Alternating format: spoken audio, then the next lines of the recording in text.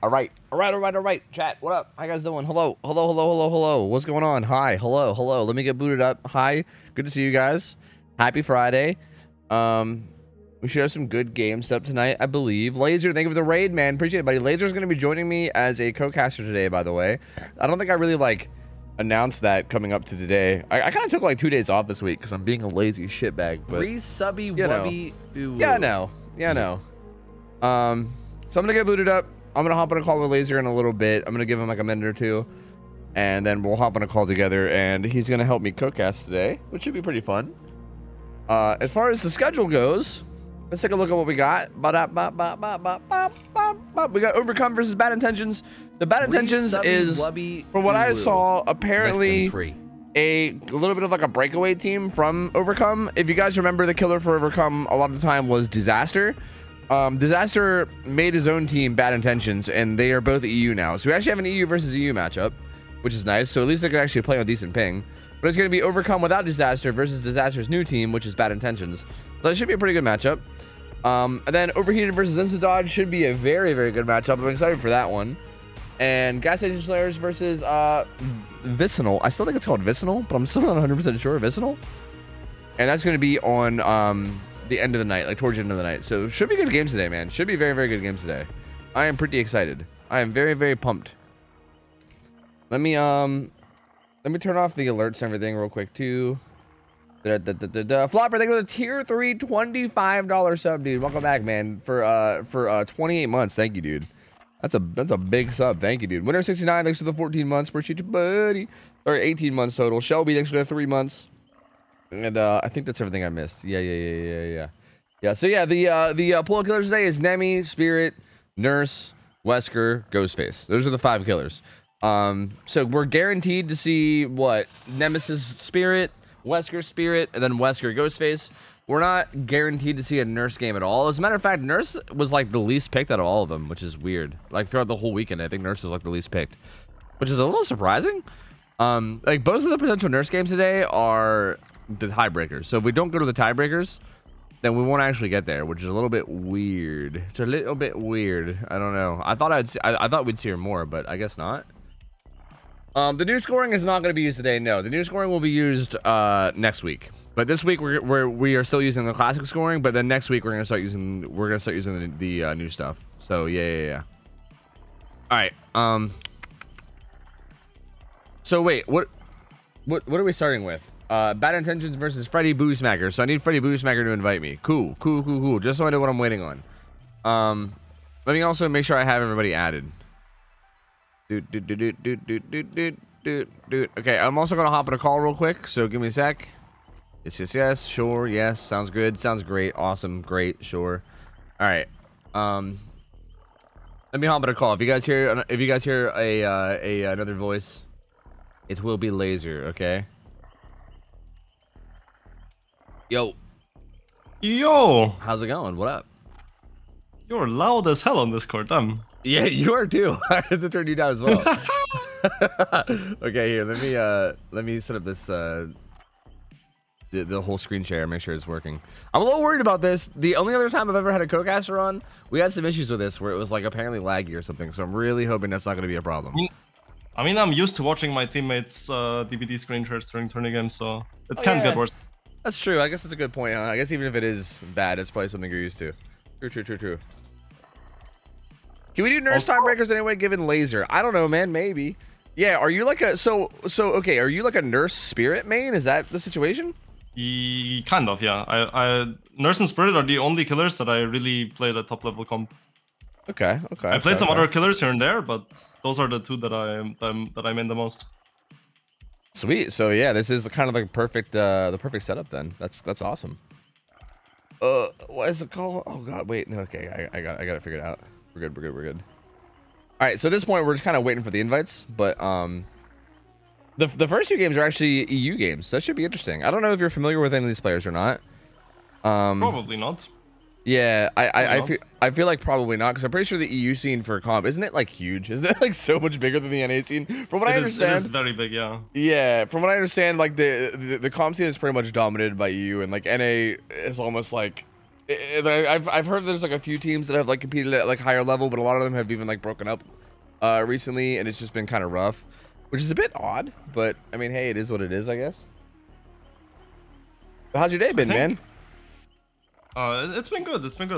I got up, had some streak games with hens. We got the escape streak to 66 games now. Oh shit! Almost threw a game though, because I played a character and didn't put on a build. And then I got tunneled without any perks. But we somehow still managed to win that game. Hey, that's actually pretty impressive then, my lord. And now we're here, and I actually looked forward a lot to casting this. Should be really fun. Yeah, I'm excited too, man. It should be a good night of games, I think. We had some like scheduling difficulties apparently. Like I think some of the teams had some people that weren't able to make it, and there had to be last minute subs. So there might be like small delays here and there. I'm not 100% sure. I mean, even right now, I'm just kind of waiting for an invite from somebody that I'm not getting it from, so I'm not really sure what exactly is going on. But I guess we'll see. Oh, also, do you want me to be open mic? Because like I'm probably still gonna be like making subs in between games and stuff, just here and there. Would you rather me be push stock or open mic, or how you feel? No, you can be open mic. I don't mind. Sounds good to me. I think that the split in comp, by the way, if I had to guess, it's like 75-25 between EU and A. Really? If I had to guess, like it's as an approximation, that would be what I would say. That is interesting. Maybe I was told from some NA players that I'm friends with that there's a lot of like smaller NA teams, like smaller, newer NA teams that kind of like do it for fun, just coming into it. But yeah, it feels like high level play at least is like pretty much all EU, right? Yeah. At the like level of international tournaments that I'm used to, and I don't really see much else, right?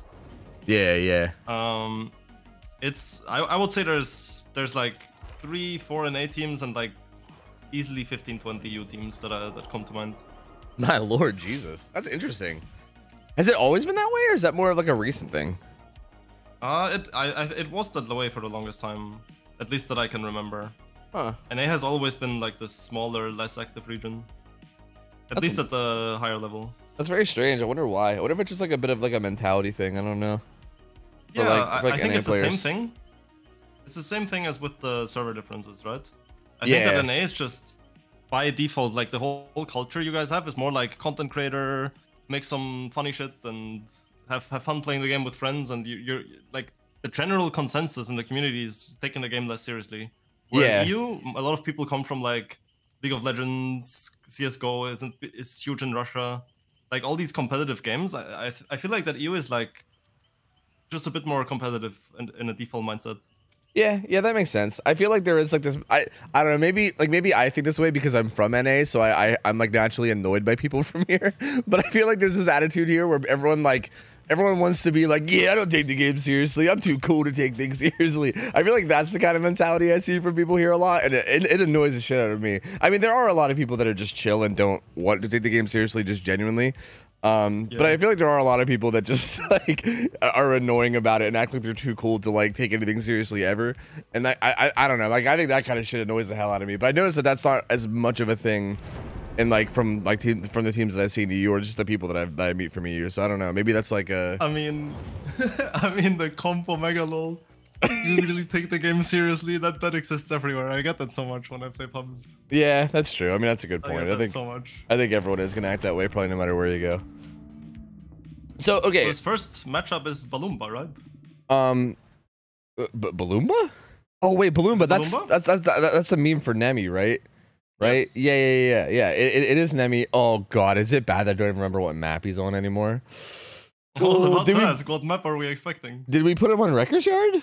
Oh, I forgot. I should have did like an introduction, but I forgot. Oh man, Dead Dog. Okay, it's Dead Dog. All right. Dead Dog. Oh, Dead Dog Balloomba is rough. Okay. Balloomba is rough. I'm expecting low stages. Okay. So, also, keep in mind, we've not seen this Survivor team play at all. This is like a brand new team. We've seen Disaster play. So basically, Disaster used to be the killer player for Team Overcome, who is who Freddy Booty Smacker is playing for right now. And Disaster used to be their killer player, but he kind of broke away and made this team of survivors. So it's a new team that we haven't seen yet. I don't really know how to expect in terms of their performance. I'm cycling their builds real quick because we have people that like log everyone's builds. Yeah. So just gonna quickly do that. I did see Buckle Up for the People though. That's kind of interesting. We do allow that, and I haven't seen it a whole lot, but I have seen it here and there. The killer's build is interesting. How do you feel about this? I know Stabifil on Nemi is like an interesting topic that I've heard people talk about a lot. It's a controversial topic for sure. Yeah. I'm not the biggest fan of it because usually you really want to get the power hits, as the Nemesis player here is actually doing, which is correct. Because you really need to get your power up. You need to get your T2, T3. It makes Nemesis into a whole different killer. Yeah. It feels like he kind of has like natural scaling with his power, and it feels like when you use Stabifil, like you're kind of like, I guess you can kind of double up your scaling, but it also feels like against really like optimal survivors, a lot of times you're going to be forced to tentacle anyway. So I don't know. It is a bit of an odd choice, but Disaster just kind of runs behind main and goes down. Looks like they managed to get Gallows done for that though. That must have been a proof stack or a toolbox. That gen was way too quick. Yeah, I'm pretty sure. Completed way too quickly. Yeah, I'm pretty sure. Yeah, that was actually, it was proof and a toolbox. So yeah, a proof and a toolbox and deja vu. So my Spidey sense inner timer was tingling. There was something wrong with the gen speed. Yeah, I figured that was definitely really fast between the two, or I guess the three of them. But this is interesting. Freddy is actually just kind of protecting this hook along the front of the or like along the top side of the map, but there's not a whole lot up here. I think that's a smart play, because the dynamic that you're always looking out for when you're watching and playing Nemesis games in comp is how long can the Survivor team delay the tier 2? Because the moment Nemesis hits tier 2, he becomes a real killer, and like I say that like he becomes a real killer, but before that he's really weak, right? Yeah. And the moment he gets that tier 2, it becomes much harder to hold chase, and he can zone much better. He's just a much stronger killer. So camping the hook here forces survivors to basically give him a free tentacle. Yeah, that is interesting. He also doesn't have Pop Goes the Weasel or anything either that he can like really pressure the gens with. Well, that's, you know, he didn't get the tier 2 tentacle, but he did get to 4 stacks to save the best for last. Worth it? Not worth it? I don't know. Like, I don't really know what to think about that. I think it's defendable. I think it's like the decision is defendable. I'm not entirely decided on if it's correct or incorrect. We're gonna see based on how the game goes, which one it is. But I feel like I don't like it. I feel like based on how he's playing this right now, I don't like it. Like if his plan was to go after the person that got unhooked, then like wouldn't it be better to get the tier 2 so you're better off in this chase? Actually, he didn't even find them anyway. Yes, I agree. Or well, ooh, actually he snipped him out. He did find him here. She was making some noise, so I actually did end up finding the survivor. But yeah, I think tier 2 here would be really, really valuable. That being said, I think she's gonna die anyway. Okay, off the record. OTR. What's that? Wait, that couldn't have been off the record because she's making sound, right? Was that dead hard? Was it a DH? Yeah, that might have just been a dead hard, I suppose. Does that mean DS is coming No, she's in? quiet. She's silent. I think she's silent. Was she? Wait, is it? No, it was dead hard. I didn't hear anything. No, yeah, it was dead hard. Yeah, it was dead hard, but no DS. I think you're not hearing anything. It might have been the sound from the Discord stream. Maybe, I'm not sure. But she's gonna go down. I just turned the sound up a lot, so maybe that was that. Yeah, maybe. She's gonna go down. That's gonna be her second hook. But they popped 3 gens. And it looks like their split is already pretty solid. There's like kind of 2 bottom side and then main building and then top right side. So pretty decent gen split as well. He does have her hooked though, right in kind of the middle of these like left side gens. So might be able to work something with that, right? But like main building is so hard to defend, so probably not. I feel like this main building is really hard to defend. This is just way too far split for an M1 killer. If the killer was like nurse here, then I can see playing that gen setup in a 3-1. But for Nemesis, this is not defendable. Oh yeah. They already got the one on the bottom end of the street like basically done, and then main building has already progressed a good like 50%. And yeah, they could also just solo on hook. So, or can they? They definitely can. if he keeps body blocking. Oh, I actually, I feel like that was a kind of a body blockable. Oh shit! The zombie just beast her up, dude. Oh no. Okay, you know what? Top tier Nemesis gameplay. You know what? That's quite the plot twist. Yeah, that's actually kind of insane. Actually, if he can get a pain res here too, it could keep him. Oh, never mind. I was gonna say it can keep him alive, but I lied. This gen's getting done. That is interesting though. That's an interesting way for this to play out. He has NOED now too, so like he actually gets that kill super fast. He has NOED now to work with here. That's gonna be a fresh hook on the Meg. So even if they get out and just leave here, that's what? I mean, that's like 8 hook stages, I believe, right? No, 6 hook stages. No, 7 hook stages. No, it would be 7. I'm expecting this to be 8 stage. If both teams play it well, it would be an 8 stage. But I feel like this down came in too quickly. Yeah, I think this might be a 4K now. Yeah, I don't think they were ready. They might not have been ready or like prepared for NOED. Yeah, well, adrenaline off hook, but yeah, even then, I mean, Claudette's got unbreakable, so that's gonna get her up, and I think it's gonna come down to just how well this Meg can stall. Because if she can just stall well, then the unbreakable will come in. She'll be able to pick up the other survivor. I think Freddy seems to be worried about it, so he's gonna go back and get the hook instead. Yeah, it's a smart play. It's a smart play. Yeah. He realized that he can't be too greedy at this point. Yep. His main goal is getting ace. Yeah, that's got to be his main goal because ace is a fresh hook right now, right? So yeah, that's definitely got to be the main goal. We just saw the survivor team make a massive mistake because the ace is closer towards the main building and would be playing for the unhook in that regard. But then we saw the aura of the other survivor, the Meg. She was crouching under the gallows. So that means the Nemesis, when chasing ace, who really the Nemesis is trying to chase, and the survivors want the Nemesis to not chase the ace. So when the ace is in chase, now the Nemesis is in between the hook and the Meg. So that makes it really hard to rotate. Yeah, like the Meg can't even go for the play on the unhook. I mean, I think no matter what, the ace should have just probably got the hell out of there, right? Like I mean, I feel like regardless of what you do, he definitely gets the hell out. You would think. They should have swapped positions, if that makes any sense. Yeah. I think they're just gonna take the ace crouching under gallows and the Meg running towards me. Yeah, and they're just gonna take these hook stages. That's actually gonna be a 10 hook. 10 hook stages, 3K 10 hook stages is what it's gonna be. That's interesting. That was not the result I was expecting based on how this match was going in like the beginning to early mid. Like it was looking like they had like a really good setup on the gens, and it was looking like they were in trouble. It looks like the Nemesis was in trouble. He never even left tier 1, by the way. He never even left tier 1 tentacle. He's ending the match in tier 1 with 5 stacks to the for last. That's honestly mind-boggling. That's crazy. But hey, he got 3K 10 hook stages, which is honestly not a bad result. Like I would say that is pretty solid, especially considering what it looked like he was gonna get. And I think that's gonna put a lot of pressure now on the killer of Bad Intentions to match that or do better. Because yeah, I mean, like, because kind of like you said, it based on this match setup, like the map killer setup, it probably should be a bit of a struggle, right? It's definitely a struggle, because if you play a mon killer, for example, like Freddy did, then the main building is a massive issue. Yeah. Because if you have enough distance on main building, it's actually an infinite. I don't know if many people know that. Oh yeah, with enough distance, the main building is an actual infinite. If you don't have chase, the moment the survivor runs around it, you actually cannot catch up. It's impossible. You need to break like doors at that point and open up other infinites. At that point, you just lose the game. Yeah, it's so disgusting if you don't have some form of like mobility. If you're not like Wraith or someone who can just like run up and catch up, it's so gross. And yeah, I mean, we didn't actually really see that get abused at all that game. As a matter of fact, the first chase in general was honestly just not that great. It kind of seemed like they were content with like running somewhere where they were essentially just guaranteed to die in exchange for getting rid of Gallows Gen. But in hindsight, maybe like that wouldn't have, it might have been more worth it to just loot main and, you know, like survive for longer.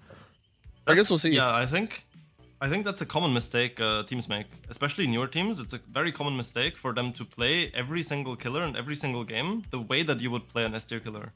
If this killer was Nurse or Spirit or Blight, then at this point you would understand, okay, I'm gonna die fast anyways, I'm just dying in the correct corner and we pop a gen for it. But with how M1 killers play out, you really don't care as much about that. As long as you can hold the chase, it's usually fine. And that's how you get lower stages. Yeah, that makes sense. Yeah, because I definitely think that's something that I've been learning myself over time, is because, yeah, it is this big thing where when you're playing against like S tiers, right, it is a matter of like, okay, you're gonna die, right? Like you can maybe stall it a little bit, but you're gonna die, and there's not really a whole lot you could do about it. So just make sure you die in a good place. Whereas yeah, against like the lower tiers, if you're a good survivor, like like it's not necessarily like you're definitely gonna go down in the next 30 seconds. Like you can absolutely just take them on a long run and then make the game absolutely miserable for them. So yeah, it is kind of surprising to see, like, again, it wasn't like they gave up or anything, but like I guess just their pathing and like their route running and where they decided to run felt like it could have been better. They absolutely they absolutely prioritized the dying location instead of having a chase. But especially against tier 1 Nemesis, as I said, like the number one dynamic you need to look out for is denying him his tier 2, or if he runs save the best, deny him his tier 2 and save the best stacks. Yeah. So you really just want to not get hit for as long as possible. Pre-drop pellets, play distance, just be as safe as possible. Yeah, okay. You know what? That actually leads me to something I want to ask you. It's a little bit off topic. I mean, it's all on topic, but it had nothing to do with that last game. So I spectated one of the community cups a while back. Like I casted one of the community cups. It was like maybe like number like 3 or 4 or something. And there was a Nemesis game in there, and the teams. Well, actually, maybe I'm thinking of just like a comp team that played in Scrim Nets. Either way, I watched a team that had comp experience play against a Nemesis, and they did this strategy where they literally just got themselves a hit by zombies early on to like deny the initial tentacle strike. Is that 10,000 IQ, or is that the dumbest shit ever? Like, which one is that? It depends on the situation. If you would take a hit anyways, like if you were gonna take a tentacle hit or an M1, and you have the option to get hit by a zombie instead, it's absolutely worth it. It's the correct play. See, it wasn't that. It wasn't like mid chase and they took it for like a speed boost and ran away. It was literally like just off spawn, like they were stealthing and they just like all like took a hit from a zombie just to like deny the first hit coming in from Nemesis. I guess in like an attempt to keep him tier 1, I suppose. No, that's definitely not the play. Yeah, it didn't work out very well for them. And after the fact, I was like, that seemed really stupid. Maybe I just don't know. Like, maybe this is like some secret strat that I just don't know about. In my opinion, I was like, I don't know, man. I'm an amateur when it comes to this kind of shit. But like, just like thinking critically, it seemed pretty dumb. So yeah, I was just wondering. You know, I still think about this. I still think about like that game sometimes, and I'm like, was that something that I wasn't getting, or no? But it sounds like that's probably just not. That's just a creative way to throw the game. yeah, that's very... Because what you really want to do instead is you want to have a good split on the map and then pre-drop every single safe pellet that you can find on the map before the Nemesis can get power. Because then you force him to spacebar break every single pellet, and then you run to the next, and you keep repeating the cycle until you run out of safe things to run. At that point, 3 gens probably popped and the game's just over. Yeah. That definitely makes sense, because that's obviously like the thing that makes tier 2 so disgusting is like, I mean, like the whole like zoning pallets, like being able to like stand like far to the left or far to the right of the pallet and then still just break it from range is wild. Like it's so crazy. So yeah, I think that seems like the very obvious thing, and it's kind of weird that I feel like I haven't seen it as much. That's great though. That's why I love having like the idea of having someone like you on here that could just share something like that. Like it sounds so obvious when you say it, but for some reason, I've not like seen it, and it's something that I've not thought to say myself either. So like that's honestly so nice to it's so nice to hear. I'm curious if we'll see something like that in one of the matches over the weekend, because I feel like that seems like a good strat. I feel like on Dead Dog though, a lot of the pallets on Dead Dog are not crazy strong. I have a funny / interesting anecdote for that actually. Yeah.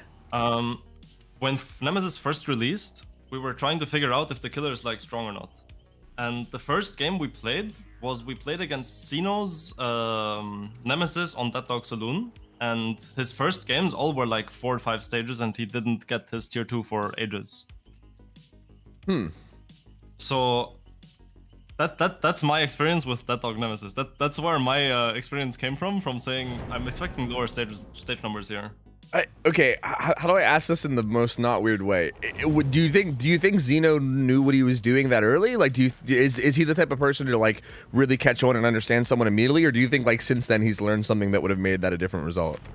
I think that Xeno is the quickest or one of the quickest players to pick up new killers that I've ever seen. Okay, so yeah, so it probably was a good basis then. He's the type of player that you tell, yo, we're playing this killer in a tournament in 2 days. Can you do that? And he's like, yes. And then he's gonna play the killer at the top level. That's great. I've heard like disgusting things about him, and I've seen him play in tournaments, and he's done extremely well. So I believe it. I will go ahead and take your word for it. That's interesting though, because I do feel like the pallets and everything on this map don't seem incredibly strong, but I guess they don't really need to be. So yeah, I mean, you know, I don't know. Anyway, here we are, game 2. Unbreakable Deliverance is on Nia. Buckle up for the people who are seeing again on Ace. Burzard, rocking Dead Hard, Decisive Strike. Burzard's actually playing from India, by the way, so his ping is going to be really high. Yeah, he's kind of everyone here is from EU except for Burzard, who's from India, so his ping will probably be, I don't know, 200. Even to EU, I'm sure it'll still be like 200, 250. So not going to be great. I'm gonna be perfectly honest with you. I don't even know what these add-ons are. The purple link ribbon I know is faster zombies. Plus like they spawn behind the exit gates or whatever. I don't even know what that green add-on is. The green one, I honestly don't know either.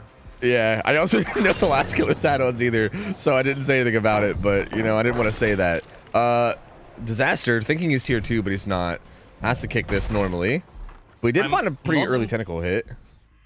I'm not entirely sure. I wanted to point that out at the start of the game. I'm not entirely sure if breaking that shack door is good for Nemesis. Yeah. Because I think it makes the window more playable instead of less playable. Yeah. Because like the longer the distance of the loop, the easier it is to make up the distance you need to zone it. Yeah. Exactly. I was kind of thinking the same thing too. Like I feel like making that a little bit of a shorter loop just kind of makes it more accessible. I don't know if it's a good idea. He's taking full advantage of this tier 2 though, breaking out all the walls. There's a couple people up here at main. I think he vaulted after him. Prove Thyself is happening on the gen on the bottom right, I believe is where that was. So yeah, that gen's going to be popping. That's another mistake that I actually would like to point out for all the newer teams playing and all the newer people watching to come. Proving a gen is great if the killer can actually get it down fast enough to possibly deny the gens from popping. But if you play against M1 killers, proving a gen is actually kind of a throw. Yeah. You do not want to prove the gen, you want to split 3 different generators because you just have a better split on the map this way. Yeah. Oh, there's the, we're still allowing this, by the way. Just gonna throw it out there. Look, we can have the discussion of banning this combo. I wanted to allow it until we saw it a few times, but I feel like it's been a few times now. So dumb. It's so dumb, dude. It's the most busted shit. There's nothing the killer can do about it. Yeah, it's so gross. It's so gross. And now Disaster's in a really bad. I mean, that was okay. On the real though, that was a great play for Milton though. Like he was in a pretty decent spot. Now he's in a terrible spot. Still trying to just get in. Still just trying to get his first down. Good juke there as well from the ace. We could have seen a strafe tentacle there. Yeah. Strafe tentacle, we would have hit that every single time. Yeah, like I think he tentacles before even turning the corner, and then strafes into the corner, right? Yes, perfect. Yeah, but doesn't quite get it. Does get the down now though, and he's gonna go basement. This isn't gonna be a pain res though, but it will be a basement. He will have Pop Goes the Weasel up afterwards, and it'll give him his first stack of No Way Out. But 2 gens done. It was main and then bottom right gen. So I think the only 3 gen threat is gonna be like this like left side over here, like Gallows plus these 2 gens. I'm actually not sure if I agree with the choice of build. Yeah? you don't like, you're not a fan. I don't know how I feel about No Way Out on it, but how do you feel about like, like everything overall? Exactly. Yeah, specifically No Way Out. Yeah. I feel like No Way Out is a bit odd because you kind of have to 4K to win, right? It's 10 stages. You kind of have to 4K to win. So at that point, Noed is the only thing that can really enable you to do that in endgame. You're not gonna win the endgame as an Amon killer based on No Way Out. You need to have some kind of extra threat as an Amon killer. Yeah. I would love to hear your take on like when No Way Out is actually the more viable option over Noed, because I feel like that's a discussion that we've had here, because that's like one of the only perk combos we have banned. Again, we're really loose on bans, but one of the bans that we have, damn, that was really close to landing, but TJ's doing really good here. But that's one of the only combos we have banned is No Way Out, Noed, so it's always like a choice, right? If someone's gonna run an endgame perk, it's gonna be one or the other. And I'm curious to hear when you think it would be a good idea to run No Way Out over Noed. So the way that I usually go about thinking about it is, Noed is better if the killer that you're playing, or the game that you're playing, killer map combination, whichever way you want to interpret it, needs extra threat in the endgame. If you are a killer that can eliminate 2 players before the endgame, or you are a killer that wants to snowball in the endgame, maybe with mobility, for example on Hillbilly, at that point, Noed gains a lot of value. The more you can snowball, the more mobility you have, and the more you need the extra threat that Noed gives you in the endgame, then Noed is the correct choice. No Way Out becomes really good if the killer is threatening already, and you don't need extra threat, you just need extra time. Great examples of this are 2-sided maps where Plague is played, for example. Because Plague gets her pools when people cleanse in the endgame to be ready for last man saves, they can survive longer, etc. And then you already have a really strong power to down people with. You don't need more threat, but what you need is time to be able to go to people and down them.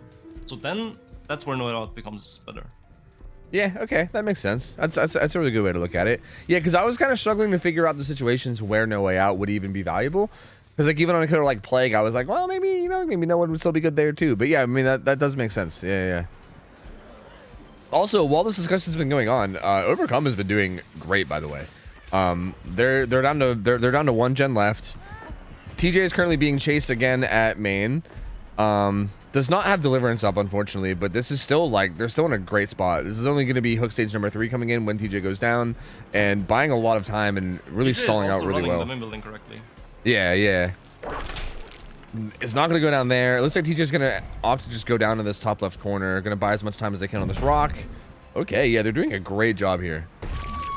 TJ is going to go down. Funnily enough, a misplay from both sides, like a very small misplay from both sides. How so? The Nia made the mistake of greeting, going to the edge map rock, trying to juke, instead of actually running edge map into the corner, because then she would die closer to the map, right? It's a very small mistake, it's a very small thing to point out. And then the Nemesis swung around the rock from the direction that he would want the Nia to run to, instead of the direction that he would not want the Nia to run to. Oh yeah, true. So like ideally you want to zone them closer into the map as the killer instead. Yeah. Yeah, that makes sense. So like both players kind of made mistakes there, and it canceled each other out, which was kind of funny. Yeah, like very micro mistakes, but it ends up actually canceling each other out. They were doing it on this gen, but they're not going to be able to finish it. It didn't get popped though. He has to go back and pop it. Yeah, he knows, and the survivors know as well. Jake tapped it. He's running towards main. Yes, you just pointed it out. Yeah, like just really utilizing this main. Yeah. I think it's just how they're utilizing main is 100% what it is. Because yeah, it's so difficult to get any chases around here. And look, he has to leave, right? Like there's so many of these chases where he'll find somebody in main. They'll run out. They'll use the window. They'll have so much distance, and he has to just be like, yeah, I mean, I can't chase this, and he has to just walk away from it. Zombies here though, they are doing work. My lord. They have the beamer to help with it. Oh, okay. Down goes Burzard. We actually allow 2 flashlights against Nemesis too, so there might be a second. Yeah, there is. I actually like that. I actually really like that. Yeah. It's one of like the exception rules we have to the unique items thing, just because of the zombies. It should be pain res though. Pain res, 3rd stack of No Way Out. Pop goes the Weasel as well. So decent bit of regression. Although the gen split is still pretty bad. There's still those 2 top right, and then the 1 far left. Take a look at the zombie value right now. Like, both of these zombies are face camping the 90% gen. Yeah, they really are. That's actually insane. It is wild. Yeah, like, they're struggling to deal with it. Laser Raptor still has a good bit of, like, flashlight charge, but it looks like he's just trying to take aggro and get them away right now. They're doing work, man. Like, look at the auras. Yeah, we're actually funny to watch. We're out here playing Texas Chainsaw Massacre. It's a 3v4. Look at this, man. Actual teammates value. They're both stunned though. The unhook does come in, and they're gonna be staying. I'm sure that they'll just try to stay bottom side. I would assume. Okay, final gen is done. Yeah, insta popping no way out as well. So it's gonna be what 48 seconds of stalling, and I don't think that's gonna be nearly enough for him to get the result he needs. I mean, he needs an insane result here, like 11 hook stages. Like he basically needs a 4K, and there's no way he's gonna get it at this point unless the survivors make some really, really bad mistakes. I agree with you.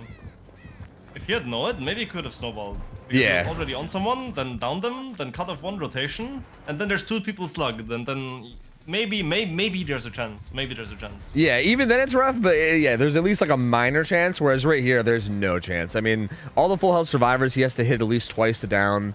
Like even here, like this isn't going to do anything to TJ. He's just going to get hit and run away and have so much distance. And by the time you catch up, you know, like they're going to be working on the gates. No way out's already gone.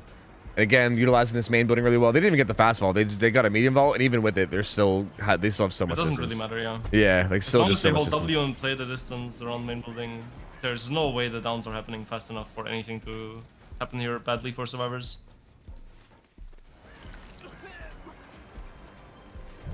Oh, finds Jake. Also, wait, yeah, was that? Okay, I just want to check and see. Burzard hit a dead hard on his ping from India, which is, you know, I'm just gonna say pretty impressive.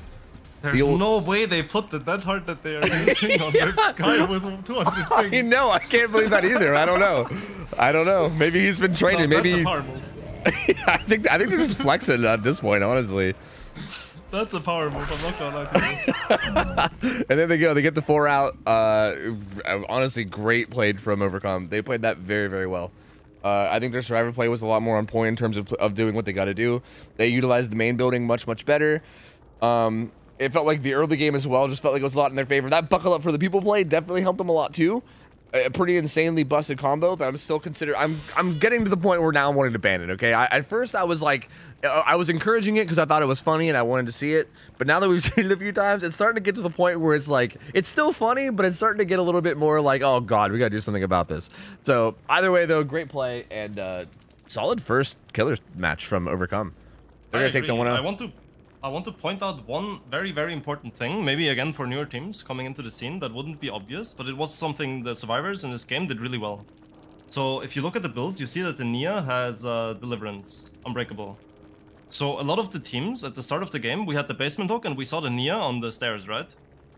Which was the correct play to do, because the gen on Gallows was progressed. So if the killer goes to pop dead and then camps the hook, that would actually be a very good situation to be in for the killer. But the Nia didn't make the mistake of panicking and then instantly hook trading 5 seconds into the hook stage when the Nemesis came back. And instead took the chase, took the hit, and went main building. And that is, I think, a key moment that allowed the survivors to get the result that they had.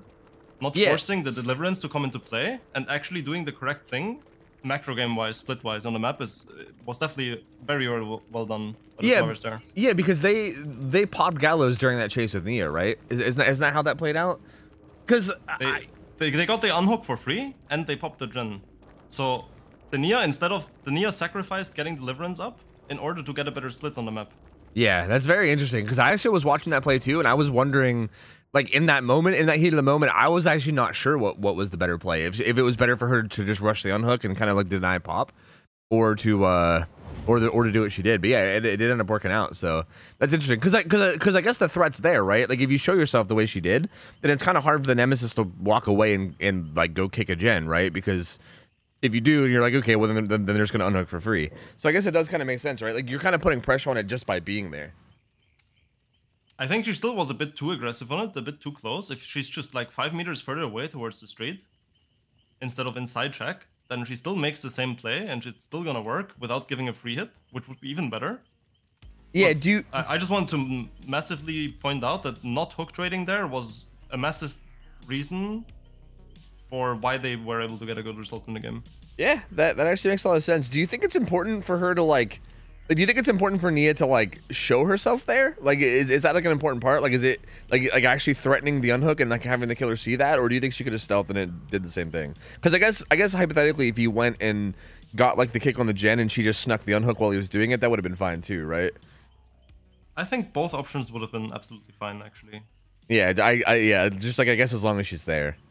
She just needs to be there because of the gallows gen that's right next to it that could be popped. Yeah, that makes sense. Yeah,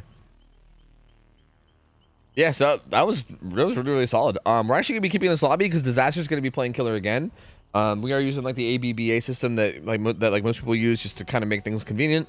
And Disaster's gonna be playing Spirit. This is actually their team's pick for killer for this setup. So that was like the Nemesis was Overcome's pick, and the Spirit was the pick for Bad Intentions. We've seen Disaster play Spirit in scrims before, and he is a pretty good Spirit. I'm pretty sure that's like his main. So I am expecting some pretty good things here. Spirit's also played on Wrecker's Yard, so should perfect. Be yeah, that's my home. Yeah, it should be a solid map. Yeah. Again, I was a little worried about it because I feel like again a lot of these scrims are a little bit like lower level. It's not always like mega top tier level games. So I was a little worried that it might be a little killer sided, like putting her on Wrecker's Yard. But I mean, hey, if she 4Ks every game, so be it. I still think it's worth it to do. It just doesn't feel right putting her on like a large map. So, yeah, Wrecker's Yard it is, and I'm curious to see what they do. Do we have any special restrictions for Spirit? I actually can't remember. I'd have to go check.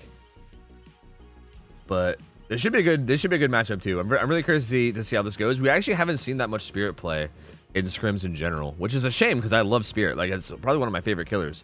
And we just haven't really seen much of her yet, which is kind of a bummer. I agree. Spirit's really cool. What do you think of the Spirit update that they did a while ago? Where you can hear her phasing? Yeah. What do you think of that?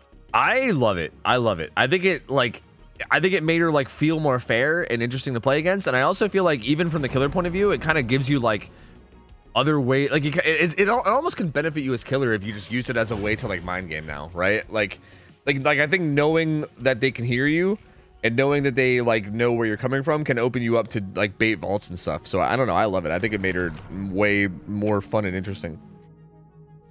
I'm gonna get roasted for this by most people. Oh, but I actually preferred Old Spirit on both sides. Really? Even on Survivor? Yes. Interesting. I felt like being better against Spirit than someone else mattered more before the changes than now. Because now everyone can hear her, everyone can react, everyone can hear what side of the pallet she's coming from, everyone can hear what side of the loop she's facing around. But before the changes, all of these things are things that you could predict correctly and bait correctly as Survivor. Like baiting one side of the loop to make the Spirit go around it, predicting what side would make more sense for her to phase around. All these things, all that interaction is all gone. Yeah, that's kind of interesting. So now it's like you're saying that it's more free now, whereas before like it was like a big skill thing to like kind of learn how to bait even without knowing where she is. Whereas now it's like it's kind of more free to do it. That's an interesting view on it. Also, like, outplaying the Spirit felt more rewarding before than after. Like, after it's like, okay, cool, I heard it and dropped the pallet on time. Yeah. And before it was, you actually felt like you outplayed the player. Yeah, all right, I can see that. I still like the current Spirit. I mean, I'm definitely not changing my mind on it, but I can definitely see where you're coming from. That was a good little hiding LOS mind game. And that was a really fast first down. I don't think it will. No, Nia's kind of in position for it.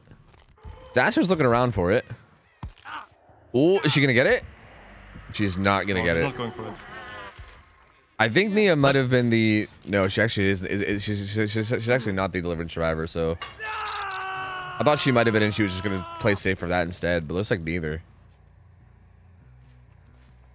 Killer's build though, sloppy, pain res, pop goes the weasel, encrypted intervention. I mean, that feels like a pretty obvious good build. For add-ons, they're running the flute add-on, the green one instead of speed. How do you feel about that? She has speed. She has speed. Oh no, that's right. Instead of duration. Sorry, duration is the one that is the other one she's missing. But the duration add-ons recently got nerfed, didn't they? Like wasn't that a part of the change? So yeah, I guess that's probably why. I actually made a Spirit stat sheet. If you want, I can send you that in DMs. I made that after the Spirit changes to figure out what add-ons would now be best to run. Yeah? And what, like, do you think this is a good choice? In my opinion, this is the correct choice of add-ons, yeah. Okay. That was a really interesting palette play there, by the way. It was, yeah. The camera movement was kind of confusing. yeah, it kind of hurt my brain a little. To explain that choice of add-ons a little bit. Oh, nice prediction there. But it didn't work out. To explain the choice of add-ons, the speed is just there to make traveling the map and phasing on people from a range and making reaction plays on pallets much harder. So I think the speed is just by default correct. And the reason the Rusty Flute is so good, the recharge, is because missing phases and using your phase to travel the map is so much less punishing than before. You're so much more free to use the phase in whichever way you want. Yeah, and now that duration is nerfed, if you use a full phase with duration, you lose so much time and distance for that you might as well just lose the game at that point.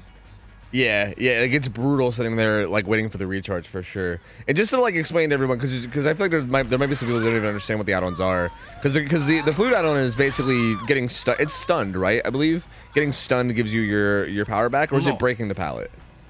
No, that's a different one. The Ochiva, the green add-on, the Ochiva, is that you get your power back when you get stunned, and then there's the Eerie one, the Teacup, which gives you your power back when you break the pallet. Okay, wait. The Rusty Flute gives you 40% recharge rate.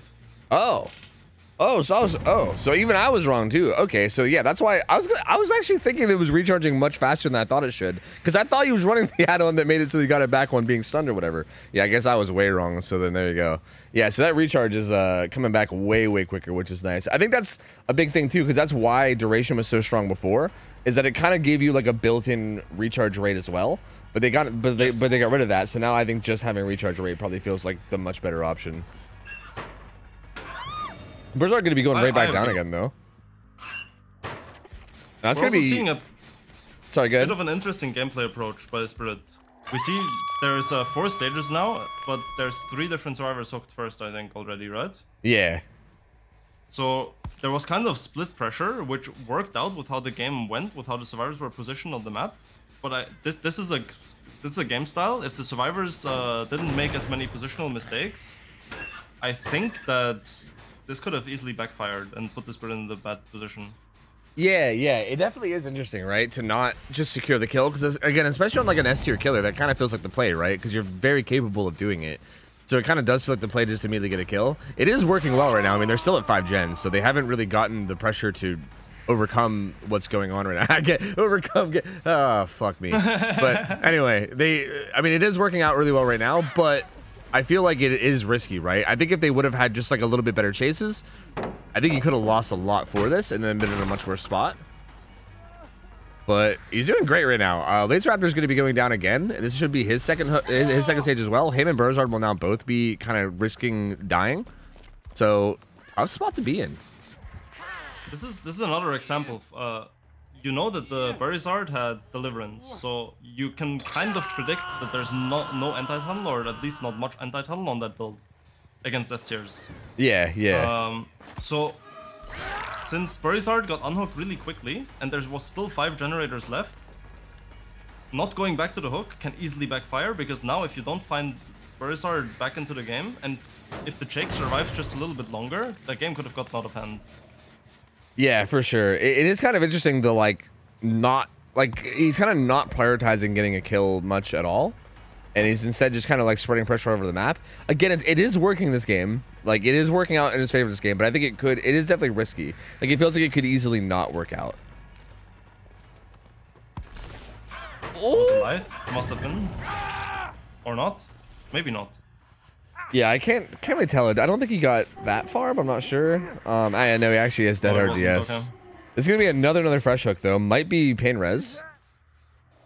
Yep, final pain res. Still at 5 gens. Literally still at 5 gens though.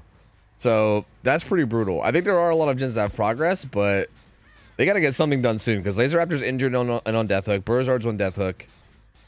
And actually gets found too. Laser Raptor gets found. So this is the death hook survivor getting spotted.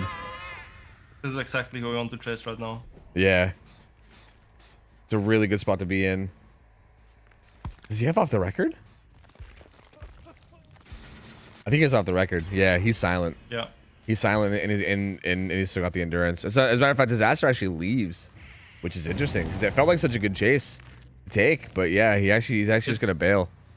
It was a good chase to take. The thing is, I feel like the phase pathing that was chosen on the tile was very predict heavy. Yeah. Instead of phasing through the tile, getting information. Yeah, that's pretty fair. Yeah. Gonna find Ace again though. Ace playing this tile pretty well, not going down. They managed to pop 2 gens, so they're kind of getting together now. And this is kind of what you were talking about with like the riskiness, right? This is gonna be Ace's second stage. Yeah. DHS, don't forget that. Oh yeah, true. So he's actually not out of it yet. Or did he miss it? Or we missed yes. Did he miss it? No, not like this. Or we missed yes. Then the game is actually okay for Spirit. Oh man, not like this. But imagine this. The Ace hits the DS and then plays the pellet 50-50 and just never vaults. Whenever the Spirit swings, he just DHs and then vaults and then forces the Spirit to waste another phase. In that time, probably like either 2 gens go to 40 or 1 gen even goes to like 80. Yeah. And then suddenly they're in a second hook. Yep, and then suddenly they're in a pretty decent spot. Like maybe not necessarily to get like a massive result, but definitely a better spot than they're in now for sure. Obviously, Weasel gonna come in here. Burzard gets found. Burzard is death hook as well, so this could eventually be the kill now that we've been waiting for. But at this point, everyone's death hook but Nia. So really anyone getting chased is gonna be a danger at this point. But I feel like they've managed to. I want to say they've managed to recover a little bit. Like I mean, they got 2 gens done. Like they're no longer they're not sitting at 5 gens. They still have all 4 survivors up. Everyone's full health now except for Burzard, who just got hit. So they're at least like somewhat back in it. What? So this was a really good hit taken. The first hit was really well done by Burzard. The mistake that he had to realize afterwards is that the Spirit does not have enough distance on the phase to actually catch up to him. So if he just ran holding W to check window and then react around check window what side the Spirit is going around, going the other way, he could have actually outlasted the phase. Playing the pallet gem there was a massive mistake. Yeah, that's actually interesting. That's probably a hard thing to like learn to judge. I think it just comes from experience, like knowing exactly how far the phase can actually go. But yeah, that does make sense. And then even if then if they whiff that 50-50 on you, they have to use all of their charge to do it. So yeah, that would then stall out even longer. But unfortunately, doesn't happen. Burzard goes down. Pop also comes in on that gen. And now Laser Raptor gets found as well and gets a hit for free kind of early on as well. What result are you expecting here? 4K 2 gens, maybe? Because I feel like if Disaster just gets one of these downs pretty quickly here and then gets like a Pop Goes Weasel up, I feel like they might be able to like duo like one of the gens. Well, you know what? Maybe I'm wrong. Maybe it'll be a 4K 1. Yeah, I think a 4K 1 is the most realistic. Okay, good grab. And this is where the killer would love to have eruption. Yeah, absolutely, for sure. That would have saved these gens 100%. But that one's gonna pop. The other one's gonna pop. So only 1 gen left. But I don't know if there's much of a chance to get this done now. This gen's gonna get hit with pop. It's gonna regress a lot. So goodbye to like I don't know 15-20% progress on that one. And I don't know if there's any other gens that have a lot of progress beyond that. No, 1 is 0. It's not 1 for you. It's 10. I think 10. I think 10 is 0 for you. 10 for you is 0. And what do you think? Oh, good phase though. Down goes Milton. He's gonna be deathhook too. Like 7 or 8 was like 10%. It's so hard to rethink the records comes when like the numbers are turned. Wait, is it different for you? Like how what? Yeah, for me the pockets are 3 and 9. Oh really? So you and where the ace is right now, it's 6. Oh, huh. That's the interesting. Hill is 6 for me. In like for basically all the normal comps, there's only the Oceania players, Australians, they have the same comms that you use here. Oh, okay. So we're apparently Oceania gaming out here. I see. Well, and the French comms as well. I experienced that like this week when I filled the tournament game. I subbed in a tournament game for Infinity. Huh. And then I also had to adjust. See, I feel like this one's weird because it's not like, I feel like the usual bearings you use is like having Shack and main, with like Shack being bottom side and then main being top side. But on a map like Wreckage Yard, there's no main to really use, right? So exactly, yeah. Yeah, it is a bit weird. This one feels like it's gonna be kind of like up in the air to however you want to interpret it, right? So I don't know. Okay, I have a question. How do you do Dead Dog? Do you have Dead Dog? Yeah, do you do like 6 o'clock as like the center of the bottom of the street? Or do you do like or is 6 o'clock like Water Tower for you? So there's two different versions. The first version that's like, and I can do both because I played on teams that use both. The first one is the one that you're using as well, where 12 is behind main and 6 is like the end of the street. And the other version is that 12 is behind Gallows, and then main is like 2, 3. And then the houses are the bottom side. Oh, that's not expecting at all. The other one I've heard about is I've heard people using Water Tower as 6 and then like behind main is 12 essentially. But it was like corner to corner, kind of like your. Yeah, those are the ones that I like the least. Yeah. Those are the ones that I like the least. Like if the comms are 12 and 6 in corners and not on sides of the map, that my brain just implodes. Yeah, same. It just feels weird. Like it feels like a flat wall needs to be like where 6 and 12 is, you know? So I don't know. That's very strange. Either way, pretty good result here from Disaster. I think a 4K1 is pretty solid, but I don't know. Like what do you think the expected result of Spirit is on this map? So I think for Spirit Wreckers, if the survivors really play well and know what they're doing, it's hard to get more than 8 stages. It's hard. It's really hard for the Spirit to get more than 8 stages. Survivors play well and make no mistakes. Okay. The thing is, it's one of those maps that can easily slip out of control for survivors if they make like 1 or 2 not super minor fuck-ups. Yeah. If they mess up a bit during the course of the game and they give the Spirit a bit too much, it quickly becomes 4K-able. And if the Spirit abuses those mistakes, then it becomes a 4K1. And I think that for this level of play that we're seeing here, I would expect the 4K1 as the most common result. Yeah, that's kind of what I was thinking too, because I feel like the expected results definitely change a bit based on like the level of play that you're watching. And yeah, I feel like from what we usually see here, I feel like 4K1 seems like probably around expected. So Disaster had a pretty good, a pretty solid match. I feel like, again, like you already pointed out, the kind of the decisions he made that like could have been better and could have been like less risky. And I'm wondering if that's gonna come back to bite him, because I feel like this could end up being like a tie or something similar. When I feel like he maybe could have got a better result had he maybe just focused out like Burzard after that second stage. But we'll have to see how these survivors play against Spirit. You know, I mean, maybe these guys will just play it really solidly, and maybe they'll get some people out. I also don't know anything about Milton's Spirit either, because again, Disaster used to be the killer for this team. So anytime that Spirit was played, it was always Disaster playing. So I don't think I've ever actually seen Milton play Spirit. So I don't really know what to expect from that side either. So I guess we'll just see going into this. But they basically just gotta finish all 5 gens. If the survivors want to win this, that's all they gotta do. Finish all 5 gens. The killer has to. Actually, for the killer to win, they got to get a 4K too, which is kind of going to be tough. That's going to be very, very tough.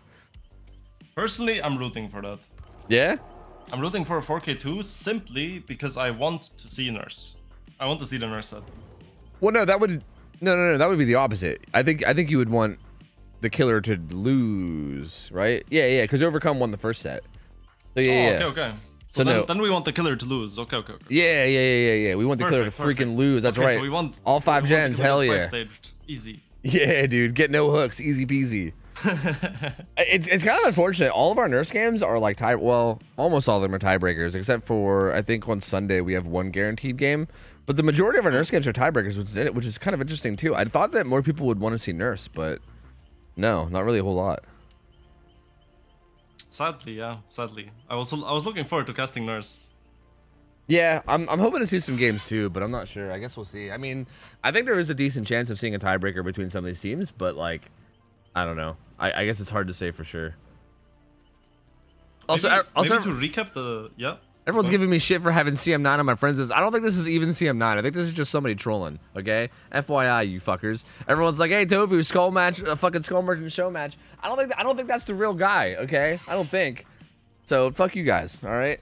Sorry, I just want to throw that out there. I keep seeing it in chat. Everyone's been commenting on it. Fuckers. I noticed it as well. Hey, I wish. Okay, that guy's a legend. Okay, like he's a fucking Omega troll. I love that guy. I wish I was friends with him. All right. I wish. So maybe to recap the last game, I think that the strategy the Spirit went for, Disaster, at the start of the game, it was very risky, but based on the game state and the progression on gens, I think it was the right thing to do. And we saw that working out, because it probably was the right thing to do with how the game played out. With the early down, and then one guy we saw stealthing and didn't get the pellet save, so there was not much progress, and then he kept interrupting the progress gens and chasing the people off of it, and just kept forcing rotations, snowballing out of control. But then you remember the moment in the game that I pointed out that there's 5 gens left, there's a Deathhawk guy injured that had Deliverance. Like SB, you expect no anti-tunnel on that. Going back there and then ending the game, even if they pop 2 gens for that, you still 4k on 2 or 3 gens. But after making that mistake of not going back, extending to the other side of the map, going for someone entirely fresh, the ace, even though you get the pain rest from it, it gives the survivors a chance to get back into the game, and we saw that play out through the entire game. Instead of ending the game very early, we had a 4k 1 happen, even with 1 gen being like 60%, so if there was 1 or 2 more missed phases, it could have been outs. Yeah, that's what I was thinking too, because, I think it's important to point out that for like newer killers trying to get into comp, always try to keep your win condition in mind, and don't like tunnel vision on one thing. Like, if you start the game going for different people, don't try not to miss the point where your win condition changes from going for different people, playing fast, to, okay, now I have pressure on the survivor team and I need to tunnel this person out. If you don't miss that state of mind change, then you can have a lot of success with switching strategies. Yeah, we definitely see that happen in a lot of games too, like vice versa as well, where people will start out going for a tunnel out and then kind of have to abandon it and just try to like get as much value as they can before the match ends if like things are going poorly. I think we've seen that quite a few times too, and yeah, that definitely did seem like a big missed opportunity there, because them keeping all 4 survivors as long as they did, I think was a big reason why like there was so much just spread gen progress, and that seems to be what happened towards the end, right? Like, even when you asked me for the prediction of like what I thought the result was going to be, and I was like, oh yeah, probably like a 4k too, it ended up not being that, because they just had so much pressure on so many different gens around the map. Like, and again, that results from them, you know, or that stems from them having everyone alive when they could have easily not, had you just focused on Burzard at that one point on the unhook. Yeah, but anyway, here we go, game 2. Gonna quickly cycle the builds. Meg's got a very objective heavy build. Yeah, Unbreakable Deliverance on Claudette. Nice mix for the people. Buckle up on Disaster. But yeah, same build on Spirit, on like literally everything, perks, add-ons. I actually don't like the Iron Will on Neo. You don't like Iron Will? Yeah, I think Iron Will is worth it on Ada, Sheva, maybe Ace, but not many other characters. That's interesting. So like the people that are already built in kind of quiet, it makes them like, because then you can actually be quiet and get value from it. Otherwise it's like harder to hear them, but it's still injured noises, right? They're still easy to hear. Yeah. Wait, who'd they have it on? Did they have it on Meg? Nia. Oh, Nia. Okay, yeah. Nia is a lot of shit for sure. Firecracker Blind coming in from Ace though. Feels like it didn't last very long. Maybe I'm crazy. It feels like that blind went went away super quick. See if they could sniff out this hit. Ooh, okay. Nice. Good play from Milton there. He's gonna have his power back up very soon thanks to the flute. Looks like he ran Shack. Oh. Unlucky. Yeah. That happens to me way too many times when I play Spirit. Yeah, it just fades a little bit too far in front, right? Yeah, there's just a meme command even on my channel when you unphase inside of people and then lose them. It's so frustrating. Yeah. You're getting punished that you phase too accurately. Yeah, like you were too accurate. Yeah, like it's so silly. But 1 gen does get done. That actually wasn't pain res. So 1 gen does get done, and he also finds Meg immediately after the hook too, which feels huge. The fact that he was able to sniff that out. For the Spirit. Yeah, like I think this is exactly what he needed. I think finding this Meg was massive. Good play there on the pallet from Meg though. Good prediction. Ooh, heard her through the wall and jumped the gun a little bit too much. Did they get? Yeah, they're gonna get Deliverance on Claudette as well. So they're actually in an okay spot. That Meg not going down there was kind of huge. Lost. Yeah, I think it went from she's about to win to she lost just within that like 20-second span. I was kind of thinking the same thing. That was a pretty big turn there. I think had he down that Meg, that would have been huge. But her getting away and not going down was actually like so vital, because now they're kind of set. And then going back and not tunneling was the second mistake. Yeah, that as well. Yeah, because now, like, what do you have, right? Like, you don't really have anything. Like, unless you find ace, just like on a whim right now, like, there's not really much going in your favor at this point. Like, this will be a fresh hook on Nia, even if you get the down, which is still going to be all 4 survivors up, slamming gens. And again, you have to get a 4K 2 gens. Like, you have to 4K very, very soon. Ooh. Okay, well, down goes Nia, and yeah, I don't know. Was that a lack of Iron Will, maybe? Like a lack of Iron Will value? I feel like I heard her a little bit. It's hard for me to tell because we're like spectating, but I feel like I heard her a little bit even through Iron Will, so I think I kind of get what you're saying. Painter's coming in though. Pop goes the Weasel coming in as well. And these guys are going to be resetting through Sloppy over there. Spirit's main goal is finding a reset right now. Yeah. She should realize that she has a Sloppy Butcher and 2 injuries or 3 injuries in the hook. So at that point, the people will be resetting, and you have 2 options. Either you find the savior and force a fast unhook, or you find the reset. The survivors here made the mistake of unhooking quickly without being forced to. Yeah, so you think they should have just like stealth and hovered near the hook to kind of put pressure on it? Like, if the killer went for the reset, then you just fast unhook, like when they're gone. I think you don't even need to be close to the hook. Not too close anyways. I think they can do a gen that's like medium far away, like not on the other side of the map, but also not next to the hook. And then if the reset gets interrupted, then you can go for the unhook. It was a Claudette, so she even has will make it to get the reset off. And if the Spirit stays around, then you get the reset off on the other side of the map, plus you get some gem progress for free, and you can unhook late without Delia Unbreakable anyways. Yeah, and true. Get the hook trade for free.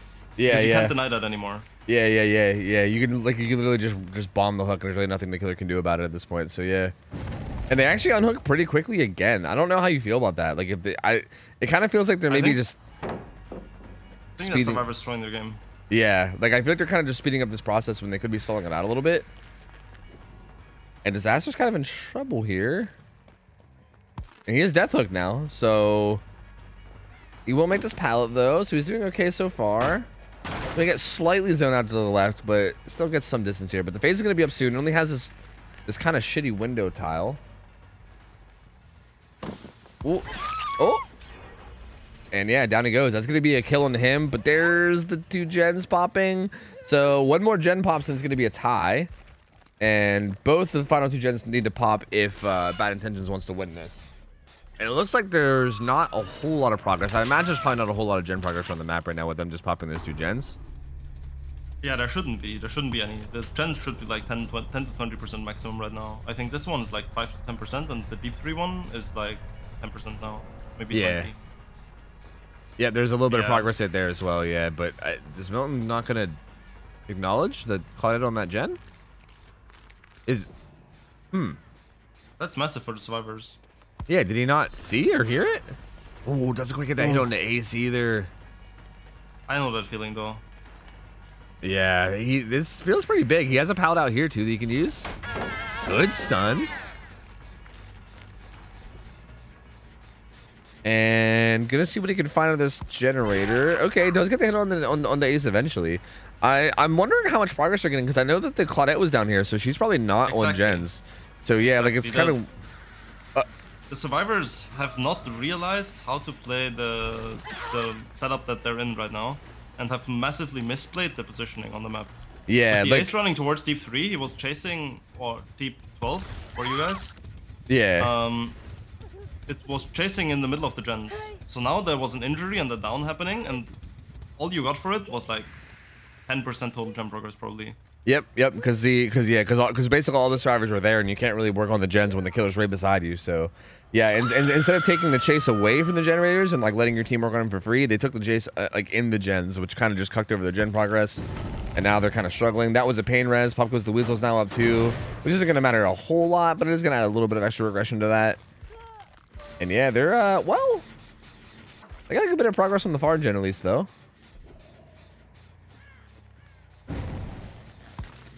Milton is gonna find it. He's gonna get the hit on the Claudette. Everybody's injured now as well, which is gonna make this a lot scarier too. Claudette still does have her bailout perks of Unbreakable Deliverance, but we're getting into like potential snowball like stuff here because everybody's injured, and Milton knows. Milton at least has a general idea where everybody is. But he's actually not going to go back to that hook. I think he's a little bit worried about losing this gen because he wants to make sure he gets his win condition, I believe. Yeah, trying to go back to the hook was, even if you want to play for the win condition, it was a mistake. Yeah. Just going for the Claudette instantly would have been the same result of this, just 10 seconds earlier. Yeah. We'll see if that makes a difference in the game. Yeah, it kind of felt like that was one of those things where maybe he kind of realized it a little bit too late that like this is the right play. But I mean, the fact that he did realize it was the right play is still good though, because yeah, I think this was definitely necessary. Had he not gone for this Claudette, she would have just been able to pop that gen, and then the win condition would have been gone. So, still did get it together eventually. Painrez came in on that gen that she was working on, so that regressed by a bunch, and he's going to venture back out with Pop Goes the Weasel in case there's any progress out here. I think Ace did have proved thyself, but they're not. They're currently just resetting and not doing gens. Right now we have a massive game sense test for the killer, for the Spirit. Yeah, and, because the Spirit did halfway win it. Halfway. Yeah, because I think it should have been pretty obvious, right? Because they were healing. Like, it's pretty obvious that they were resetting, right? And if they're resetting, they're most likely not resetting on the generators.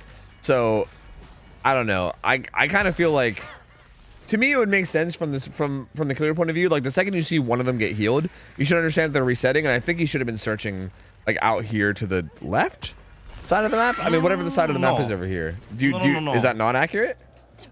The moment they reset, okay, so the killer needs to understand in this moment of the game that the gen on the hill here is basically 0.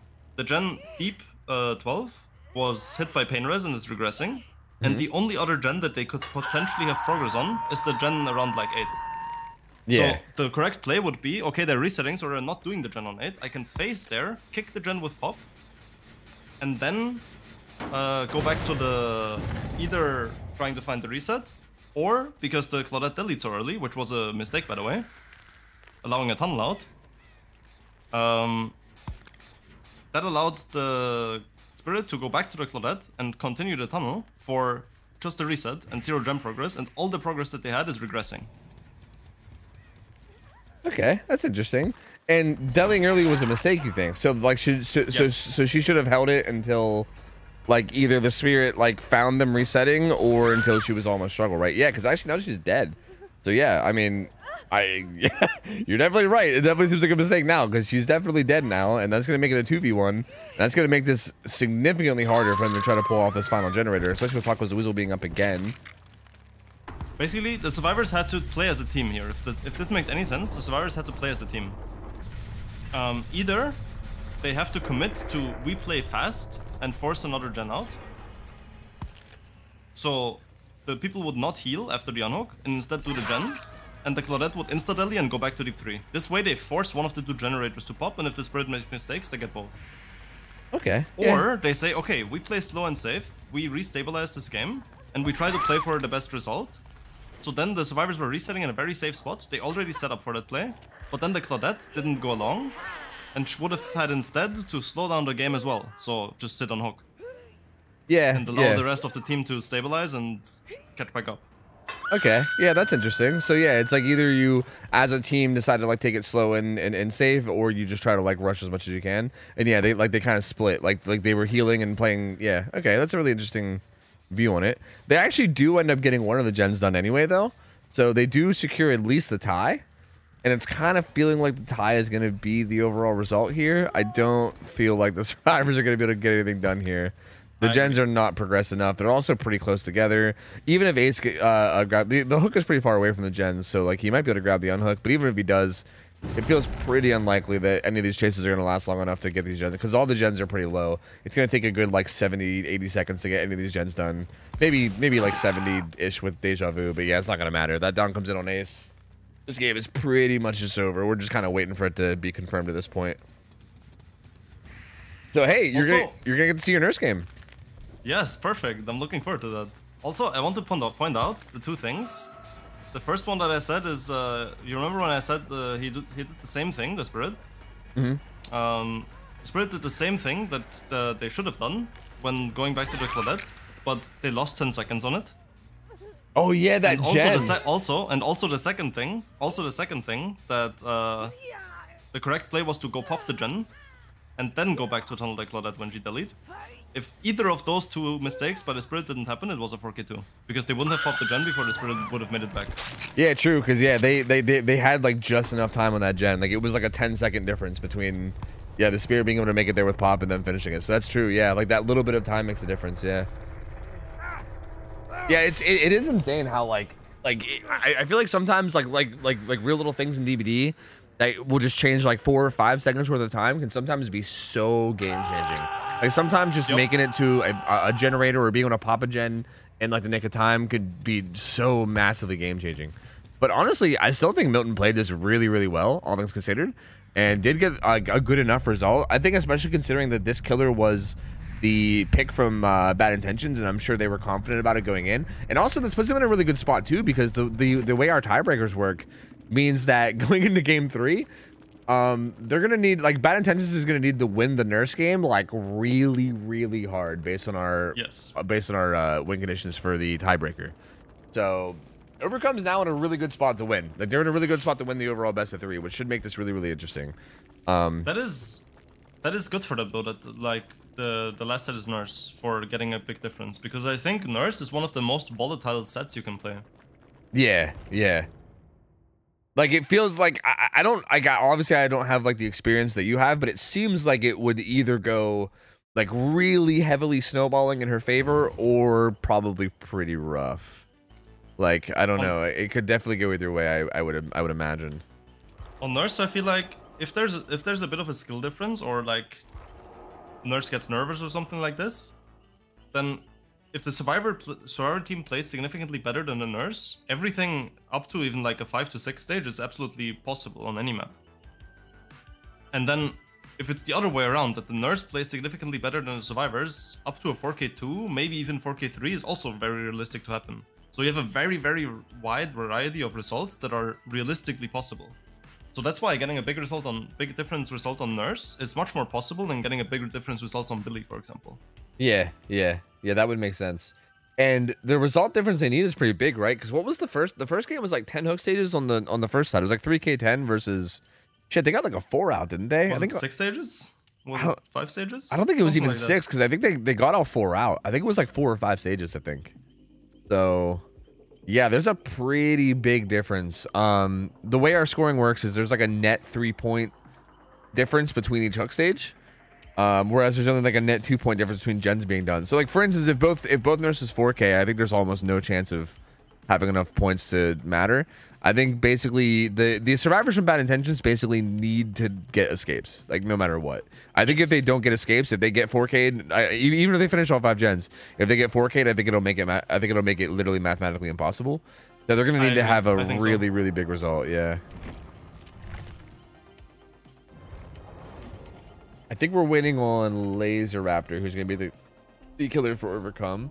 And they're going to be up first, so Bad Intentions survivors are going to be up first, so that's going to be interesting, because I feel like if they don't put up a big result here, the game's already going to be over basically going into the second nurse game.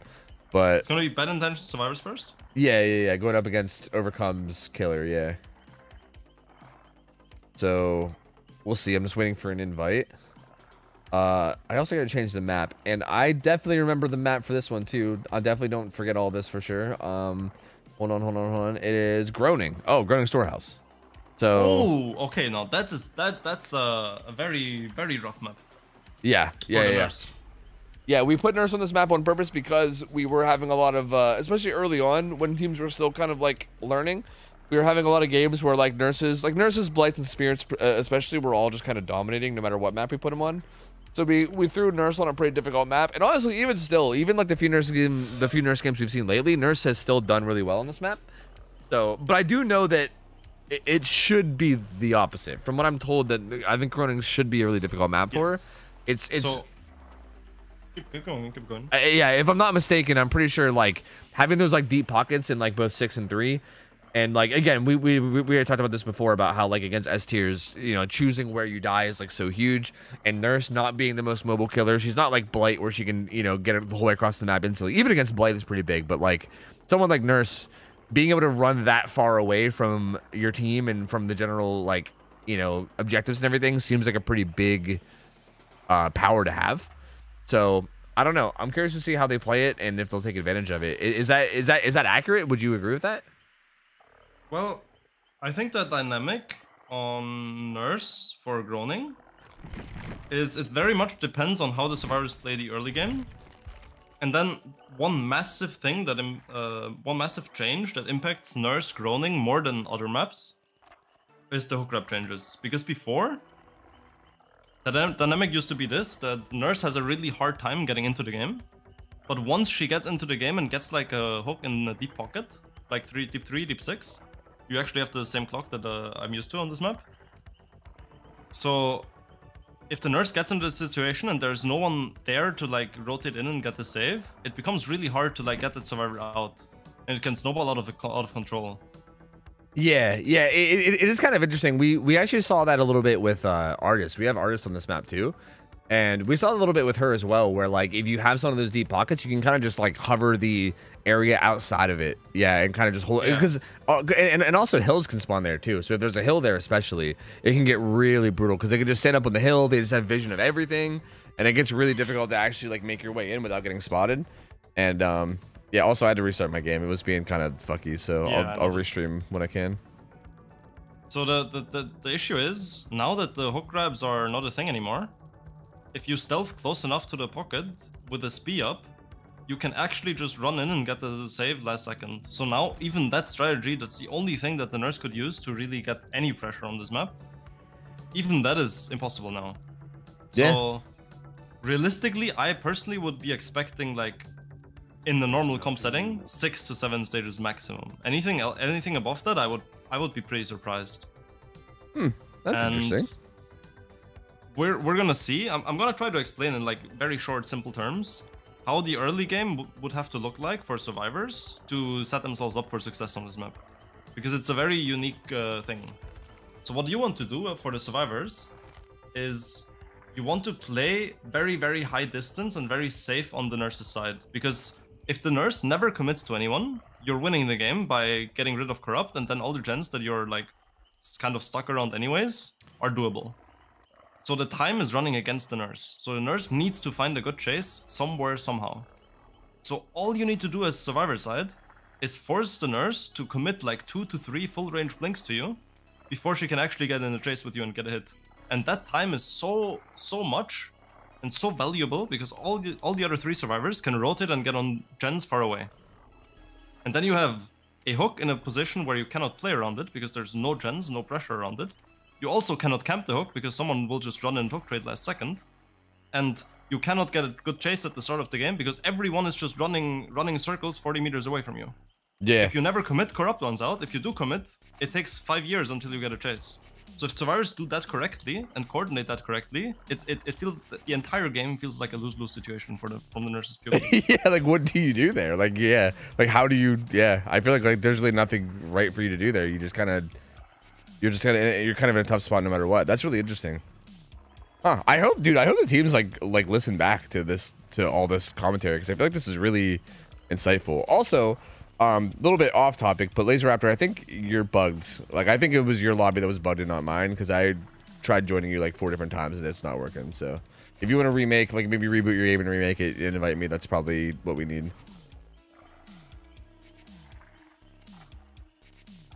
But yeah, that's pretty interesting insight. I definitely think that like explains more how like the kind of ball is in the survivor's court for this, which is not really what you'd expect for like a Nurse matchup, right? Like I feel like Nurse is one of those killers that generally people would think is like powerful enough that they're in control. But yeah, I mean, it definitely seems more like if the survivors play this correctly, the Nurse is kind of in a tough spot where she's not gonna be able to get much done.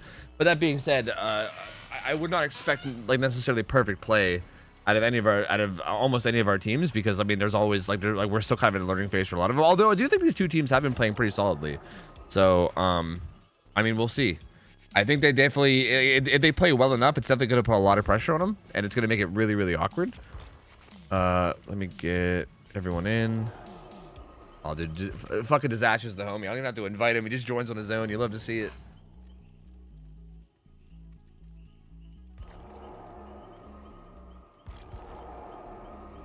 All right, so sorry, what's up? The other dynamic that you need to keep in mind for this map, for anyone interested, is if the survivors make a mistake and give the Nurse a fast chase at the start, any positional errors by the survivors hurt so much more on this map than on smaller maps like Cold Tower or Wrecker's Yard. Because if you're mispositioned on Wrecker's Yard, it takes 5 seconds to adjust your position. And you have a lot of tiles and a lot of line of sight blockers, so the chance of the killer seeing that misposition and being able to punish it is much smaller. But on Groaning Storehouse, the entire mid-map is very open, and the map is huge. So if you're mispositioned and you're like in a T-pocket on 6 instead of top side of the map, it takes 30 seconds to fix that mistake. Yeah, so if you fuck up, and if you put yourself in a bad position, especially positionally, which is something that new teams struggle the most with, setting themselves up positionally on the map, if they make those mistakes, those are very, very punishable and very, very punishing. So if the early game goes in the Nurse's favor, I can absolutely see a 4K1. Yeah, I think that makes a lot of sense, because I think that's what happened in the artist games that we saw, because it's kind of like I said, we saw artists on this map and they did really well, and I think that's why there was a lot of mispositions, and I think because of the like openness of the middle of the map too, right? Like around Shack area and like around that whole area, there's like a lot of filler pallets, and there's also like a lot of hill spawns, and yeah, if you misposition, it feels like it's really easy for the killer to spot you out mispositioned. And then, yeah, like you said, it's so hard to like adjust it, right? Like you have to run the whole way across the map and like through an open field with no LOS blockers. Yeah, like half of the way, the nurse is probably just looking at you like, what the fuck are you doing there? Yeah, exactly. And you're just like, hey, don't mind me. Just gonna go where I'm supposed to go. So yeah, again, that could matter a lot, and I feel like that's why this is gonna be really interesting, because I feel like it is very in the survivors' like favor in terms of how this result ends up being. But I don't know how disciplined they're going to be, and I think that's going to be kind of the interesting thing to keep an eye out on here. I definitely agree with you. That's it's going to be a difficult matchup to play for the survivors, because their mistakes are so punishing, right?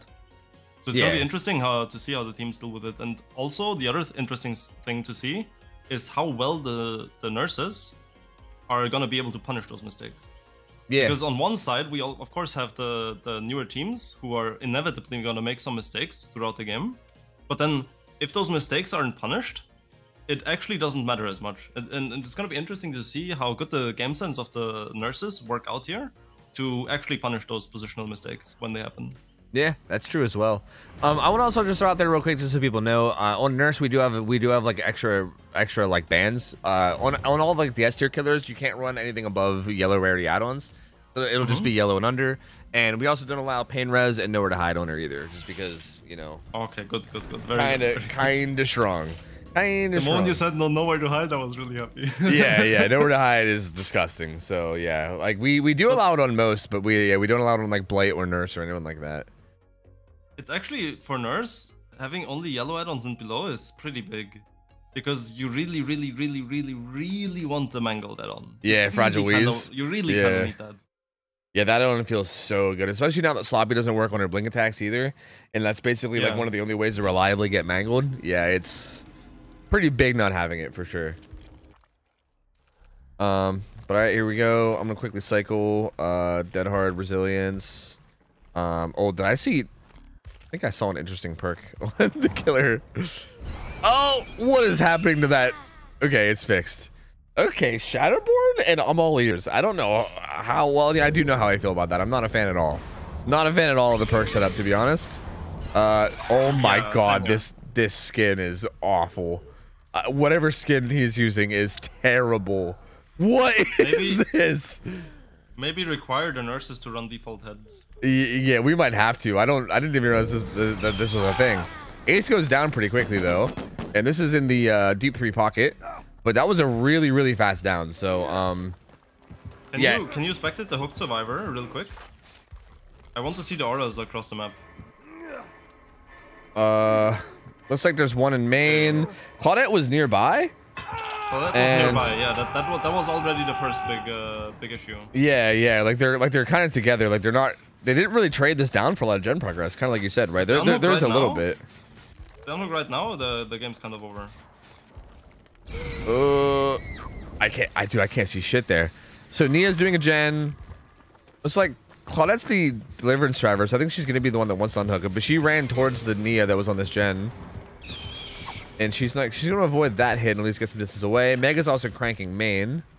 So they are getting some gen progress for this. pop's gonna come in on this gen that Nia was doing. That's like the 1 o'clock gen. The other doesn't come in right away. I'm really not happy about these nerf perks. Yeah, I don't like them either, man. I think both Shadowborn and I'm all ears feel very not necessary. Also, that's a pretty big whiff. I feel like you can't really afford to just whiff free hits like that. Yeah, because now the Yamago's free. Oh, and the iframes hit too. Oh man, this is not going well. Ace gets off hook. I think Laser Raptor might be waiting for the built-in endurance to go away, but I didn't actually hear anything from him. Does he have off the record? He seems pretty silent, right? He might have off the record. Kind of struggling to get these hits. And Ace gets a lot of distance. This game went really quickly from 4K1, maybe even 4K2 to... I don't even know what to expect right now. Yeah, I mean, either 1 gen pops, and Ace is still doing a really good job of staying alive over here in the complete opposite corner. 2 gens pop. Oh, Laser Raptor being way too aggressive. You have 2 blinks, man. You have 2 blinks. He does have off the record, too. So, yeah, off the record is going to make this a double hit.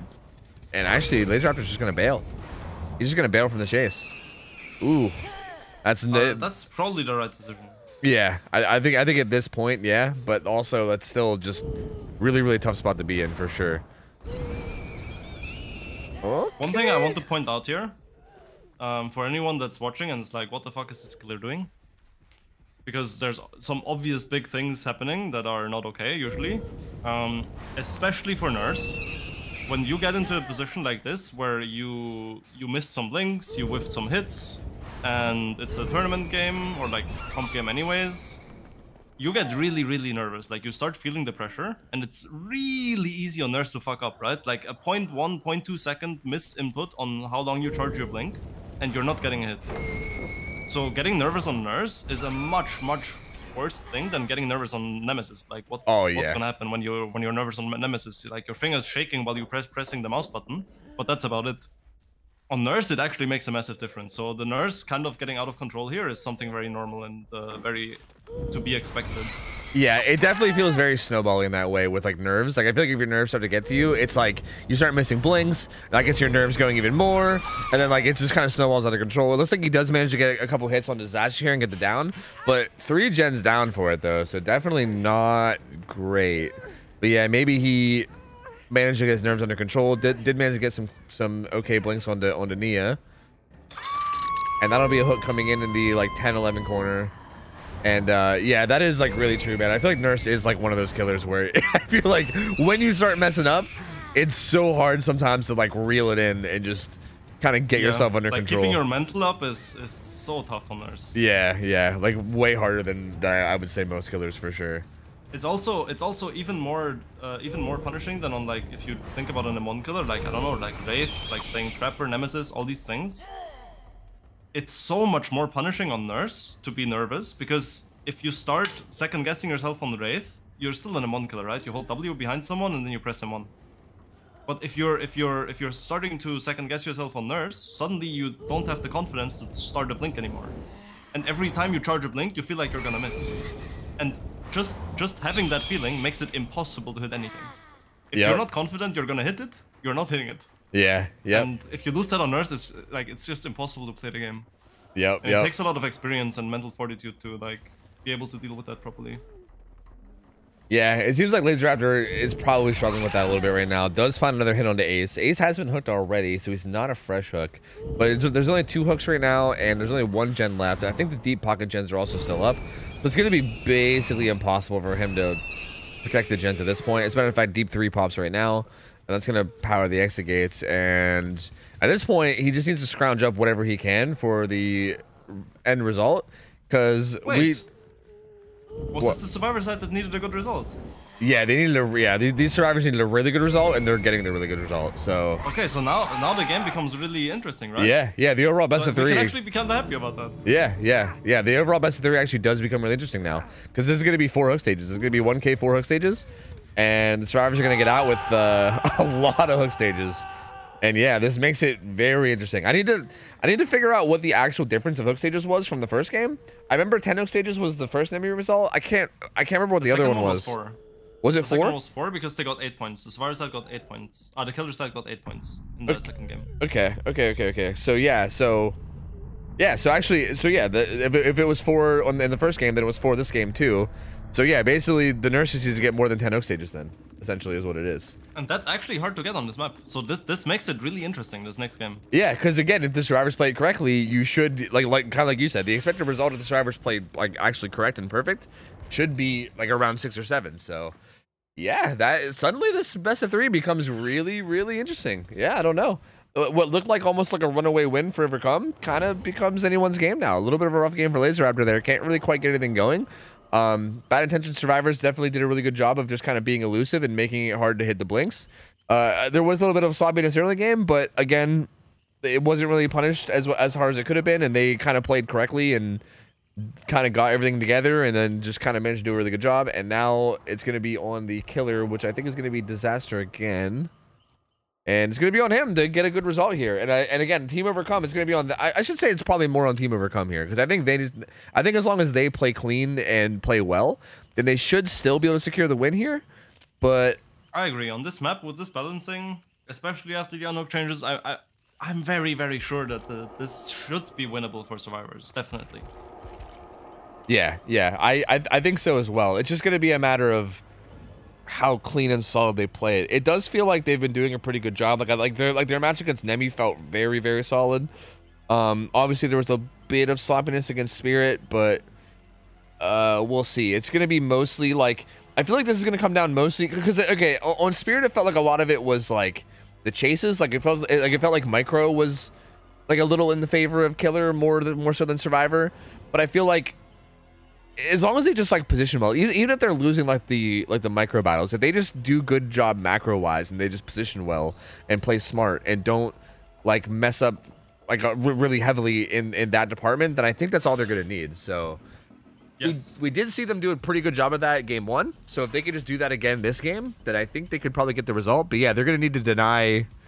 Yeah, I mean, 10 host stages will be an overall best of 3 tie. 11 host stages will be a best of 3 win for Bad Intentions. So yeah, they'll be forced to play a somewhat clean game.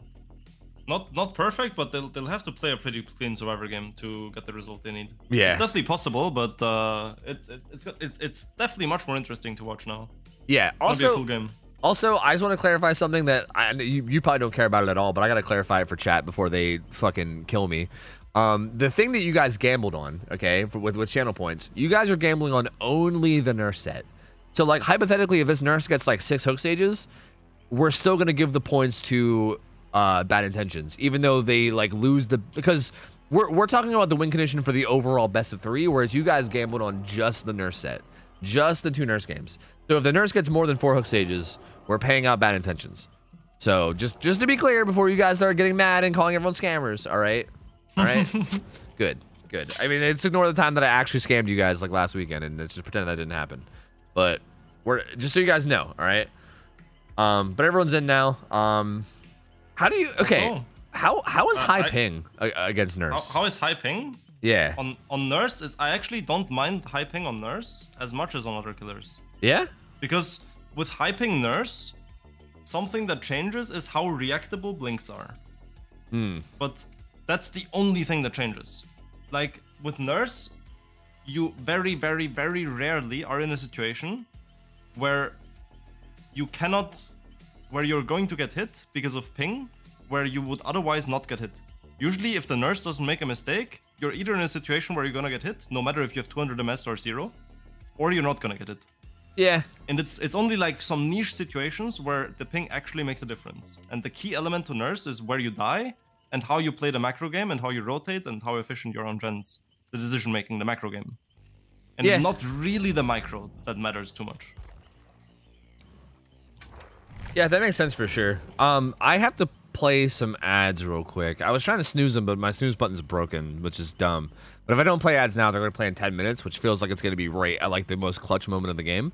So I'm going to quickly just hold this lobby hostage and just wait at least like a minute or 2 because I'm playing 3 minutes of them. So yeah, we're just going to chill and hang out a minute while they play. I just don't want people to miss out on like, probably the most important part of the match, like right at the very end when we're like, oh man, the win condition's so close, and they get hit by like, hey, this next thing.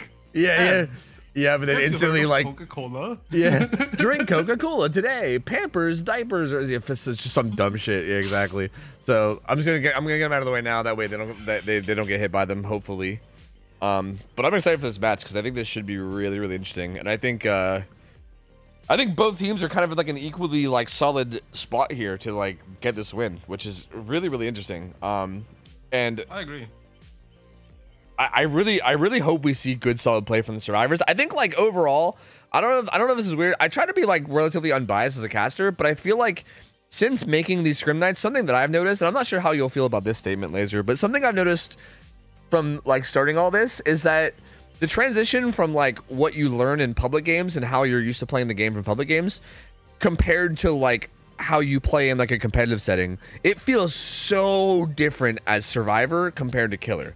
Like as killer, it feels like if you're just a solid good killer in like killer matches, you generally like already know most of what to do. Like there's obviously some decision makings and stuff and some game sense you got to figure out, but for the most part, like it feels like you get most of it. As survivor, there is like, it feels so night and day, man. There's so many like little things you have to worry about. There's so many like things that killers will punish in scrims that no one really ever punishes in public matches and stuff. And it feels like the transition for survivors has seemed like it's been a lot harder than for killers. I actually wanna get into that because I have a very different opinion. Really? Interesting. I'm curious to hear. I feel like it's somewhat equal for both sides. Okay. And let me get into why. And I actually have some anecdotes and examples to kind of back up my claims. Okay, I'd love to hear them.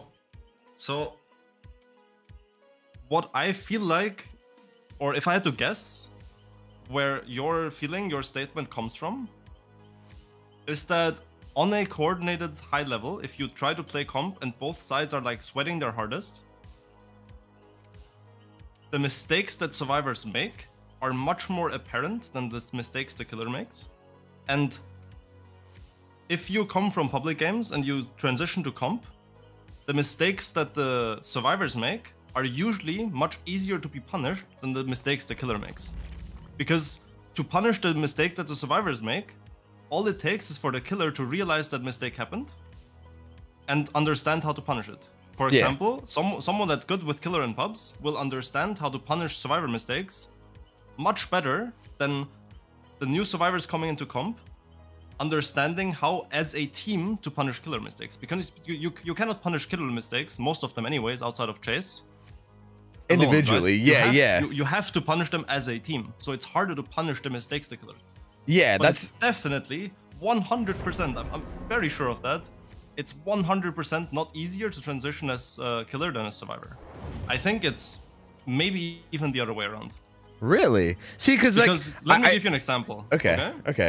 I like to do coaching, and recently I've coached someone that has over 8k hours in the game. I'm not gonna name names. I don't want to talk bad about anyone. And actually, that person is really nice and wants to improve and has a great mindset, which I love to see.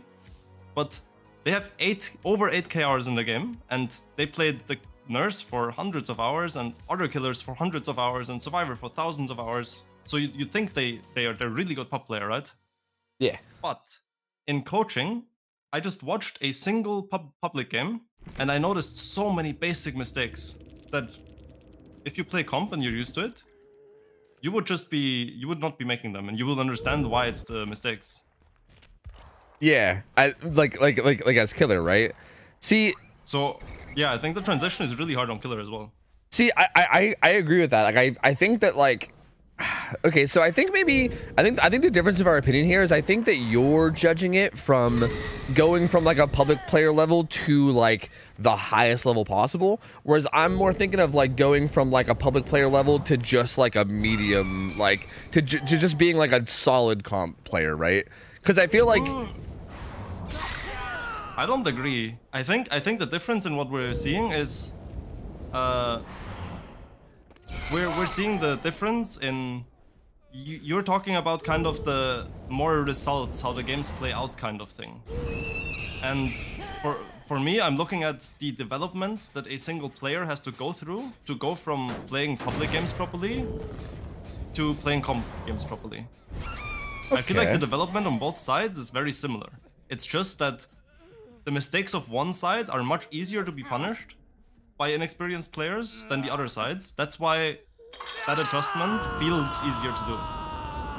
Okay, then no, that actually makes a lot of sense. Yeah, because I think if we're just spectating these matches, right? Like if you get a bunch of people that are newer, yeah, you're right. Like the mistakes from the survivors get punished really easy, so it seems like it's like, oh man, like Survivor is like so much harder. But yeah, in reality, I think you are right. Like if you're just trying to learn the play of the game without making mistakes, then yeah, it's probably a lot harder on the killer side than it is Survivor, right? Like, I think that's kind of what you're saying. Or is that wrong too? No, not really. It's not hard. I think it's harder to play without making mistakes on Survivor than it is on Killer. But what I'm saying is, it is significantly harder for a Survivor team to punish the Killer's mistakes than it is for a Killer to punish the Survivor's mistakes. Yeah. Yeah, and that's why I thought the punishing of the mistakes, not making them. Yeah, which is why I thought the Survivor was harder, because as Survivor you have to punish it as like a team, right? Like you can't just solo individual punish it, you have to punish it like as a macro team, which feels like that's kind of hard to do, because it's not like you could just individually make a play to do it, right? I mean, yeah, if you look at how hard mistakes are to punish, at that point I agree that it's harder to learn to punish mistakes as Survivor side than it is as Killer side. Yeah. But if we're talking about adjusting from public games to comp games, then I think it's equally hard for both sides. Yeah, that's okay. Yeah, that's a pretty fair take. How do you feel about this opening game right now for Disaster? By the way, we've kind of been having this discussion, but he got his blinks have been pretty on point. He's gotten a couple downs, but he's not really like focusing anyone out yet. TJ had delivered some breakables, so he's most likely going to pick himself up. But yeah, this is going to be his third fresh hook, so he's getting a bunch of fresh hooks, but he's not really focusing anybody out at all. And do you think that's a mistake given Nurse being as strong as she is, or is that correct because she's on a weaker map? I was thinking about it the moment he blinked away from the hook and towards the gen that just popped. At that point I was like, you should probably go back to hook and find the rotating savior somewhere, because that's like the way that you can snowball the game right now. Yeah, because you can't play anything around the gen anymore. If they do another gen, like someone's gonna do another gen anyways, you're not really forcing much rotation. Yeah, but considering the win con, which is like get 11 stages, right? This is not necessarily a bad thing. Yeah, he seems to be doing pretty solid. He got that down onto Ace pretty quickly, and Ace didn't get that far away from the other survivors either, so he's kind of in a pretty good spot to snowball here. He finds Nia too, who's also down near the Ace. The other two just unhooked in the deep 6 pocket, so he knows where they are as well. So he's in a pretty good spot here. If he hits this blink especially, well, welp. That's gonna give him a bad habit. Yeah. Had it for the longest time. Still have it sometimes. Insta charging the second blink when the first one could hit. Yeah. Dude, I swear. I mean, I don't even play Nurse that often, but the amount of times that happens to me too, is it feels so bad when they're like in your face, but you're just sitting there holding a blink, and you're like, yeah. If you're fast enough, you can just flick down, cancel the blink, and then run range. But it's definitely just a bad habit. If you think the first blink could hit, at that point it's probably best to not instantly charge the second one. Second up comes in onto Milton, though. These two are both kind of near Shack. They're like inner Shack area, and Burzar looks like he's kind of set up to go for the save. Yeah. Okay, so this is a big mistake the Nurse is making right now. I wanted to say that, but I didn't want to cut you off, and now we're saying it play out. So I was gonna say the Nurse, based on the positioning that we saw, right? Just to recap, we had 2 survivors who were deep 6 after the unhook, and then they healed. Mm-hmm. And then we had the slug, and then we chased someone towards 3. The person we chased towards 3 was injured, if I'm not mistaken. Yeah, I believe it was TJ, yeah. And the other 2 healed. So, naturally, if you have a hook on 9, where's the savior gonna come from? Out of deep 6, right? Yeah. So, the main thing the Nurse had to do was realize that positioning, and then punish the survivors for it by checking for the savior around the hill and 8. And as you were swapping through the cameras, we saw that there were actually 2 people there. Yep. Yeah. There was and that's that's where the save came from too. Was like that jungle gym at 8. So, yeah, it was a little bit of like a missed game sense, I think, and not really. Yeah, exactly. That was just the kind of thing that you as killer need to adjust to, because that's a mistake that you wouldn't really even think about or punish in pubs. Yep. But That's something very, very important to keep in mind if you're playing at a comp level. See, that's kind of interesting to me because that's kind of stuff that I do think about in pubs, which is like even before even like having like touched comp at all. I think that's just something I've naturally like thought to do. I don't know. Like I feel like if someone gets unhooked, and I'll like pay attention to the hook to like the health stages, and if they get healed like, you know, roughly the amount of time it takes to heal afterwards, and I'm like, okay, they healed under hook, so like obviously they're both there or whatever. Like I think that I don't know.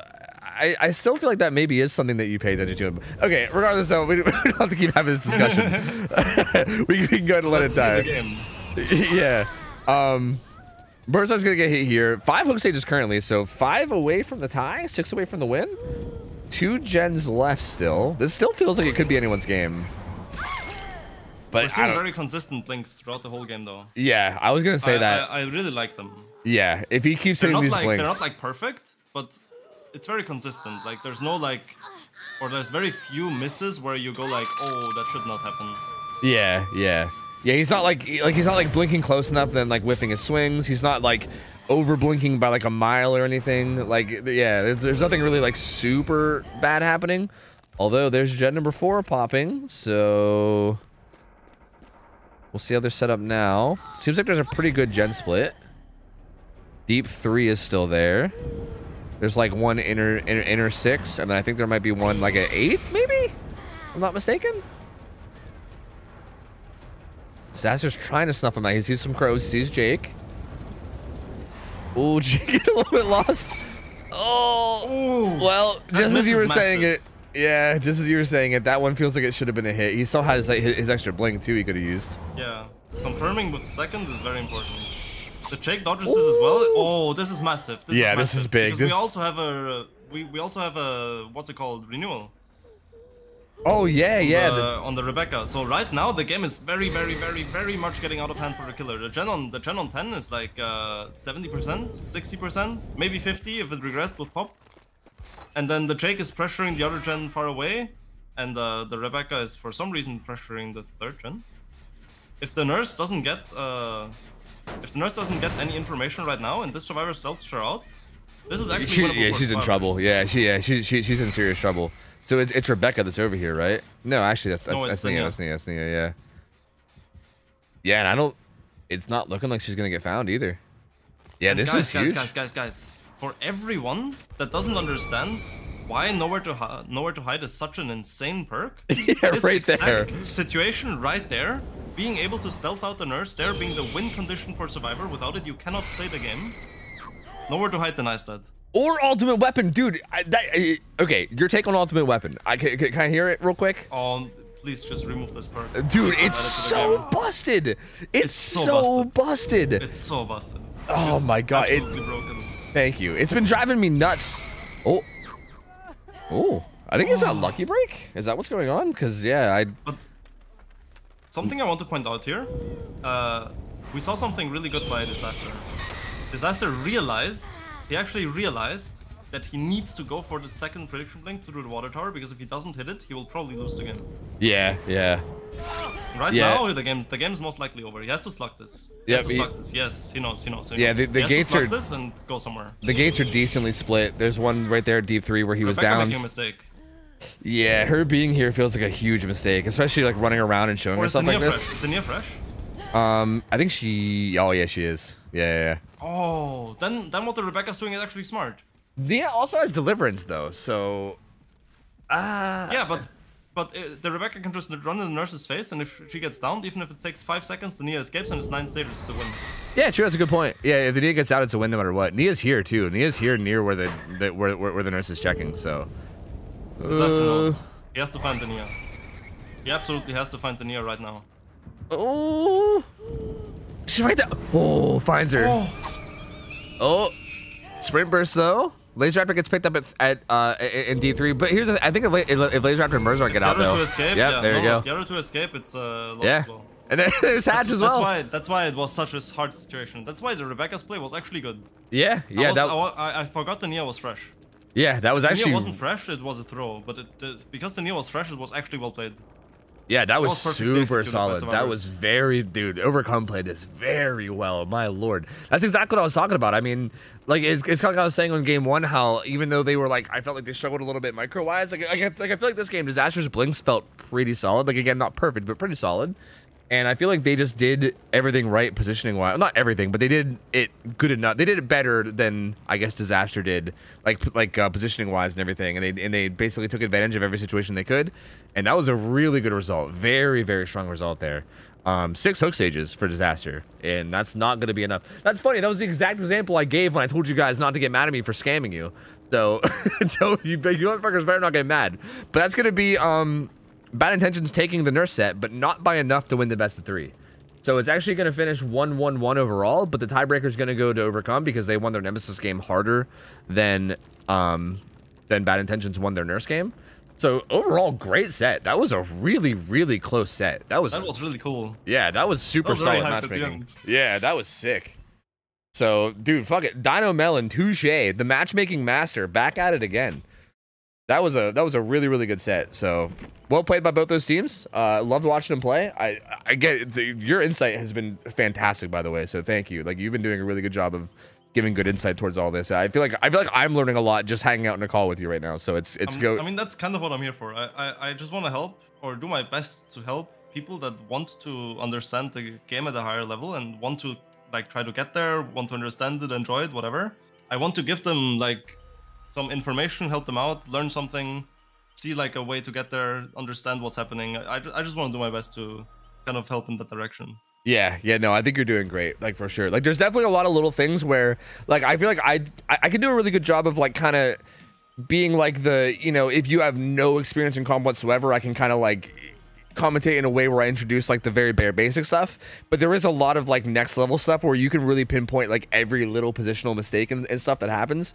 Whereas, like, I feel like I don't really quite have the knowledge of that yet to really be able to do that myself. So it's really, really helpful. Like, and again, it's even teaching me too. Like, I feel like you're kind of making me a better caster myself, even just by being able to, like, hear you commentate on it yourself. So it's going, I'm like, this is actually going great. I love this. I'm glad you're enjoying it. I'm glad people are enjoying it as well. Yeah. From what I can tell. Yeah, it's great. It's absolutely great. And up next is going to be probably the set that I was looking forward to the most. Overheated versus Instant Dodge. Instant Dodge. Yeah, I'm sure you know Instant Dodge. They're kind of a classic in the comp scene. I mean, I don't like follow the comp scene 100% fully, but I know that when the comp scene first came around a long time ago, they were like they're like the winners of DBD League Season 1 or something, right? Or like Season 1, Season 2. Instant Dodge is the first team that figured out dying in corners is good, and that's why they won. Yeah? Yes. Instant Dodge are the first team to figure out dying in the correct spot is good. That's interesting. And that's why they were the best team back then. And that's why they were so good. That's actually such a funny, like, claim to fame, is like, yeah, we died in corners first.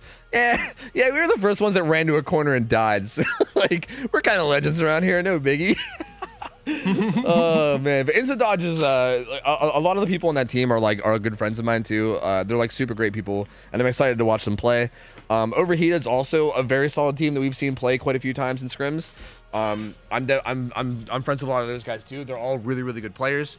Overheated has been like the team that we've seen the most of consistently in terms of like comp. Them and like Cruelty, and they're the only team that has beat Cruelty so far. Cruelty seems to be like maybe like one of the better teams in NA at the moment. Osaka plays for Cruelty, right? Yeah, Osaka plays for Cruelty. I think Nini is like I think he plays for the current like best NA team is Cynic. Is that what they're named? I believe. Yes, Cynic and Tremor are the two best NA teams. Yeah, and I think I think Nini's on that team as well. So they have a lot of like players from like the best teams, and they have a lot of like really good players on Cruelty. And Cruelty has been just very dominant in scrims, but the only team that has beaten them so far has been Overheated. So they are definitely very capable of doing very, very well. That being said, I think they have some subs today, if I'm not mistaken. I think like some people could make it. I also talked to Paige earlier, and I was sadly informed that we get no Very Track Disco killer on Instant Dodge today. Wait, we get we get what? We got no Very Track Disco killer on Instant Dodge Oh today. Yeah, is he not playing? Yeah, he's not playing, to my knowledge, at least. At least that's what Paige told me. Wait, why? Wait, but that's unfortunate. Did you want to see Disco? Yeah, I want to see Disco. I was wanting him on a stream a couple times, like a couple of weeks ago, and talking to him about him potentially getting back into the comp scene and stuff.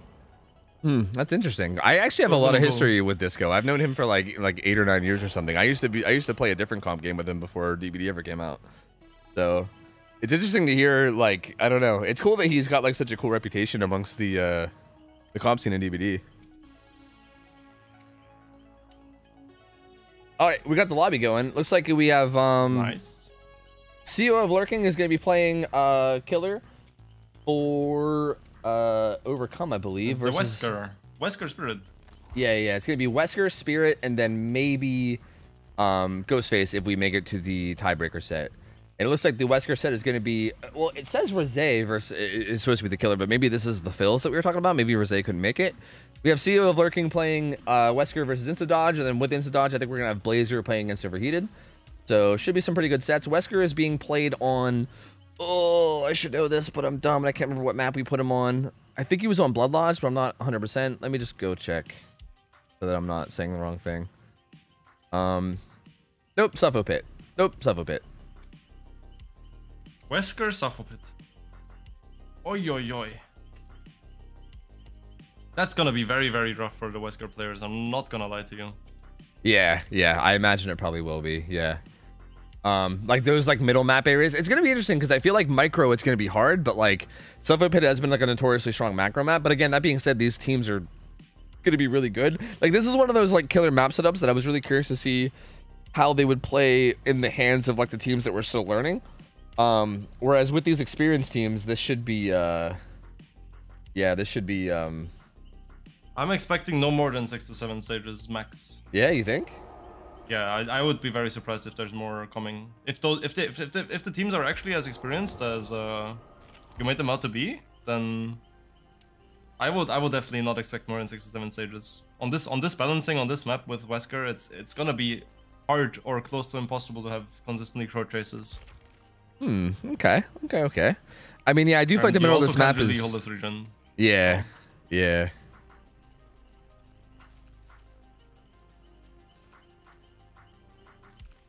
Who am I inviting? Hello, Insta Dodge friends. Hello. Wait, am I even? Wait, do I need to add people? Is that what's going on here?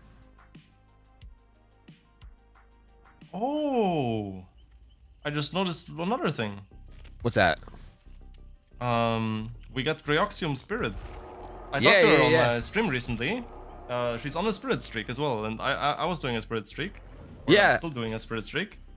And it was kind of cool to see like that someone else is also doing a Spirit streak, so I'm kind of excited to see her Sprint. Yeah, I saw that as well. Kind of excited to drop that. Yeah, that should be really exciting too. I'm very curious to see that. And again, that's one of those things we haven't seen like enough Spirit in scrims, so I'm excited to see like real like good high level Spirits play, and I think that is going to be a really interesting, especially again with Overheated being like what we've seen them be like a really solid team of survivors too. So I think that should be a really good game. Like I'm really pumped to get there for sure. It's like I don't think this is instant dodge main roster either though. Yeah, well, okay, Freekill wasn't able to make it today. I saw him say something about that where like he wasn't able to make it today because he had like something happening. So it's not like the exact roster, but it's kind of, you know, it's close.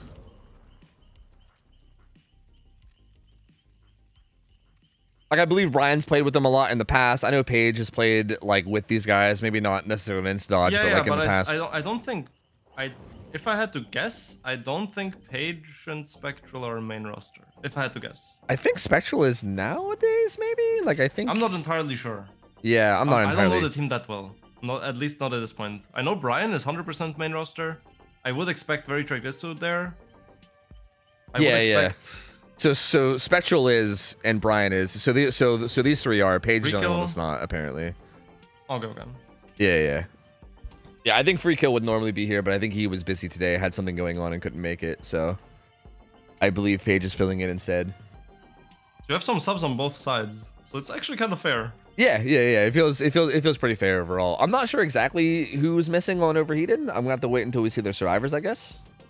I would assume Flacco is one of their players who I think is like, I was told that he's like a really well-known Wesker player. Again, I don't know. I'm just going off of the things I hear at this point because I really haven't been like heavily following the comp scene or anything. But I was told that he was like a very well-known Wesker player that like helped discover a lot of like the techs and stuff for Wesker. And like people hyped up his Wesker play a lot, but I would expect him to have been playing Wesker if he was here. But yeah. Yeah, apparently he dropped out a few hours before the scrims and won't be playing today, which is pretty unfortunate. Because yeah, I feel like that's we're used to seeing him, and I've heard a lot about his Wesker play, and also he's been a very solid survivor for them as well. So he won't be in, which is pretty unfortunate. So yeah, I guess that doesn't make it unfortunate. Yeah. Yeah, but we do get Numinous Wesker. Oh yeah, true. Wait, do they have Numi? I think Instant Dodge has Numi, or in the next matchup. I just know that I talked to Numi yesterday on Scooty Booty stream, and I watched Numi as well. And we're talking. They were talking about like playing Safo on this balance, and yeah, he doesn't know what to do. Yeah, he's playing on Gas Station Slayers, I believe. I think he's playing on on game 3, yeah, or match 3. Yeah, because they're doing Wesker Ghostface. So yeah, that'll be the third set. Yeah. I just knew that was happening at some point. I'm very excited to see Numi Wesker because he's very consistent on all the Wesker techs. Yeah, same. It's gonna be cool. Yeah, I'm hoping to see some really cool stuff from him. I think it's gonna be really interesting. I think in general these games are going to be really solid. Like I think having this Wesker set should be good. The Spirit set afterwards. I'm curious to like, okay, how's Ghostface? I mean, we're not going to see Ghostface for a while, but we do have Ghostface on Larry's. And I'm kind of like, it's interesting because I've seen Ghostface on Larry's put up really good results, but then I've also heard that he's like not supposed to. So I'm not. Okay, let's get into that. Yeah. I'm curious to hear. The explanation is this. Ghostface Larry's is a very particular set. It requires very specific skill sets and experience and comms and game style, and there's a lot of things for both sides actually. It's a very not super intuitive set if you have never practiced or played it. So usually in like DBD League, other tournaments, there is very, very, very strict balancing against Ghostface. Because these teams who practice for it, these teams who have a lot of experience, they kind of know how to play Ghostface. And if they have any of the like really strong perks, like Deliverance, healing perks, etc., the set just becomes a joke. There's no real threat anymore. But if teams do not really understand how to play Ghostface Larry's, it is really, really easy to make mistakes and have the entire game spiral out of control. If you don't understand the correct game plan, if you don't understand the correct rotations, if you don't understand how to play individually on the map, because holding chases is a very figured out thing on this map. Yeah. But if you don't know that, it's really hard to hold chases because you don't know what pellets are the god pellets, where they are, how to connect them, how to hold chase this way. So if you look at community cups, for example, there was always like a Larry's round where Ghostface was allowed. And our team, Xeno, played Ghostface every single time. And I think the worst result he ever got was a 4k2, and that's on Community Cup rules with everything allowed, right? Yeah. It's just, if the teams do not actually understand how to play Ghostface, it's a super tough set to play. It requires a lot of communication, coordination really quickly, and if you don't know the setup, if you don't know the game style, it's a really rough set. That's really cool though, right? That means it's like it leaves room for like a really big skill gap, which I think is really cool in like a competitive setting. Yeah, that's actually awesome. Super strict balance, right? Like super strict balance. Yeah. Even then, having one game go a 4k1, 4k2, and the other side getting 3 stages, 4 stages is absolutely realistic. On super strict balance, still getting 3 to 4 stages against the Ghostface Larry's, even if the Ghostface plays well, is absolutely realistic. That's super cool. I love that. It's just really hard to execute that properly. Yeah, but like but it like leaves the room for like playing, like if you can manage to play it perfectly. Yeah, that's so cool, man. Like I love that as from like a competitive point of view. That's so cool. This build for CEO Heart, I know it. I'm just gonna call him CEO. Noed, Pogwas the Weasel, Pain Res, Corrupted Invention. He's also got Lab Photo, which is why he's able to break walls like that. So his dashes will break walls and pallets.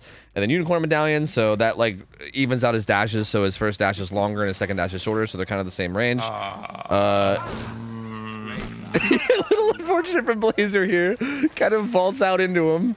and puts himself into a bad spot. That was a little rough. Don't quite know what to say, guys. I'm sorry. I was just Blazer. I was talking to you up, man. Come on, don't let me down, brother, please. But it's still in a pretty good spot here. But getting hit by that infection is kind of rough because that means that this chase is kind of on a timer now, right? Like, again, this is a really strong setup with all these windows and all these tiles. But the fact that that infection comes in, and you know, it's gonna be slowly building up. He does have this T-wall. Good fake there. Ace is here. He's gonna get hit too. One gen popped. Enough, I have some input on the lab photo add-on. Yeah, what's that? I was one-yawning Scooty Booty yesterday because I saw Numinous was running this add-on for his Wesker streak. And I always had the impression that this add-on makes Wesker worse than base kit. I feel like just brutaling a pallet and then having 2 rushers instantly is so much better than this. Because now you have 1 rush and he makes the next pallet. Ooh. Oh. Well, he should have made that pallet, but you know, I think you willed that into existence because he wasn't. I think he wasn't gonna make that pallet, but I think the game was like, Laser, you're not. We're not gonna make you wrong.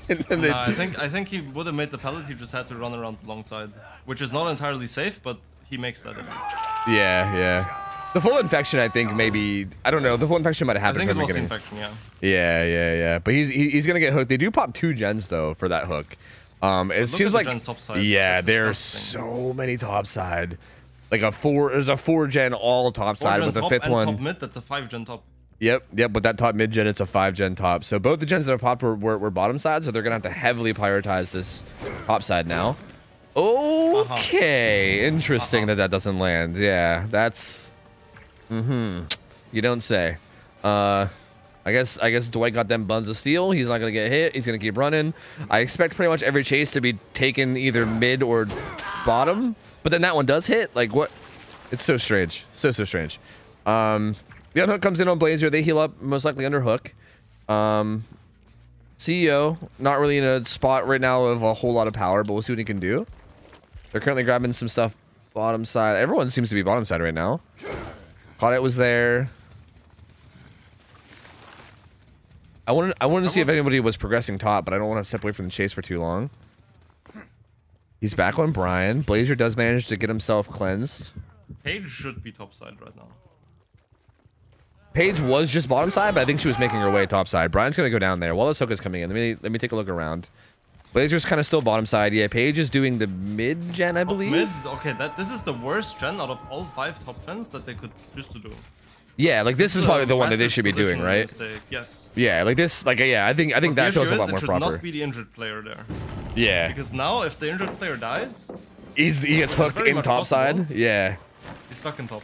Yep, he's gonna get hooked top, and then he's gonna be hooked in a 5-gen where the killer can just patrol around the hook and the gens. And yeah, he's looking like it might happen too. Has Unicorn Medallion. Does manage to make that rock though. Has this really weak tile though. Short side. Okay. Oh, and that's a massive mistake. Yeah, and he also let him have the inner side of the map getting stunned too. That's huge. Not zoning him out. That side is a massive throw. Yeah. Like if you're gonna play a tile like this ever, where like edge map is here, you definitely want to make it so that if you get stunned, you get stunned with them being edge map. Like he got stunned with him being inner map, but honestly, he's still gonna go down to the top side, I think. Ooh, good juke there. Stuck on short side again, but this short side is actually safely playable. This short side is safely playable for Survivor. Believe it or not. And he's doing a good job so far. I think this is a mistake as well, yeah. Yeah, I think he's just going to zone this out now maybe and try to kick it. Yeah, he's going to break it with lab photo while trying to zone it. Blazer's here though. With Medallion, this pellet is actually playable. Yeah, because you can just dash from one side and complete the other side, right?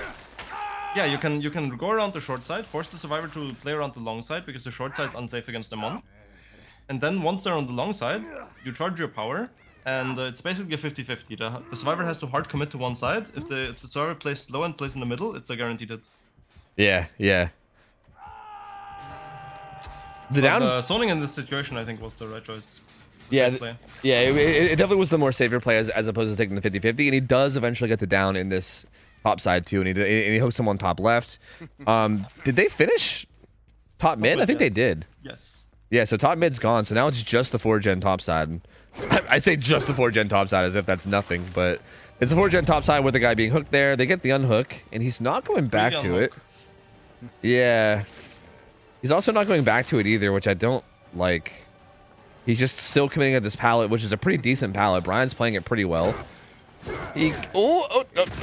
Okay, not sure. Quite. Greeting the long side is not safe. The long side is not safe by default. So greeting that running around it is a very, very greedy play. Okay, so he greeds that and gets hit. He's gonna get out. Is greeting that kind of okay? Good couple of dashes there on the Spectral. Gonna get him down again. Clean. DS comes in though. That's gonna get Spectral farther away. Most likely has DS to help him get even further too if he continues to get chased. Would you say it could be worth it for Brian to greed there and then just use the speed boost from getting hit to go bottom side and like keep this pallet up? I mean, now he's injured. This feels the correct choice. Yeah, like this feels. It was greedy, but I think it was the correct choice because it's the last resource he has. Yeah, exactly. Whereas I feel like in the area, like I think keeping that resource up is definitely very valuable. Brian's going to try to go as far bottom side as he can before he goes down, but he's going to go down. This could be a pain res. It's not. Actually, can't be a pain res. He's already been pain res. That's my bad. But they're currently doubled up on main. Final gen. He's going to make it here with pop, so it's going to get interrupted.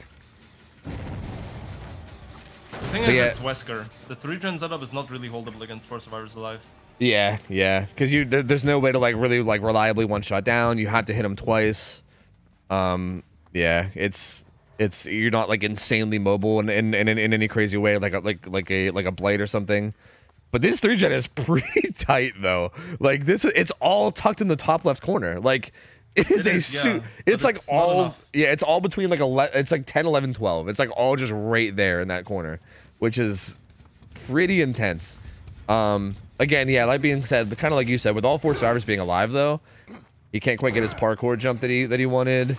They're all resetting bottom side. It looks like they all just reset, so they'll probably be coming back in to attack it together as a group now. Blazer greening that pallet, and that was a massive mistake by Blazer. Yeah. Because now he's stuck top. If he dies here top, the game's winnable for Mastermind. Oh, and there it is. Yep. He goes down. He gets hooked 11 edge now.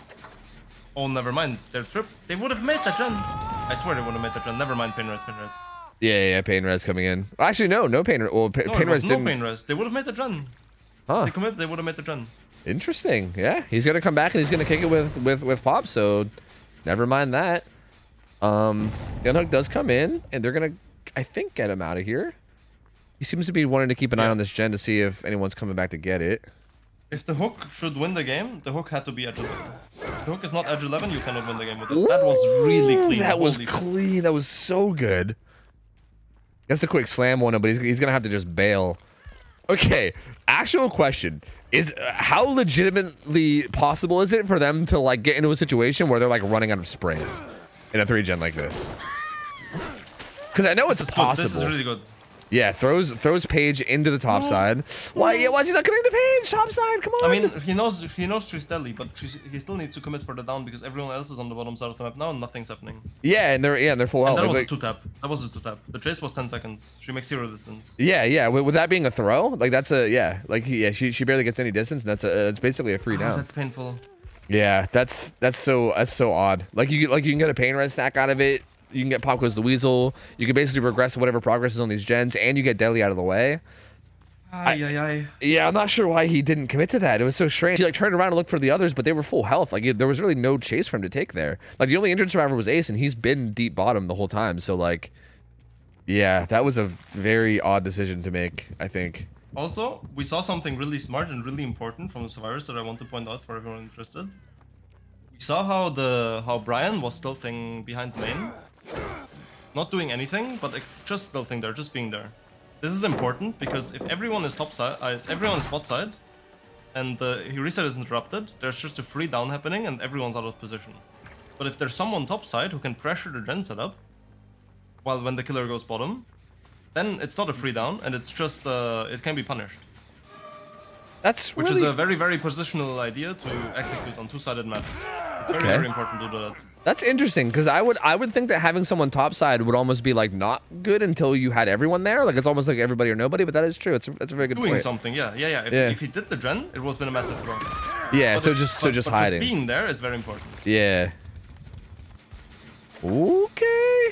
Brian's got a lot of progress here. This is the reason. And this isn't the right one. Brian's gonna pop that gen. Yep, the gen's popping. Yep, Spectral's gonna go down, and it was all because of the correct macro game positioning. Yeah, that was really, really solid from Brian. And this is gonna be the death hook on the ace, I think, and that's also gonna be Noah, but they don't know about Noah yet. Actually, that's not death hook on ace. My bad. That's actually gonna be a second. So Noah's in play. Paige is a fresh hook. Everyone else is on death hook now. And the gates are very close. Very, very close gates. Where's the Noed totem at, though? It's pretty far. And it's also right near the unhook. But it's not going to be revealed to them until Noah gets revealed. So they might not know about it or see it. Yeah, I don't think they saw it. Huh. Oh, finds Brian. Does have Noed. Live kicks in, though. He's going to get some distance away. He's going to find some... He's going to see some scratch marks at his gates. It shouldn't be possible to snowball, though. Yeah. It should not be possible to snowball this situation unless the survivors make, like, pretty big mistakes. Yeah, it does feel like they have plenty of room to run away from these from these gates, and it doesn't really feel like there should be a lot to do here. Does get a slam on the Brian. It feels like at this point he's probably going to secure one more hook stage on somebody, and that might be it. Even that feels like it could be a maybe. I'm sure they're currently doing the gen on the or they're getting the left side, and yeah, there they go. I feel like not taking the Noed is very, very greedy. Oh, okay. No, they did. Yeah, there they go, and I'm sure they're just gonna leave. Like, there's no way Blazers are gonna be sticking around. So there they go. It's gonna be 7 hook stages. 7 hook stages for CEO. I feel like that was interesting because I feel like he played it pretty solidly, but there was definitely some decisions that he made that I think were a little questionable, and I think he could have got a better result. But overall, I still think, like, based on what you said, I feel like it was a really clean game. Yeah. I feel like still, like, 7 hook stages feels not too bad considering what you were saying in terms of, like, what we expect out of Wesker here. And I feel like that feels like a pretty, like, middle of the road result to the point where I think the survivors from Overheated could probably make this work however they want. And Blazer's going to be playing Wesker for Insta Dodge, so it's going to be a lot on him as well to see how well he can play it. And overall, just solid game. Very well played from both sides. That gen setup top side was fucking disgusting, but they did a really good job of like tackling it really well and having solid macro. So that was really, really good. That's a very, very important concept generally for two-sided maps. Is you always want to take chase where you're not trying to break gens on the other side of the map. That's where you want to go. Mm-hmm. And then for the hook happening, you can never, ever, ever, ever allow the killer to be able to be mid-map, have a hook on one side, and all the other survivors on the other. And if that is ever the situation, the killer can never, ever, ever, ever, ever, ever find out that that's the case. Because the moment that happens, the game becomes really, really hard for a survivor. Yeah, he could basically just back up and like hold the middle of the map, and then yeah, it's just so impossible. Like everybody's just gonna like take damage on their way trying to cross. Yeah, we've seen that happen like a lot. So yeah, that's really interesting. So basically, if like okay, so like say when I think it was Ace got hooked topside, like with the 4gen. So you're saying it's like it's very vital to like at least have another survivor somewhere stealthing topside, or if you don't, at least just hide yourself and make sure that you can't be that you can't be spotted, right? Like 2 survivors can be seen on the other side, just not the third. Yeah, because the moment 3 are seen, that's the game's over. Yeah, which is very interesting. I think that's a really interesting thing to like keep to pay attention to as well. I feel like I've not really paid attention to it. Like it feels like one of those things that's probably hard to do, especially when you're still learning. But like paying attention to just like who all has been seen and making sure that you're hiding yourself from vision feels so huge. Yeah, because once the killer gets that information, it is brutal, man. With those like middle chokes. So it's not as bad on Suffolk Pit as it is on ARP. ARP is much more punishing in that regard. Yeah. Because the choke is tighter. Yep, and it's longer and it's tighter, and I think there's also it's probably just easier to get vision too because there's not like as many crazy high wall jungle gyms. Like Suffolk Pit has like a bunch of crazy high wall jungle gyms all in a row where you can maybe weave your way through them and not get spotted. To some extent, I don't think it's too different with the tiles. Yeah. I mean, ARP has like four tiles in a row as well. Yeah, but they're at least like in a straight line. Like I think on Suffolk Pit, it's like this weird. It's like a weird like Z shape or something. But either way, this should be interesting. Blazer playing killer. It looks like it's gonna be Overheated Survivors. Rosé is here, so that's interesting. I guess they just. I think the killer page was maybe just wrong. Maybe they were just trying to figure out who they wanted to play. But Swift is here. Rosé is here. CEO of Lurking here is here, so it looks like Flacco's not going to be here, and V is going to be filling it instead. Yeah, this looks like the squad. So this is like pretty close to their normal setup. I think I'm not sure who the V survivor is, but I think we have seen them before in the past. I think they are still part of the roster if I'm not mistaken. So this should still be pretty solid. This feels like pretty much their roster. And I've not seen Blazer play Wesker, so I'm not really sure what to expect out of this. But we'll see. I do know that Blazer's a very solid player, so I have high hopes that he'll do solidly. It needs to be what, 7 host stages was the result, so he's got to get 8 host stages at least 7. To win. Yeah, so 8 to win. Yep, it's gonna be hard. Yeah, it'll most likely be pretty difficult, but we'll see. It'll definitely take a decently clean killer game and a couple of our mistakes to get that result. Yeah, for sure. I'm curious to see how the gens will spawn too. If he'll get like a really nasty setup as well, or if it'll be like more like 3-1-3 setup. I feel like Suppo Pit, we've seen some pretty gross spawns, man. I don't know if it's just been like very consistent, but I've seen like full on like 5, like sometimes even like bordering on 6 gens spawning on like top side. It can get really gross sometimes. So I'm curious to see how that 6 gens don't really happen. Yeah, I think 6 gens are impossible. Yeah, I think the only 6 gen I saw was kind of a stretch. Like one of them was like top mid, so it was not really a 6 gen, but I think it was like a blight or something, so like he was basically playing it like a 6 gen because of how mobile he was. But yeah, it wasn't really a 6 gen. I think that was more of an exaggeration, but I think you can see 5 gens. The closest 6 gen you can get is like if you have a gen on like 9 on the tile. Yeah. And 1-5, and then like 1-3, and then like 4 around like 10-11, 1-2 or something. Yeah, but it could definitely get really gross regardless. Like, I don't know. Like, I feel like some of the gen setup here can be super, super disgusting.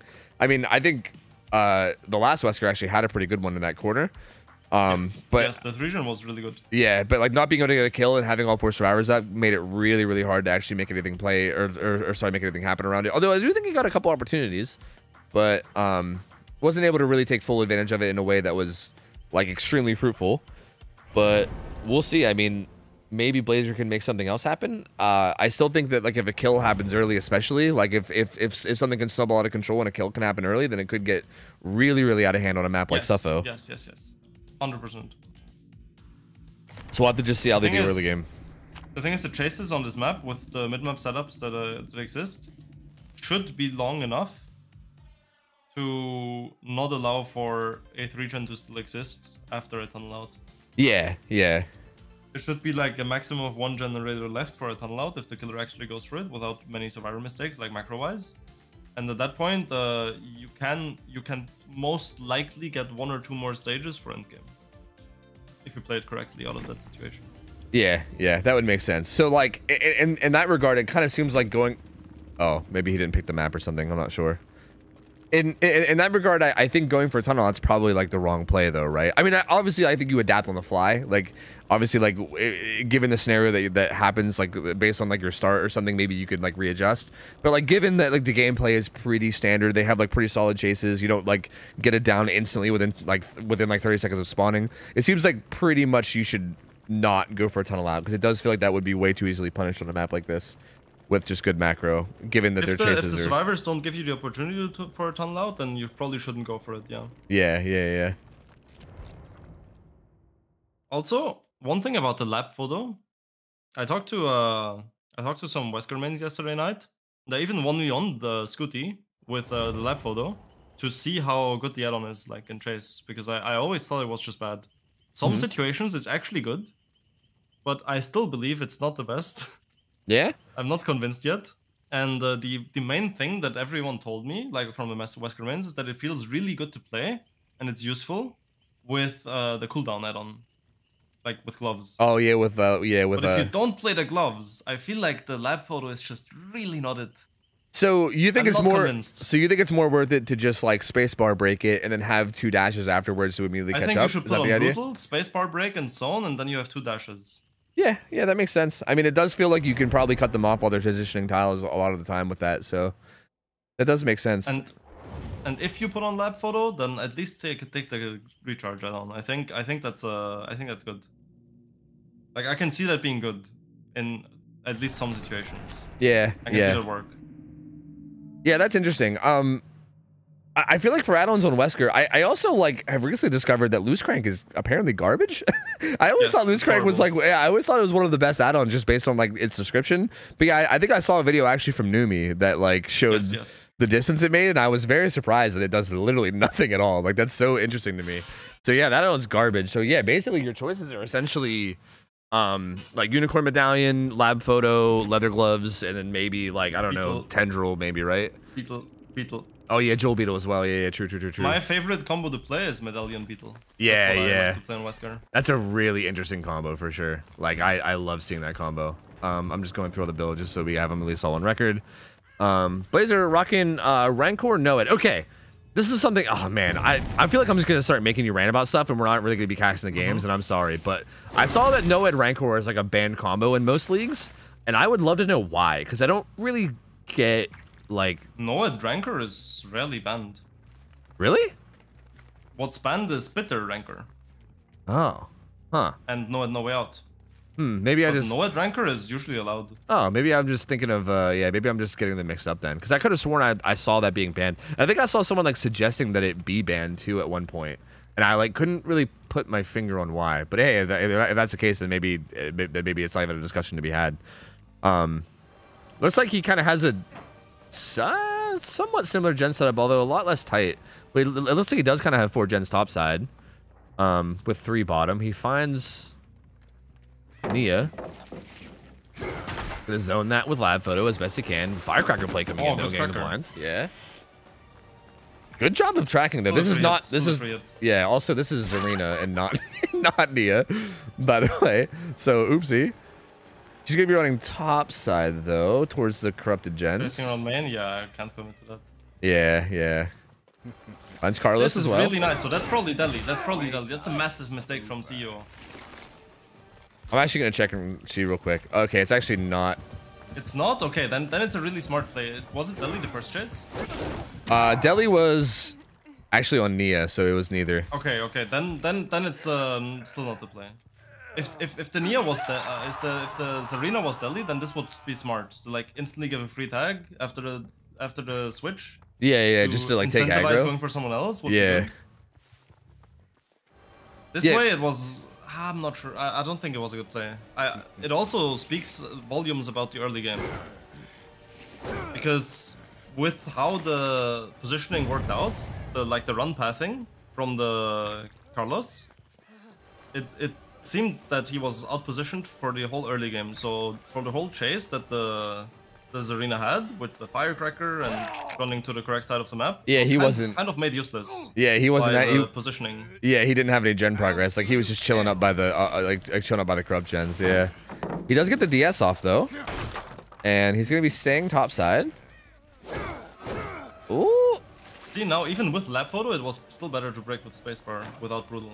Yeah, true. It was like it feels like Lab Photo is really only there just for like zoning, but yeah, it's kind of like you said. If you just kind of slap on Brutal, you get like pretty much the same like level of zoning, but then with better catch up. So yeah, it is. This situation right there was actually good. Like for the pre-drop behind main pallet, it's actually good to have Lab Photo in that situation. Oh, has this pretty bad pallet here on the front of main, but he's doing a decent job of staying alive given what he has. It is gonna go down there though. Gen bottom side gets done. Some decent Rancor information. Yeah. Now we need to watch the survivors. If they can get out of the Rancor information given there from the Nia. But the Nia is playing it smart. Nia has really good positioning. She played well around this. Yeah, I think so too. Yeah, I feel like that I would not expect the Nia to be where she is for sure. That was a quality stall. Ooh. This now though is a massive mistake. This is a big blunder by the survivors. Yeah, because they also should know about Rancor too. So like, yeah, that feels a little odd. The hit immediately comes in on the Carlos, gonna put him into deep wounds. He's gonna completely ignore Nia, and he's gonna go after Carlos. I think hitting the Nia would have been better. Because now the Carlos gets distance to get to the rest of the map, and there's one more survivor who can take it for free. Yeah. Plus you get a health state, which gives pressure for afterwards. Yeah, true. And also, like, I mean, he could have even dash hit her too, just to like also force a spray as well. No. She was on the wrong side of the hook for that. It would have given the colors too much distance. Oh, you meant like on the unhook. On the unhook. Just hit the Nia on the unhook. And yeah, then go for the colors. Ooh, good juke there from the Carlos. It doesn't seem like much, but it does buy us a little bit more time. Down he goes, bottom side. That's going to be his death hook, though. We'll see what progress is looking like over there. Rosé's working on main gen. They do have, I can't really tell where this one's like bottom, or sorry, top right, I believe. And this one is top left. So yeah, they're going to pop multiple gens up here. Yeah, that's going to split up the gen macro. It's going to be hard for killer. Yep. So yeah, this is the exact thing we were talking about, where he did get a tunnel out, but yeah, the macro was solid enough that you don't really have anything to fall back on, right? Like the gen split right now is, yeah, and there's one top and I think 2 bottoms, so gonna be pretty much impossible to hold it. He does find Rosé, who is injured, and this isn't the deli survivor either. This will actually be a pretty significant down if he gets it. Ace is here. This hit is a mistake. I'm pretty sure it's a mistake. Yeah, you mean like taking this hit? Yeah, because it feels like they could just be like doubled up on a gen. Can you switch on the Nia real quick? Yeah. Yes, it's a mistake. Yep. The hit is a mistake.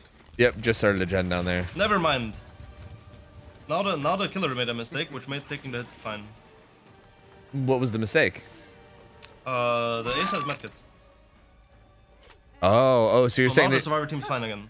Oh, so you're saying he should have chased the ace because ace basically has a free reset. Chase the medkit, because then the other people have to reset. Only one player can go for save. Even if he doesn't find the stealth, it's fine, because the person on the generator that's progressing is injured and not healthy. So it's a fast chase again, which enables a lot of like macro game play and a lot of potential for snowballing. Man, that's this way the ace can heal himself, be fine. The gen is never interrupted, so there's a lot more gen progress. Plus 2 people are healthy, can both go for save.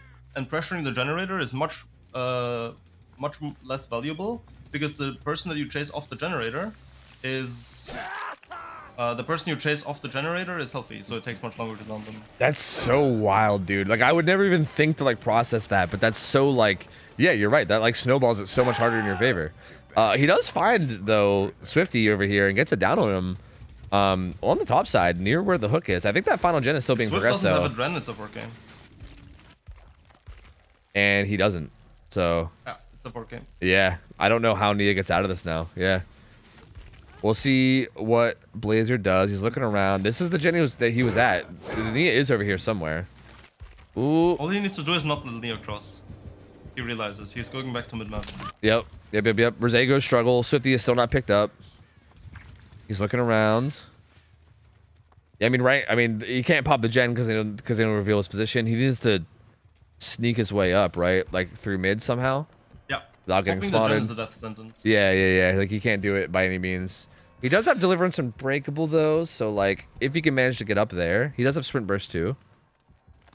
Don't think Blazer spotted him there.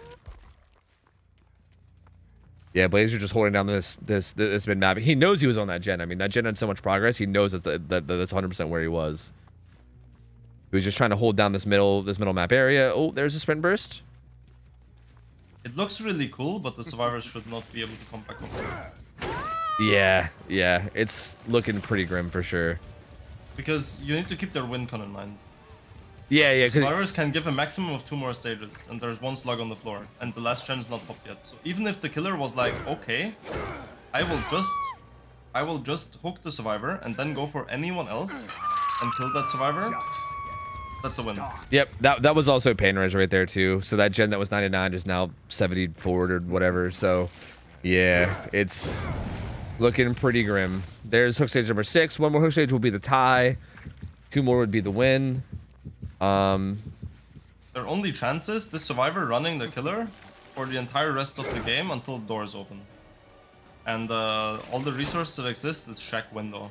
And the survivor is slowed, so yeah, with the massive slowdown. I don't really see that happening. Yeah, I don't really see it happening. I don't see that happening either. Yeah, it's looking pretty grim. Yep, there's the slap. What else is going on? Nia is working main, but yeah, it's not gonna be enough. There's no way. This is gonna be death hook on the Rosé, so that survivor's gonna die. These guys are gonna be double cranking this gen, but even if they get it done, that's gonna activate NOED. Also give information for Blazer on where they are, but I'm not even sure they're gonna be able to get it done. Pain res is still available on the survivor, I think, but it doesn't get the pain res. Look, spawns must be a little bit jank or something. They might get this done, but again, even if they do, it's not gonna matter. He's on his way. So yeah, it's 100% over. There's no way. They're gonna get it done though. It's still gonna be a 4K. Yeah, I think so too. Yeah, it's a 4K. They're gonna get a 4K 0. 4 points. I think that if they took a risk,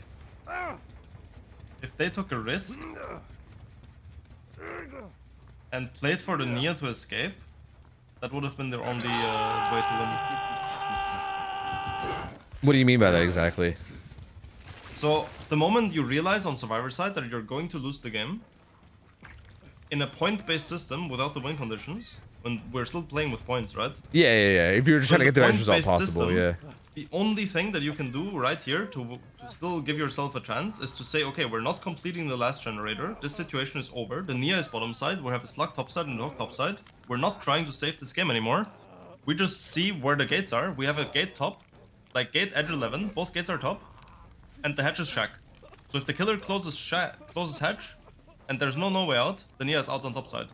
But if the killer reads that and tries to defend the gates and try to find the Nia, but she's bottom side, she escapes through the hatch. Yeah, true. So at this point, it's impossible to play or win 50-50 for the killer. It's like, you might as well toss a coin. Yeah. If you guess right on what gate she's stealthing and you find her, cool, you win. If you don't and she's on hatch, you lose. If you close hatch and she's on a gate, you lose as well. Yeah. And there's nothing you can do. There's nothing you can do. Yeah, it's a massive gamble in their favor. For Survivor to do, and it's one of the drawbacks of the point-based system. Yeah, that's actually pretty interesting. Yeah, because I guess like the gens not completing is like not being the #1 win condition kind of is what opens that up, right? Like the fact that you can just let them die. Right now? See what the Nia is trying to do right now? Yeah, she's waiting topside for the killer to close hatch. Yep. And we're gonna see exactly that happen. Yep. And she's killer closes hatch, and she's getting out to the gate. Oh yeah, she'll 100% be able to get out. Yeah, that's so far away. So now this is a much better result for the survivors. Yep. If it ends up coming down to a tiebreaker, like if it doesn't, a massive swing. Yeah, if it doesn't end up coming down to a tiebreaker, that's gonna matter a lot. Those like 2 hook stages, that's like a net like 6 points that they're getting out of that, which is pretty massive. So there you go. I mean, pretty big, pretty huge there. But I still, regardless of Instadodge takes that, they do take that game.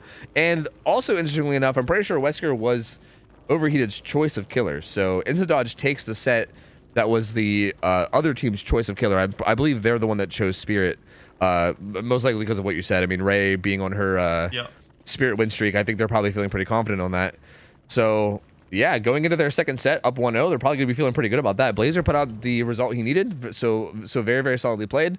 I think I would guess that you would probably argue that it was probably more so a bit of a throw from the survivors in terms of their positioning, especially towards like the later end there. But overall, I still think Blazer played that really, really solidly. Good try for Overheated. And we're going to be going 1-0 into the Spirit set. I'm excited for this, man. I'm pumped. I'm excited for this one. I always love watching some Spirit, so it's going to be interesting. Also, I'm really, really curious to see how Ray plays Spirit. Because, because there's very, very different playstyles that are available for Spirits that are, I wouldn't say all equal, but they're all viable. Right? You can place very aggressively and from far away, trying to win 50-50 around pellets. You can walk a lot and always zone survivors and then block pellets with your husk. And play really, really safe and slow. There's everything in between. So there's a lot of different options on how to play Spirit. And I've never seen Ray play Spirit much, so I'm just curious to see what the playstyle is going to be. Yeah, this should be really interesting. I'm excited for it too. That being said, I gotta do the ad thing again where I play ads. Also, I kind of just want to go grab a refill of coffee real quick, so I think I'm gonna do that. That sounds good for me as well. Okay, are you gonna be oxygen in the room? Are you gonna be stepping away, or if you want, you can talk to my chat if you want. It don't matter to me, but if you're gonna be stepping away, you can do that too.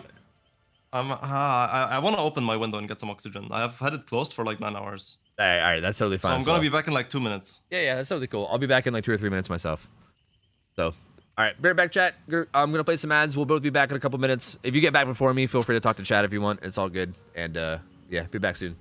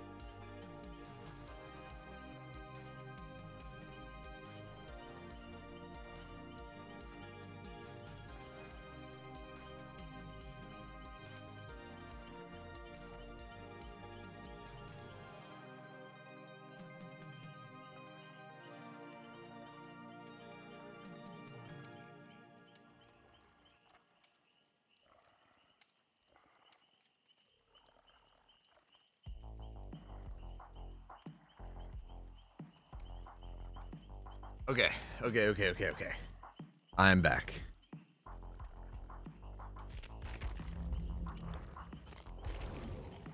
I'm ready to go. Hopefully, all right, the ads are done. They've probably been done. Let me get rid of the dumb overlays I have set up.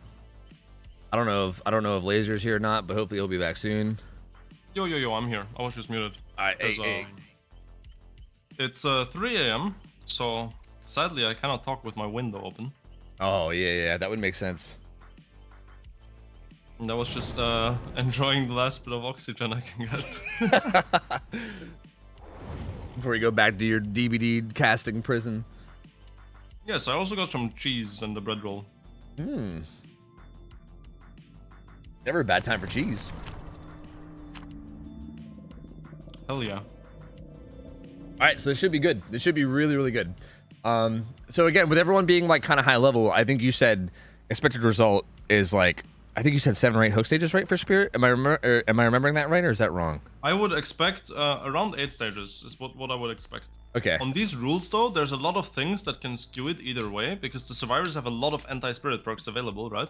Yeah, like off the record and stuff. And also, the Spirit has a perk build available, which I would expect to see, which is Eruption, Pop, Pain, Res, Corrupt, which is really, really snowbally if the game pace is high.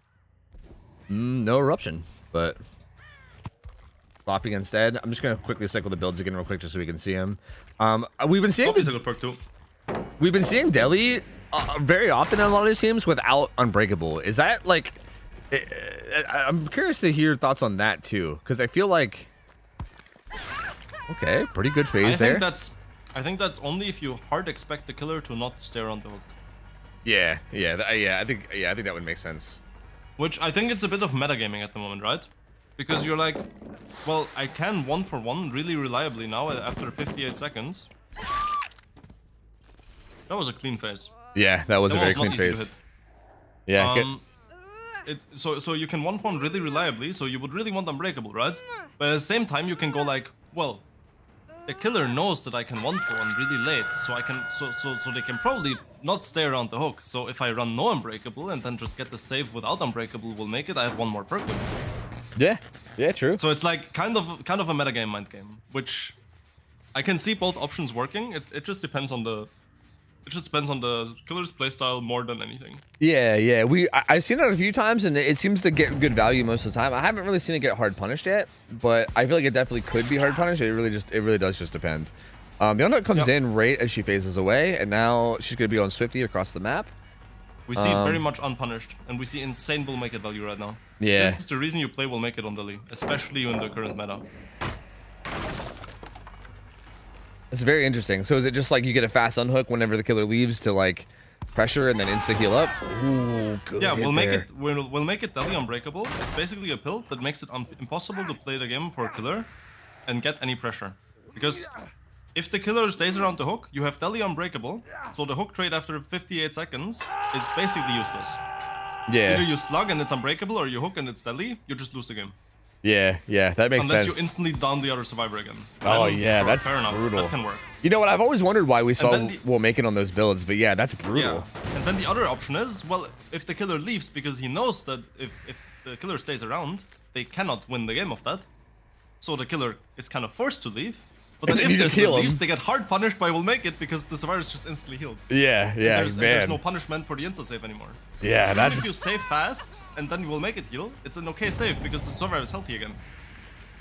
Yeah, that's absolutely brutal, man. But disgusting. Ray does find Rosé though pretty shortly after. So this is a survivor that was down on hook stage already. He has this pretty weak palette, but I think he has enough distance to maybe make this. He fakes it. There was a high level outplay by both sides. Oh, was that a...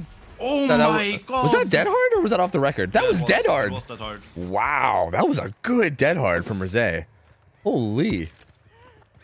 Oh my god, Rosé is playing this chase really well right now. Yeah, he is doing so good. Oh, well. Lost 50-50 though. Yep. Holding W around would be better, because if you lose the 50-50 and you vault, you instantly die. But if you lose the 50-50 holding W, you buy a couple extra seconds, plus instead of running around the loop and dying, you can run behind the rock edge map. Yeah, So holding W there would have been the slightly smarter play. Yeah. By the way, I mean, slightly safer, but lane, yeah. On the 4-lane vault, I just want to elaborate why it was a very high-level outplay from both sides. Both sides knew if the vault happens and the killer swings, it's a hit. But if the vault happens and the killer doesn't swing, it's not a hit. It's not a hit. So the survivor was like, I know that the killer knows that they have to swing at me to hit the vault. So that's why I hold W, because then I don't get hit. Yeah, but then the killer also knew that. So the killer was like, I'm not swinging because I know that if I swing and you vault, I hit you. So you're not gonna vault. There's so many cool little things like that in DVD where like to the naked eye it looks like it's nothing, but there's actually like 3-4 layers of mind gaming going on where you're trying to like predict. It's really fun. It is really cool. Yeah, that's what makes this game so fun in Chase, is like those little things where it's like, I don't know, you know so much about what they're thinking and you're trying to like play around it. Rosé will have his dead heart up again though in this chase, although Ray kind of loses him a bit. What? Nope. Was he exhausted? Pallet save. SP pallet save. Okay, he does have DS up still too. Ooh, weird. This pallet actually might. This pallet save has a lot of value. I would have another person rotate here. Yeah, this is kind of huge. If I'm a pallet tour guide right now, I'm calling for someone to rotate, because getting this pallet save is vital to win the game. Yeah. To get this pallet save, it can actually be out like 7 stages. Yeah, but instead they don't. Now they're fighting for like a bit below average result. Yeah, that was tough because I feel like he didn't dead hard because he had his DS up and also the potential pallet save, but then they didn't get the pallet save and he also didn't even get his DS or his dead hard off. So no value out of anything there, and he's just gonna end up dying. And now it's a 3v1, 2 gens left. They're already down 1 hook stage. He could have actually done something really smart. He could have tried to die on the pallet, but fail at doing so, because then the killer is like, well, I can't let him crawl on the pallet, right? Yeah, then insta pick up. Yeah. And then insta pick, but then you get the last second DS. Yeah, that actually would have been kind of cheeky, like kind of failing it on purpose, kind of like pretending like you'd fucked up when you didn't. Yeah. Oh. And then the thing is, even if you lose that mind game, right? Even if the killer's like, well, it's DS, I'm not picking that, then you're on the pallet anyways. Yep. Yeah. True. True. You're losing anything. Gets a hit onto Nia. That gen back by the crane was progressed a lot, and I think she's trying to catch off somebody rotating back there, which I think she will find here, kind of. I think that Ray understands that she has to give up the gen in the corner. Yeah. No matter what she does, if she tries to hang on to it, she's gonna lose the game for it. Yeah, it's way too progressed. There's no way. There's no way you could really hold on to it. I think she is. Was it a quick and quiet live? Can you check? I think it might have been, yeah. No, actually. No, it was not. Okay. Then it was just a weird sound. Because I didn't hear anything. Yeah, I didn't hear anything either. Yeah, I kind of just assumed it was. Oh. Oh, no, jump it. Oh, no. That you hate. So bad. Yeah, that's got to be so frustrating. I mean, unfortunate for Ray. I mean, Ada, though, you know, definitely lucking out and not getting hit there. A little bit of like a panic vault spam. Runs back edge map here. Ada is the good grab. Ada is the deliverance driver, though. This could be pain res though. This could salt that corner gen a lot, and it is. That's gonna salt that corner gen a lot. That's actually kind of huge. So yeah, it's regressing now. Main gen's not that progressed. She's gonna kick this one near the hook as well. I feel like not resetting could have actually been a play there, because not resetting and popping the corner gen as a trade-off for getting this shack gen to like 70% and popping the corner gen, I think that could have actually been worth it. Yeah. It kind of does feel that way, because now Ray is not in a terrible spot here. All 4 gens are still up. This one's actually somewhat defendable now.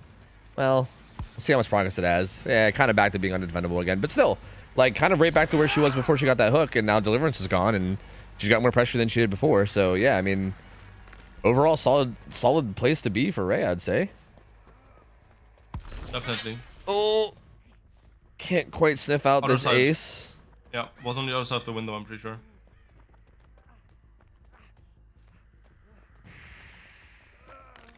Man, these little check spots, yeah, these little check spots in the walls are doing work for this ace right now. Yeah, he's able to see exactly what she's doing here, and playing this palette really well. This ace is doing a really good job. He makes that with new vaults. Yeah, he's going to with new vaults. Yeah, that's so gross.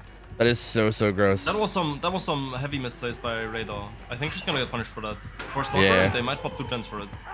Never mind, the Ada is like. Yeah, she's like running around on that left side. The Ada is mispositioned. If the Ada rotated to Shack and the Nia rotated from Shrek to 7. Well, they pop them both. Well, it's 5 for you. Yeah. There's no one there. Yeah, but I mean, they could have if they would have both rotated, right? Yeah. Exactly, that's the point. Yep. If they rotated correctly, they would have popped both gens. This still does have a lot of progress, though. I mean, they're still threatening it. Ray's gonna come over and break this up. This is gonna be a dry kick, no pop or anything. The unhook's also gonna be happening from 8 on the other side eventually. Yeah, there it is. Looks like renewal on Swift as well, so that'll save them some time. And I'm assuming they'll just be resetting Ada and then probably coming back in to tackle the gens. They should be going to stack the gen. Right now, there needs to be a call to go stack. Okay, interestingly played pallet. Nia doesn't. No, they. Well, oh yeah, no. Reset. Yeah, they're actually both stacked on the gen near the stacking hook. That's the better player. Yeah, because now if Ray goes here, then Nia can just go right back to that gen by the crane. Exactly. Yep. So yeah, they're pretty set here to get into endgame. Resetting would have given the survivors the chance back. That's Blythe. Ada's here and she's injured. Last straw for Ray. Trying to hit that phase. Doesn't. Yeah. Even then, it would still be unbreakable, so it's hard to get anything out of it. Actually, I think Unbreakable was on a different survivor this game, but... Really? Oh, yeah, we talked about it. Yeah. Good sniff out there, though. Does get that down. They're most likely going to be popping the last gen. Yeah, the gen pops at crane. Pal Tour Guide is worth 2 hook stages. Yeah, ideally, we want to find the Nia here. Yeah, the Nia is a fresh hook. And or find the ace before he gets the unhook. Those are the 2 options for the Spirit right now. Okay, Nia's gonna be stealthing by crane. Ace was hanging out near the hill. Nia's like right off to the right here. Ah, man. Yeah, it looks like neither one happens. So now this is kind of tough. Trying to get a really fast heal in.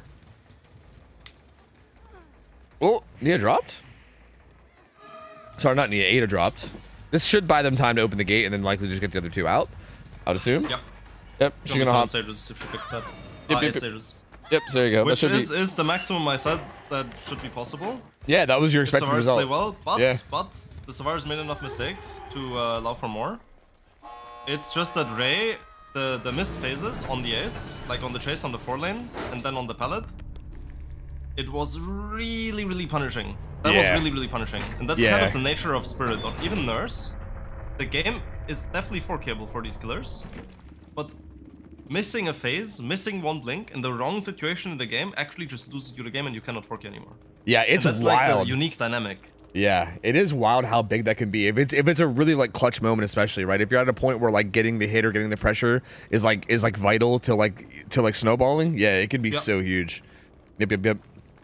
The thing is, people underestimate how punishing making mistakes on these S tier killers actually is. Yeah. Like people say, oh, just play Spirit in pubs. It's a free 4K. It's not. You play. There's so much more to playing Spirit than people who don't really play or think much about her and think there is to her.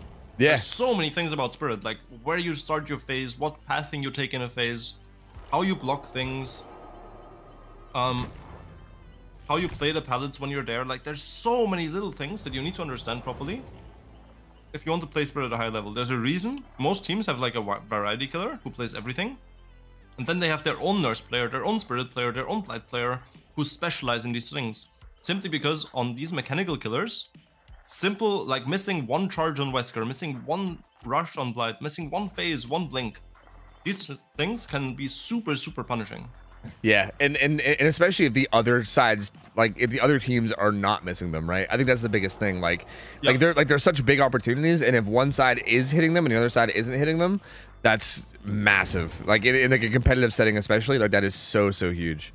So yeah, I mean, that is pretty wild. It is super punishing too. I mean, especially with a killer like Spirit, who does have like the large cooldown from her power as well. Like that's what Rusty Flutes helps with. Yeah, it does help, but it's still there regardless, right? Even with Flute, if you use like all of your phase, it's still a decent chunk of time that you're just kind of a 4.4 killer with nothing really going for you until you get your phase back. So yeah, man, pretty brutal. But I would still say pretty good result from Ray though. Like Again, I think you are right that there could have been better, but I think still very solid. And I think the Instant Dodger survivors now are in a spot where I think kind of like the Wesker game, it felt like kind of like expected to now where I feel like it can go either way depending on how each side plays. Yeah. And we're gonna have V on. This is definitely winnable for the killer side though. Yeah. Getting a 3K, getting 9 stage 3K on killer, on spirit is definitely 100% possible. Okay, so what if the killer has a good start? This is possible. So what build do you expect to see? I'm kind of surprised we don't see Noed more. Maybe it's because. Go ahead. I think Noed with this win condition is a good perk. Yeah. But I think eruption pop pain res is just so strong. Yeah. Yeah, it's tough, man, because I do feel like Noed makes sense, right? Given the win condition and everything, it's so good for securing stages. Also, just on Spirit in general, it's good, but... Pop Painres Noed or Pop Painres Eruption is the build that I would want/expect to see. Not that Sloppy's bad, I really like playing Sloppy on Spirit, but I don't think it quite competes with the other perk options here. Yeah. Also, if you want to show it on stream, I don't know if you want to, I sent you the Spirit math in DMs. Oh yeah. I'll go take a look when I can. Yeah. Pat's yelling at me for having the wrong map layout up. Yeah, that's my bad. Yeah, feel free to yell at me if I ever do that. If I ever do that wrong, man. Like I'm in charge of like 2 things for scrims, and I somehow managed to fuck up the 2 things. So feel free to yell at me. Also, Ralph, thank you for that raid, man. Appreciate you, dude. Thank you, buddy. Thank you. Someone in chat just said Sloppy does a lot more in pubs. I feel like I actually disagree. I think it's the other way around. Sloppy does much more in comp than it does in pubs because survivors in comp are usually more restricted. For example, only 1 medkit compared to 4 medkits in pubs. And also, comp teams make much more sense in their resets and decision making than pub players do. So, you trying to interrupt resets with Sloppy is much more doable and much more consistent and much more valuable as well in a comp setting because survivors are more restricted and make more sense.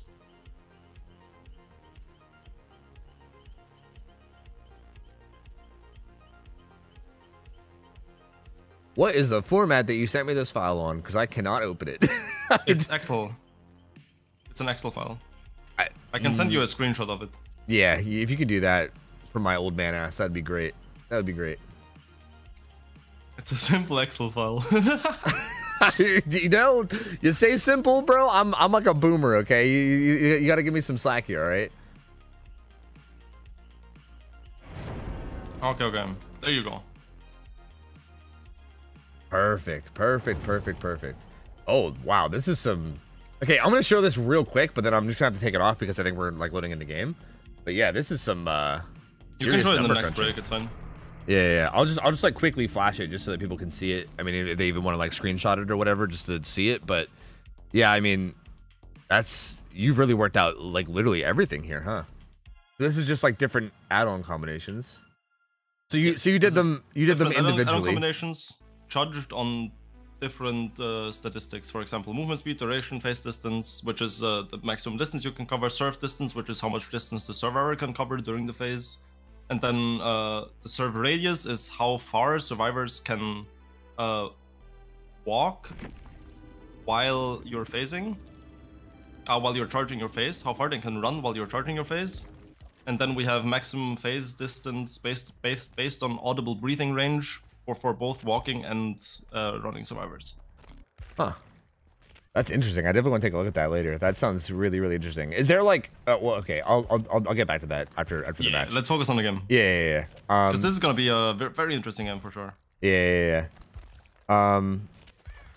Ada's got a pretty good like a tunnel build. She's got DS Dead Hard. It looked like Claudette had the Unbreakable Deliverance.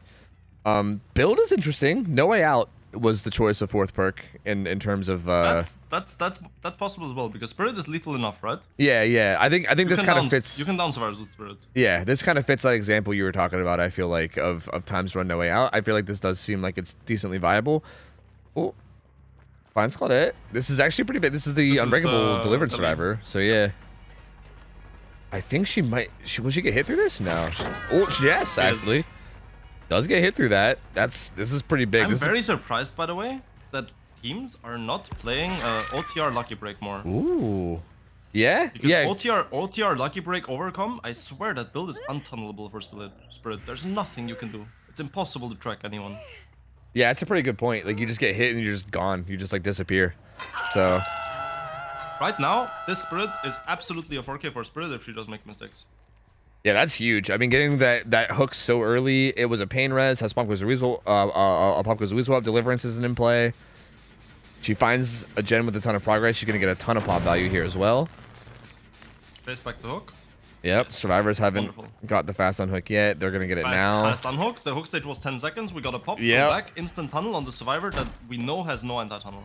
Yep. Because if the Spirit has the game sense needed, then they know right now that SB, there's no deli in the game. There's no anti-tunnel here. Yeah, because this is just super free. Yeah, sprint burst is pretty much always on deli, right? Like, is that yep. like, yeah, like that seems to be pretty consistent. So yeah, that should basically tell the killer everything they need to know. But I think this is OTR, right? Oh, well, playing for pellet save. Yeah. I think she can block it unless they come from the inside. No, they can vacuum that. Ooh. They could have vacuumed that. They don't get it though, and they actually sent 2 survivors to it. Yeah, the game's over now. It feels pretty over. Yeah, they sent 2 survivors to that too. I just bugged them out like an idiot, so that's my fault. She'll unbug whenever she kicks a pallet or kicks a pallet or gens. There you go. There we go. But yeah, thankfully the drop track pallet, convenient. Yeah, how kind of them. Thank you. This feels pretty over there. They're gonna pop that 1 gen, but this one's gonna get hit by pop, and this survivor is like on their way out, dude. They are on their way out.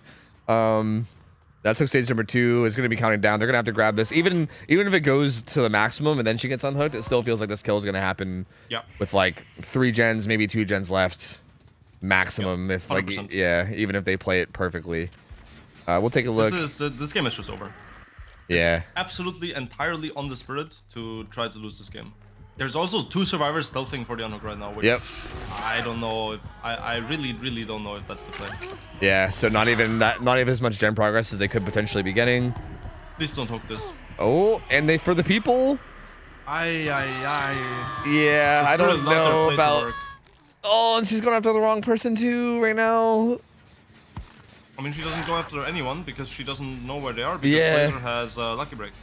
Yep, that's a good point. Yeah, Blazer has Lucky Break, so he's Gonzo, and then Paige ran off to the other side of the map. So, well, you said it was on the killer to lose it, and I feel like that was a pretty. The funny thing is, the start of the game was so bad that this is still a win for Spurs. Yeah, I was actually gonna say that. I still feel like she's in a good spot. Like this is still a win, but it's much harder to execute this win than the previous win. Yeah, like I think there was a much safer way. It's much harder than it was before. Yeah, but still definitely doable. Still pretty probable, I would say. Ooh, okay. Whoa, what the fuck is happening? That was like. What was that? I don't know, because it feels like he vacuumed into that pallet in that like locker from really far, but then also that was like a late connection. Like he jumped out again and then got hit. That's what I feel like happened. Yeah, it was like a lingering hitbox on the M1. I don't know what the fuck that was. What? That whole thing was weird. A 3rd pain res comes in, pops up again, 3 stacks and no way out. Claudia's gonna be in constant like fear of getting spotted, because if at any point she gets spotted, that's gonna be. Ooh. Killer sees progress here. That needs to play very slow and safe right now. Oh, she just got spotted. Yeah, that crow. No. We saw the head. Oh, I didn't see. I didn't. Over the what's it called? Help me out. Crane? Rock? Yeah, over the tires on the crane. Yeah. Oh yeah, like the tractor tires. Yeah. I didn't see it, to be honest with you. I saw a crow fly, but I didn't see her head. But yeah, it looks like V saw it. And yeah, he's gonna be on Claudette. Ooh. Can't quite sniff her out though. She does make an edge map. This pallet. Kind of zoned here though. Yeah. Just don't let her out. Yes, well played. Hear the footsteps. Oh, yep. Yeah. We'll get a hit here.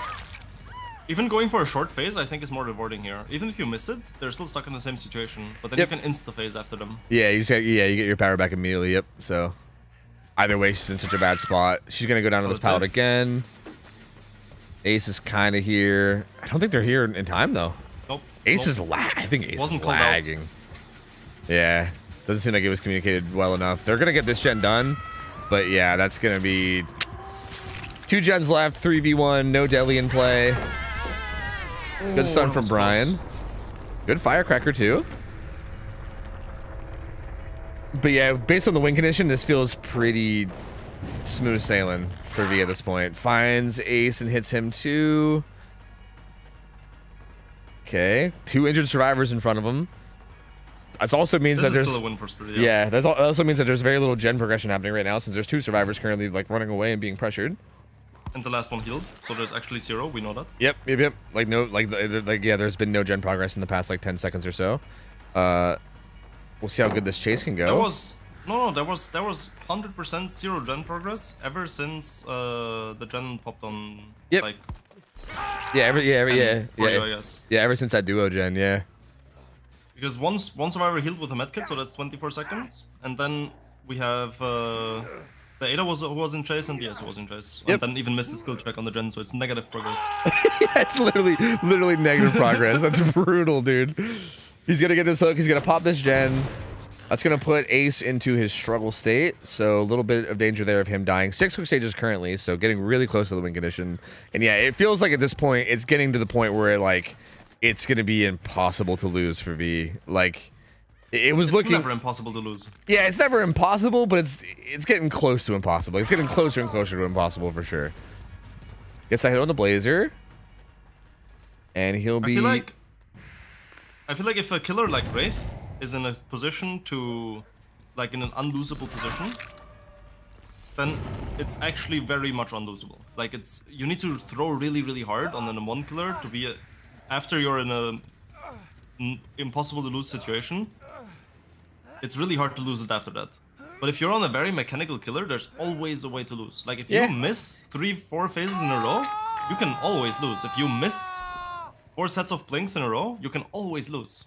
That's the fun thing about S tiers that I feel like is sometimes overlooked.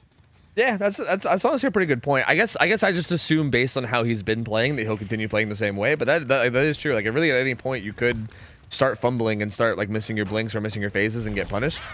Ooh, good live there from Spectral.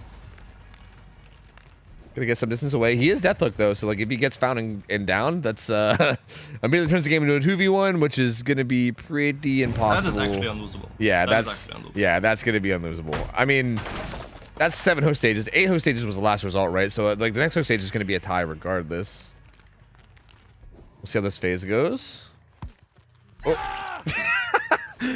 All right, gets the down. Yep, and this is gonna be the death hook on the Ace. And this is also gonna make it a tie. So after this, it'll be next hook stage wins.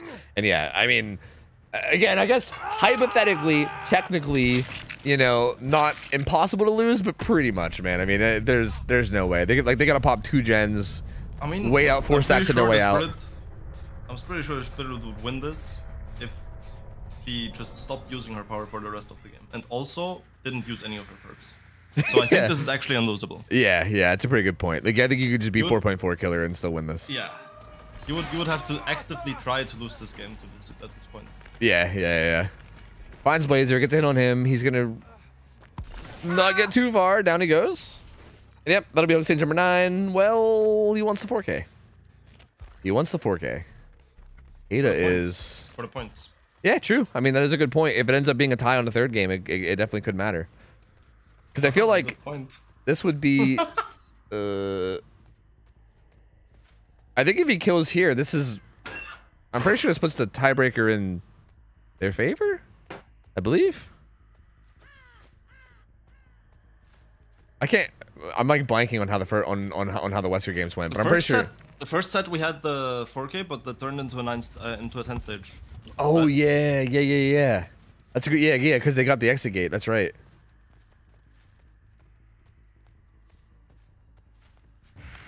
Well, Ada stealthing around really far away, kind of back at the crane right now. V struggling to find them. I think the #1 priority for the Spirit right now should be to check her exit gates. Yeah, like figure out where the exit gates are, because if the exit gate split's good, then you can basically just kill and then catch, right? Yes, exactly. If the exit gates are defendable at that point, you can just hook, close hatch, and it's 100% win. But if the exit gates are bad, then you're prone to playing a 50 now. I couldn't tell where the other exit gate was. I think they might not be the best. I think they're playable. Well, wait, no, there's no way out though. There's no way out. So like, true, it's no way out. There's no reason for the survivor to. There's no reason for the spirit to even slug in the first place. I forgot that as well. Yeah, I forgot too. Yeah, but yeah, with no way out, it really doesn't matter at all. Yeah, they are pretty opposite side of the map, but yeah, it doesn't. It really doesn't matter. I think Ada was over by the. Oh, she's nearby. Yeah, she's kind of hanging over by the crane, but yeah, she's gonna discover once though. I think once she discovers no way out, or she's gonna fast fault that and try to make a play for hatch. Let's see. Is the killer confident on the hatch location? Yes. Oh, okay. Yep, and that's gonna be it. It's gonna be the 4K. So hey, very solid play from V. Overheated takes this. It's so interesting because again, like both teams lost the killer that they chose. Like the killer that they chose for the best of 3, they both lost one.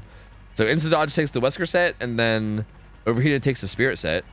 So we are gonna be going to the Ghostface set, which should be again super interesting based on what you were talking about before. Yes, Ghostface set is gonna be very fun to watch. Yeah, sure. That should be really interesting. Yeah, I'm really curious to see how these teams handle it too, since they're like some of the more higher level teams we have. Because a lot of the Ghostface we like I feel like a lot of the games we see just end up being like real sloppy. Because the killer it's weird, right? Like Larry's a tough killer. Like going against a killer like Ghostface who's very stealthy, it's very awkward. And like you said, it's one of those things where you have to have a lot of experience like against it in particular. So a lot of the games that we see, especially with like the newer teams, end up getting real sloppy. So it will be nice to see like one of the more like two of the higher level teams in scrims play it. I'm really curious to see how it plays out. And yeah, I mean, can we even give it like an expected result? I don't even know if we can. I think we just say fuck it. We just go into it and say, who knows? How good the teams are. Yeah. It depends how good the teams are. If the teams are very confident and practiced on it, then the expected result is like 5 to 6 stages. Okay. Especially on these rules, that's very doable. And if the teams are not used to it, but the ghost faces kind of play well, then it's definitely 4Ks. And the question is, how many gens are left? And if the ghost faces also don't know how to play, then it becomes really chaotic. At that point, you cannot predict it anymore. yeah. Then it's just who knows at that point. I'm not sure if we're keeping the same killer because I'm not sure if these are right. Because I think Rosé was supposed to play. No, maybe. Well, either way, it's gonna be the killer for Overheated. I don't know whether it's gonna be Rosé or whether it's gonna be V. I'm not sure if we're keeping this lobby or not. But let me oh shit! I gotta get the map overlay. Oops, I never even downloaded it. Oopsie. Hold on. I need a minute.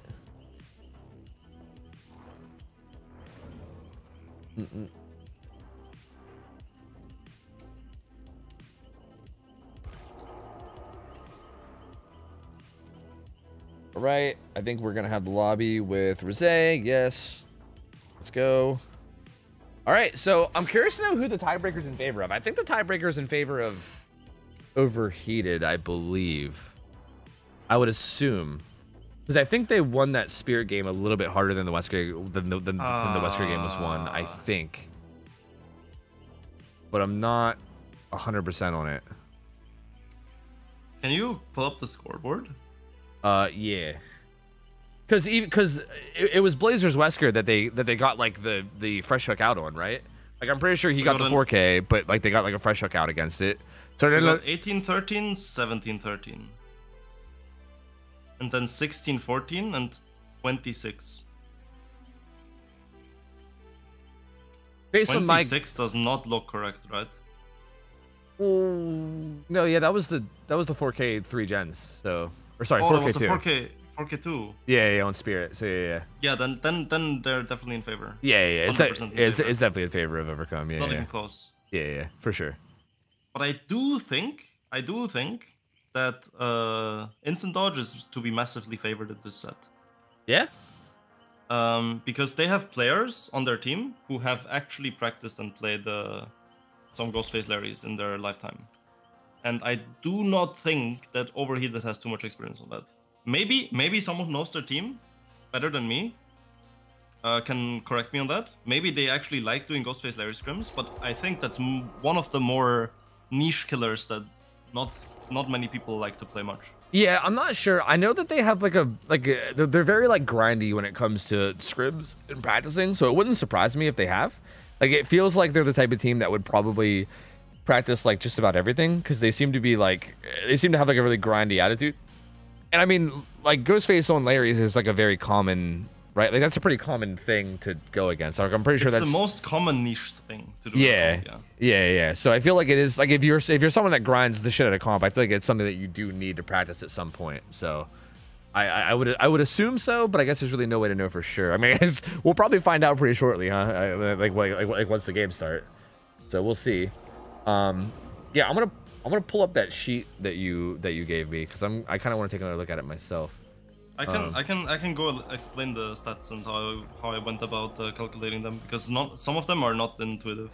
Yeah, I'm down. It's interesting. Are there any like just before we even look at it? Is there any like sets of add-ons that are like better for one thing but worse for others? I mean, probably, right? I would assume. Yes, absolutely. I can go into that. Okay. So, just to explain the stats, we have movement speed. I think that's obvious. We have duration, obvious, how long the phase lasts. We have phase distance, which is just a combination of the two stats, but I wanted to display it separately. Because phase distance is just how fast you move and for how long. Yeah. Okay. Then we have the survivor distance, which is how far the survivor can run during the full phase duration. Okay. We have the charge time, how long it takes to charge the phase. The recharge time, how long it takes to recharge a complete phase, like a full phase, if every charge is depleted on the phase.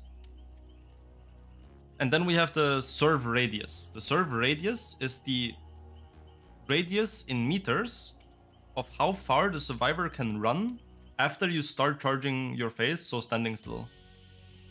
So the survivor, if you see the survivor at a specific spot, and then you stand still and charge your phase, by the time you start moving, the survivor can be anywhere in a 6-meter radius around where you last saw them.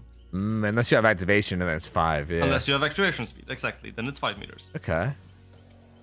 The max running phase range is just the phase distance minus the charge, minus the survivor's distance. So if the survivor, for example, if you look at the base kit, if the survivor runs 20 meters and the phase distance is 35.2 meters, that means you can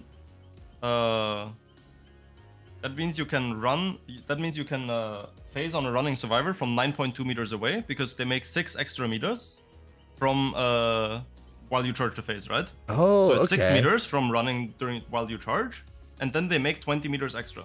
So and your full phase on base kit covers 35 meters. So if you have 6 meter walking, 20 meter running, and then 35.2 phasing, that's 9.2 meters difference. So that's the running phase range. Interesting. So yeah. So again, like we saw it earlier, but like like for instance, if you're just running yellow speed, it's like 13. Like that's what you mentioned earlier, where they had a bunch of distance, and you said that they could just hold W because they like were too far away. Yeah. They were too far away. And that's where this comes from. Yeah, that's super interesting. If you're more than 13 meters away from the spirit charging her phase with yellow speed, you can hold W, and the spirit will not be able to hit you with her phase. Huh. That's about phasing on top of you though. That doesn't take into account lunge range. Yeah. So with lunge range, you can add an extra 5 meters. But if you're more than like 16 meters away, especially if you can vault the window, you're safe. Huh. And then we have the max walking phase range. How that is calculated is the most difficult to grasp and understand thing, and also hardest to calculate. But the max walking phase range is based on a couple different things. The first one is walking speed of the survivor. The second one is how big the range of breathing, that's idle breathing, not running breathing, being audible, which is 7 meters. For those of you who are wondering, I think realistically it's 7 meters. Maybe it's in the game for 8 meters. I'm not sure. But 7 meters is what I calculated with. Plus, it's, well, how far the survivor can walk from the last spot you saw them at while you charge your phase, and then how long it takes for you to phase towards that spot, for you to then still be able to hear them. So, but okay, basically, how far can you be away from the survivor's last seen location, so that you can still phase to their last seen location and be within the 7 meters of idle breathing distance. Oh, okay. So if they're farther, like, so basically if they're further than 11 meters, like say they're like 13 meters away, you're saying that like by the time you get to their spot that they were, they can be further than 7 meters away, so you won't be able to actually hear them. So you won't be able to hear them. Yeah, okay. So at that point it becomes a pure prediction if you can hit the phase or not. Yeah, But if they're less than that, if they're closer than that to you with yellow speed, you would be able to reliably, if you hear well enough, you can exactly phase on top of them every time. God damn, dude, you were not wrong about the spirit having like so much depth to it. Because yeah, this all leads to so much interesting decision making, right? Like you're like when you phase and like how you handle your phases, like based on like how far away they are, all changes when you like have this information in your head and you know it all. That's so bizarre. That's so wild, man. Like that's something that like there's no way I could even like imagine people like. That's just crazy. That's so like eye opening. I feel like. God damn. And since you asked if there's like add-ons that are better for one thing but worse for the other, yes, there absolutely is. To explain that, if you think about, for example, speed duration. Speed duration is by far the best thing for mobility, right? If you phase from A to B, you have by far the biggest range of where you can go. You have 48 meters, 48.4 meters of phase distance. You can phase for 48 meters. Yeah, that's so far. But you also need to look at the recharge time. Yeah. Look at the recharge time. The recharge time is close to 19 seconds. So if you miss that phase, you get to wait 19 seconds until you can phase on someone again. Yeah, that's brutal. That is a long fucking cooldown. Oh, is this the wrong lobby? Oh. I think the lobby was bugged. Oh, I see. We don't need ads, guys. That's all you guys asking. We don't need ads at the moment. I mean, if I knew they were going to take this long, I maybe would have just ran them anyway, but we didn't really need them.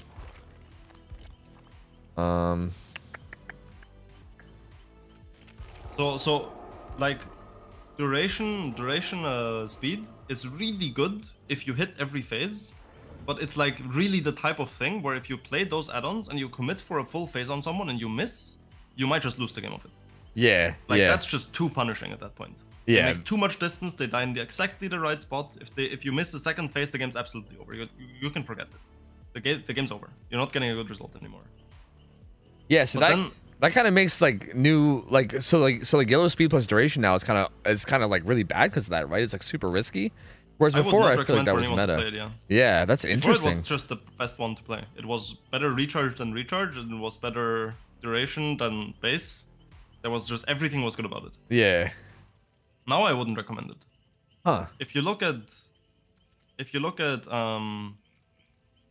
double speed add-ons, if you like all the way in the bottom left, yellow speed plus brown speed, the movement speed is actually not that different. The phase range also doesn't really change much. And the distance that you can phase on top of for survivors while running and walking is not too different either, right? Yeah. So I feel like apart from the reaction time speed, double speed is not the play. Yeah, that feels pretty awful. Yeah, it feels like brown speed does not add a whole lot. Yeah, exactly the same as if you look at yellow speed plus activation on the right side of the spectrum. Mm-hmm. It's kind of the same idea that you make it harder to react on pellets, right? Like with more speed, if you phase sooner, the survivors have a harder time reacting. But then if you look at the max running phase range and max walking phase range, the running phase range is almost as good as the brown speed. And the walking phase range, which arguably matters more, is much higher. So it actually helps you with less reaction time, plus more phasing range. Huh. So if you want to have the highest chance of hitting every phase, if you want to hit the highest percentage of phases, yellow speed plus activation is what I would recommend. Yeah, but then also like I think it's obviously riskier because I think like recharge kind of like makes up for your mistakes if you do fuck up. So exactly. It's just it's a risk reward, yeah. The reason why I think recharge is best, especially for Forion, is because in a Forion you're not only using your phase to phase on survivors, and recharge allows you to use your phase so much more liberally because you get it back so much quicker. The recharge time is 11.5 seconds. With green recharge, with yellow recharge, and 10.7 seconds with green recharge, and that's for a full phase. So even if you use your full phase to a generator, kick it, and then walk on a hill or something, your phase is back. Yeah, and if you're trying to like mind game a pallet and you just want to go for like a risky one for shits and giggles, even if you use like half of it, it's back in 5 seconds. That's like nothing. Exactly. Yeah. So yeah, you're much more liberal in using your phase, and especially against good survivors, especially with things like Shack Pellet and Jungle Gyms and Crane being in the game, you're bound to miss some phases. It's almost impossible to hit everything. So at that point, it just becomes better and better and better to use a recharge over yellow speed and activation. Because yes, you might hit like 1 or 2 more phases that are around pellets with yellow speed activation because they have less time to react. But for every other situation, and the moment you make any kind of mistake, recharge is so much more forgiving. Oh, so yeah, that's why I would recommend those add-ons to run for everyone. Yeah, that seems really solid. That breaks it down really well why those are so good. Yeah, it's interesting to see how bad, like the old meta of like recharge speed. Like I know that like recharge got nerfed, and I figured it would like affect it quite a bit, but duration. Yeah, my bad, duration. See, I say recharge because it did both. In my head, I was like it did both, so like whatever. Yeah. But yeah, like it took such a big hit, and I didn't think it would actually be like that impactful, but my lord, it really is. Like when you really break down the numbers like that, it is like actually so impactful. Like that recharge rate becomes insane when you use a full charge, or even just in general, it just becomes insane. So yeah, that's pretty wild, man. That is interesting. Those are interesting stats.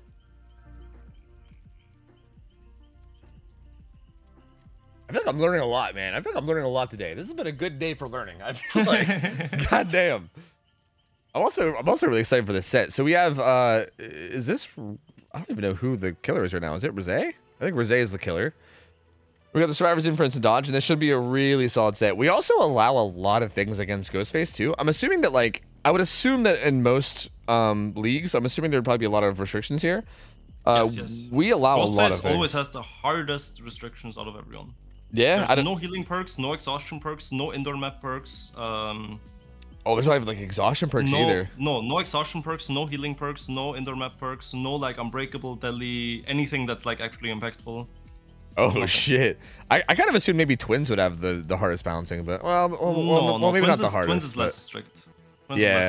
Yeah, we actually, I think we give twins the hardest balancing because I feel like twins is the one that gets like kind of hard countered the most by like certain perks. At least it kind of seems that way to me. I don't know. Like if you just rock like flip flop unbreakable or healing perks. You just need to remove healing perks. Yeah. Healing perks and like deadly OTR, things like that. I mean we got rid of power struggle too because I feel like flip flop power struggle. Power struggle as well, 100%. I mean that's general banned in every tournament. Yeah. See, but like we allow all that stuff.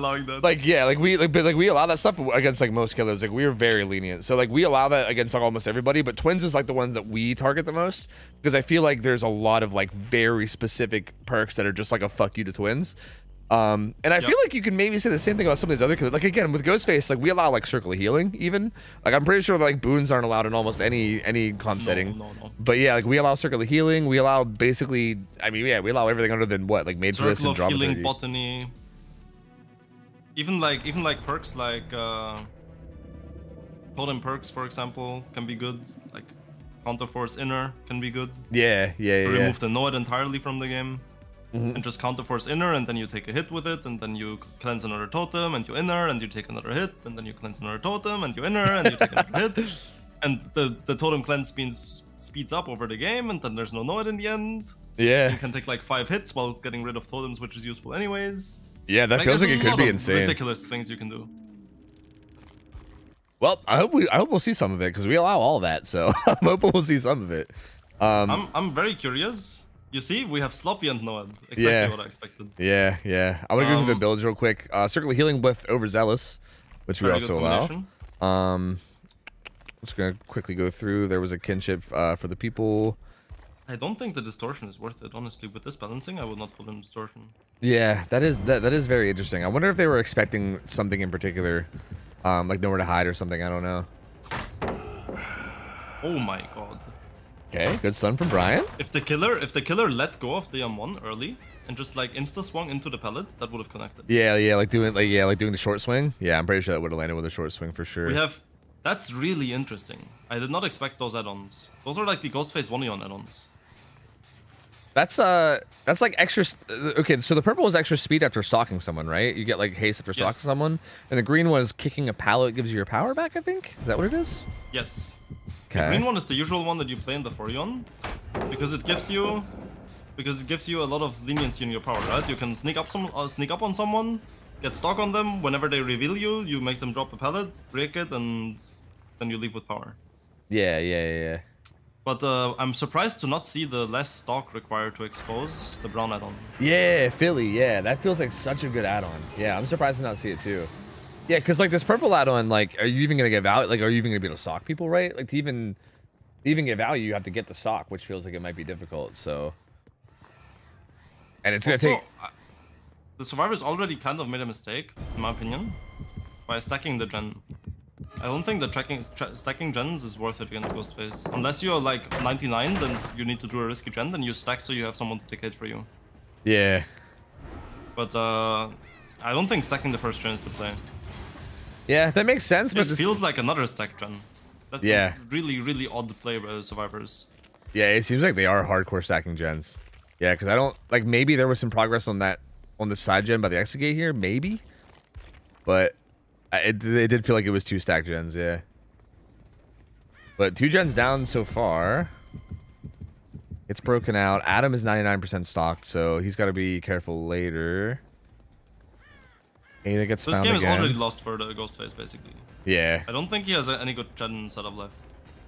Yeah, it's feeling and pretty if it is rough. anywhere, it's around bottom side where it's like 20 gold pellets.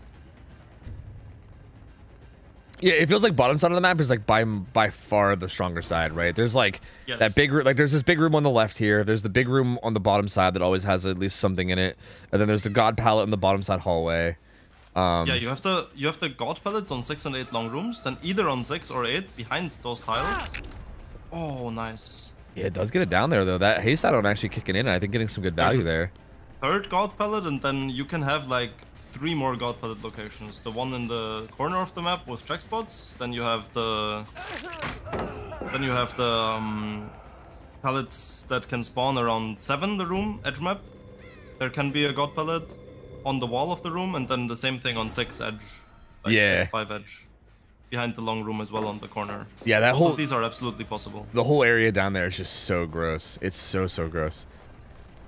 They actually do get the pickup onto Adam though, so he doesn't even get that initial hook. Gonna smack. Right now we can Ryan. see this game snowball out of control though. Yeah, with everyone getting injured. Injuries. Yep. It absolutely could. He's gonna stay onto Adam. He's gonna try to bait him involved in that, but it does not work. So far, they're doing a pretty good job though of not letting it snowball. This Adam, I mean, he's just kind of committing to this Adam, and this Adam's doing a good job of stalling this chase. This window is very strong, and he's gonna bail at least for now. We'll see what he can find down here on the bottom side. Yeah, these guys are injured though, so like if he does sneak up on someone and like I don't know, like it could definitely get out of hand. I'm curious to see if they're resetting anywhere. I want to go check. In the corner. Yep, this is a really strong pallet. This got sprint burst as well. 100% safe if you know the track spots involved correctly. This is another God pellet when it's pre-dropped and you can run around. God pellet behind this room because it wasn't behind the other room. Yeah, it's that hallway. Always one God pellet behind one of the long rooms. Oh, he's gonna go down under pallet. There's I don't think they even get that save even if they're close enough. They're not gonna get it. Yeah, that's gonna be first hook. Could be pain res. I'm gonna quickly check on gen progress real quick. These guys are resetting. It didn't hit this. It looks like it hit Claudette's gen instead, which was on the left side. Maybe I think that's what that was. Yeah, it was this left side gen. So this is the one that had the most progress, and it got hit with pain res. The other gen they were working was the bottom right gen. Actually, I couldn't even tell. It might have been top right actually. I really couldn't tell. Sometimes it's hard to tell, like the corners if I just quickly spec. Curious to see how they handle this unhook though. Yeah, they're currently just slamming the gen. I believe that is top right. Yeah, that one's gonna get done. Ghostface still just kind of hovering around. Sees sees Claudette. Gonna get some stock on her. She's gonna get out. Who's got? Oh, the deli survivor's one on the hook. I didn't even realize. Unhook does come in though. Ada's there. Gonna get stalked for it. Gonna give him a boost. That's a mistake. That's a mistake. From the Ghostface just to full stock that, you mean? Yeah. Yes. You want to 99 that and then have the least distance possible. Yeah. Like that. I feel like that definitely seemed like it probably because I feel like now like nothing really happens at Ada, right? Like she's gonna go top side. They're probably gonna play like really safe with the comms and like make sure they communicate where he is. And I imagine she'll probably be able to wait that out without going down. So this again, way too much distance for the expose. Yeah. I feel like Reze doesn't really have much scrum experience on Ghostface. Yeah, it seems entirely possible, to be honest. And again, with there being last minute subs and stuff too, he might not even be their Ghostface player. He might just be kind of like filling in. So it's hard to say. Ooh, goes for a pretty aggressive swing there, doesn't land. But Paige will be going down here, so there you go. The down does eventually come in. I have no idea how that didn't connect. Yeah, that first swing, I kind of agree. It felt kind of weird, yeah. I would have bet my money on that. Yeah, it did just kind of feel like it just like grazed her back and she just didn't care, but yeah. That down comes in again. There is still kind of a 3-gen setup on bottom side, but not a very strong one. And it's absolutely not playable. Oh yeah, actually, wait. This isn't even the gen that I thought it was. This is the Exegate gen. So yeah, that's actually pretty horrible. Get some stock here. A little bit more. The unhook does come in though. Only 2 hooks currently. There's been 2 pain reses. No ed's still usable for late game. But so far, the survivors in a really good spot. It seems like they're definitely in a good spot to get a really strong result here, as long as they don't make any big throws. Laser gets found in stock. The thing is, it may look like it, but I feel like the survivors are actually not playing this set too well at all. Yeah? They're not playing it like bad, but the moment we saw that the first 2 gens were doubled and it wasn't punished, that already was something that shouldn't even happen in the first place. And that set themselves up for being in a good position afterwards. And now we saw they're in a situation where the Ghostface is in stealth, they don't know where anyone is, they just had an unhook with a reset. At that point, they should really, all of them, be in a safe position, not do anything in the game, just be in a safe position, be on a pallet that they're comfortable with, chill somewhere where they're just safe, and wait for information. Because as long as they don't know where the Ghostface is, they need to play safe. They can't give anything for free.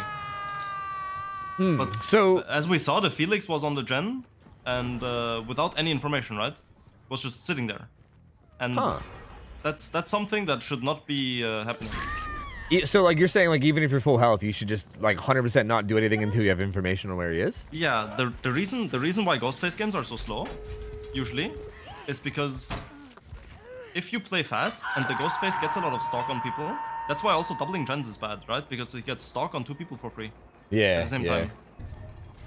And if the Ghostface builds up the pressure with stock and then people don't play safe, which this gameplay could have been punished, they stack a gen, he gets 2 people 99, goes to a 3rd person, gets that 1 person 99, now 3 people are 1-shot.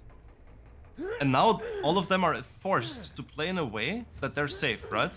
Because otherwise they're 1-shot. But because the Ghostface didn't really punish the mistakes the survivors made, it didn't look like mistakes. But it's just the classic thing, that it's the reason why if you just play public games, you're probably not gonna improve past a certain point, simply because at some point, people just don't punish your mistakes anymore. Yeah. You never realize that you're making mistakes because they're never being punished. Yeah. Also, he is snowballing really hard with no-ed right now, by the way. Crazy endgame. Yeah, he's going ham with his no-ed. Like, Jesus Christ. But yeah, you're 100% right. I mean, even me, like, I didn't really think, you're even like teaching me right now, because I wouldn't even think of that as a mistake, right? Like I think now that you explain it, it makes sense. Like, I get it. Are they just taking the out? Are they? It seems like. Oh my god! Is it 11 stages? They literally cannot do that. They literally cannot do that. They lose the game mathematically, right? Well, no, because they still have their killer to go. But they just lose the game mathematically, right? Because their total points are massively different because they got 4k 2 by spirit. Well, no, because if they win this set, like, that only matters if they tie this game. Like, if the other killer gets exactly 11 host stages, then that matters. Okay. Because yeah, it's currently 1-1-0. So that's like if the tiebreaker matters, then the tiebreaker's in their favor. Okay. I see. Deliverance? Or no, that wasn't deliverance. That was an illegal Kobe. That was an illegal Kobe. Someone arrest this man. Arrest this man right now. Is it illegal to Kobe in the scrim night, even if like all survivors on hook? To be honest, I really do. If people want to DC like that, I honestly don't care. I tell people that if the game is clearly over, they can DC. So we consider that a DC. That's totally fine. I mean, yeah, typically we don't allow Kobe's, but like if the game is clearly over and you're just like waiting to bleed out or waiting to die or whatever, I tell people that they can DC if they want. I really don't mind. So yeah, but that was basically just Brian trying to kill himself without DCing, but then he just did DC, so that's fine. Yeah. That's also totally fine.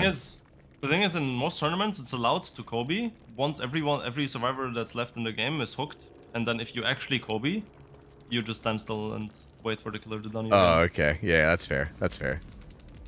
Yeah, I mean that's basically the same thing here, right? Like, obviously we're not gonna punish that because he clearly didn't, you know. He was. It's not like he was Kobeing and then like bolting out of the exit gate trying to get some more stages or anything. He clearly like, you know, knew it was over. So yeah, I mean like typically it's just we just tell people to either DC or, you know, like wait it out or do basically do whatever. We're basically just waiting to go to the next game from that point. Yeah. All right. While we're setting up this next lobby, I'm gonna preemptively get ahead of this and play some ads. To be honest, they'll probably just be done by the time this lobby's set up because these lobbies have been taking a minute. Who is playing killer for? Is it Ray playing killer? Yeah, it's Ray playing Ghostface for Insta Dodge, and it's gonna be going up against Overheated. So this should be interesting. So they just need to, basically Ray just needs the 4K at any stage. If Ray 4Ks is at any stage, it's gonna be a win for Insta Dodge. And these survivors need to get out when 10 up stages are up. Yeah, that definitely feels pretty reasonable to do.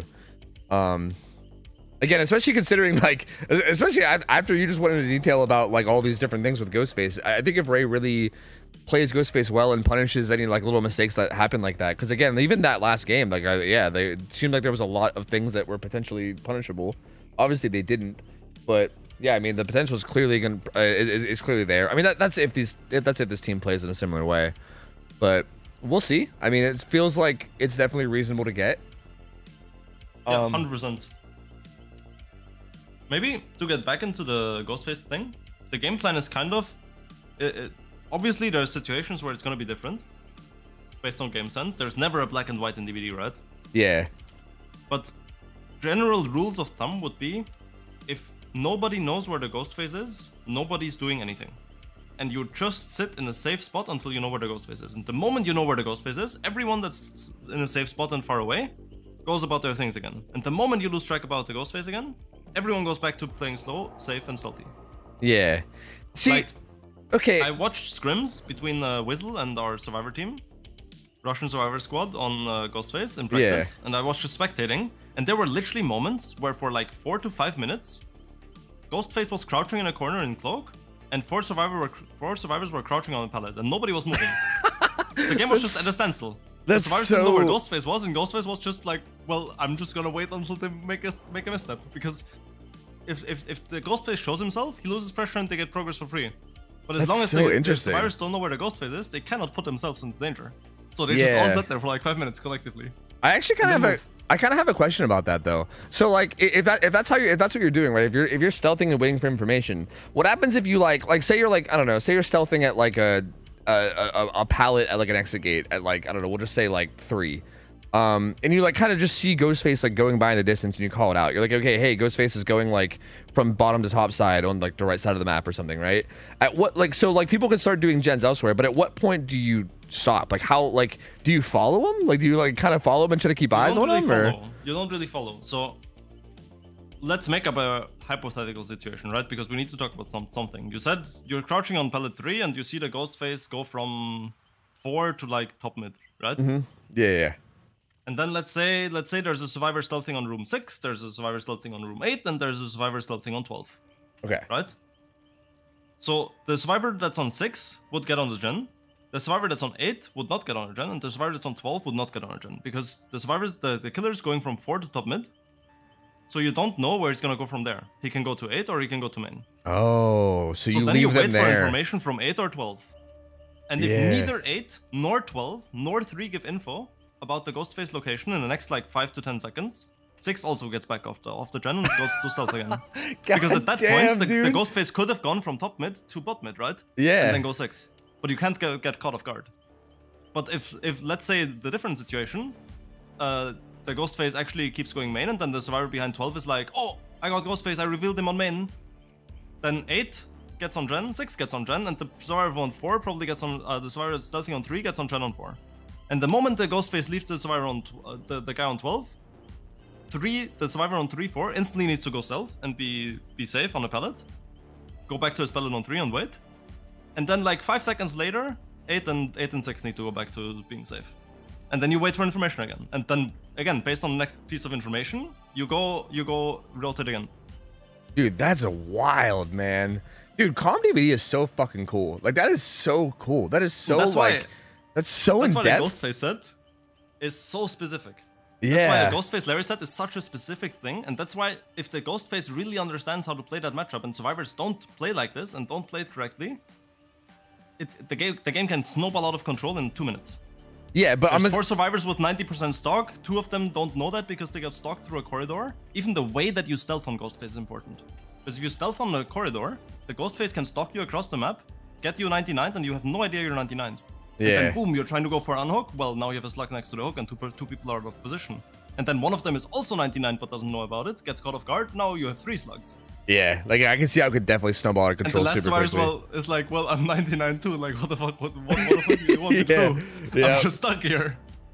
But I also imagine if the survivors play it really tight in the way that you described, that's probably the situations where you get the like 4 hook stage games or whatever, right? The Ghostface cannot do anything. Yeah, like what do you do? The Ghostface cannot do anything. He doesn't get anything. It probably takes like an hour for the game to finish, but yeah. The moment the survivors slip up, it can snowball out of control. Man, that is really interesting, dude. That's gonna change a lot of how I view like Ghostface games. I think like that's really, really interesting. All right, we're waiting for these guys to ready up. It's getting close. Man, I think they're coming up on the 5-minute timer. I think Dynamelon's gonna come in here soon and start fucking laying on the law. They're gonna start laying on the law if they're not careful. I don't think we had the 5-minute timer up this this time though. I think last week we had the 5-minute counter counting at the top of the screen, but I don't think we have it this time. I think they're lucky because I think we're getting close. I never considered this shit like at all, right? I know, isn't that crazy? Dude, it's wild. Like, yeah, your insight towards all this has been so fucking cool, man. It's been so good. Like, I feel like I am learning so much more about all this because that's so like, it's such like an elevated level of play that it's so hard to even like grasp it unless you like unless you've like experienced it. I feel like, you know. Yeah, no, it's fine. I know I was running ads this game anyway, so it's not. It's kind of fine. If anything, it's probably on me. All right, here we go. Laser just big noob at the end of the day. Marcus knows.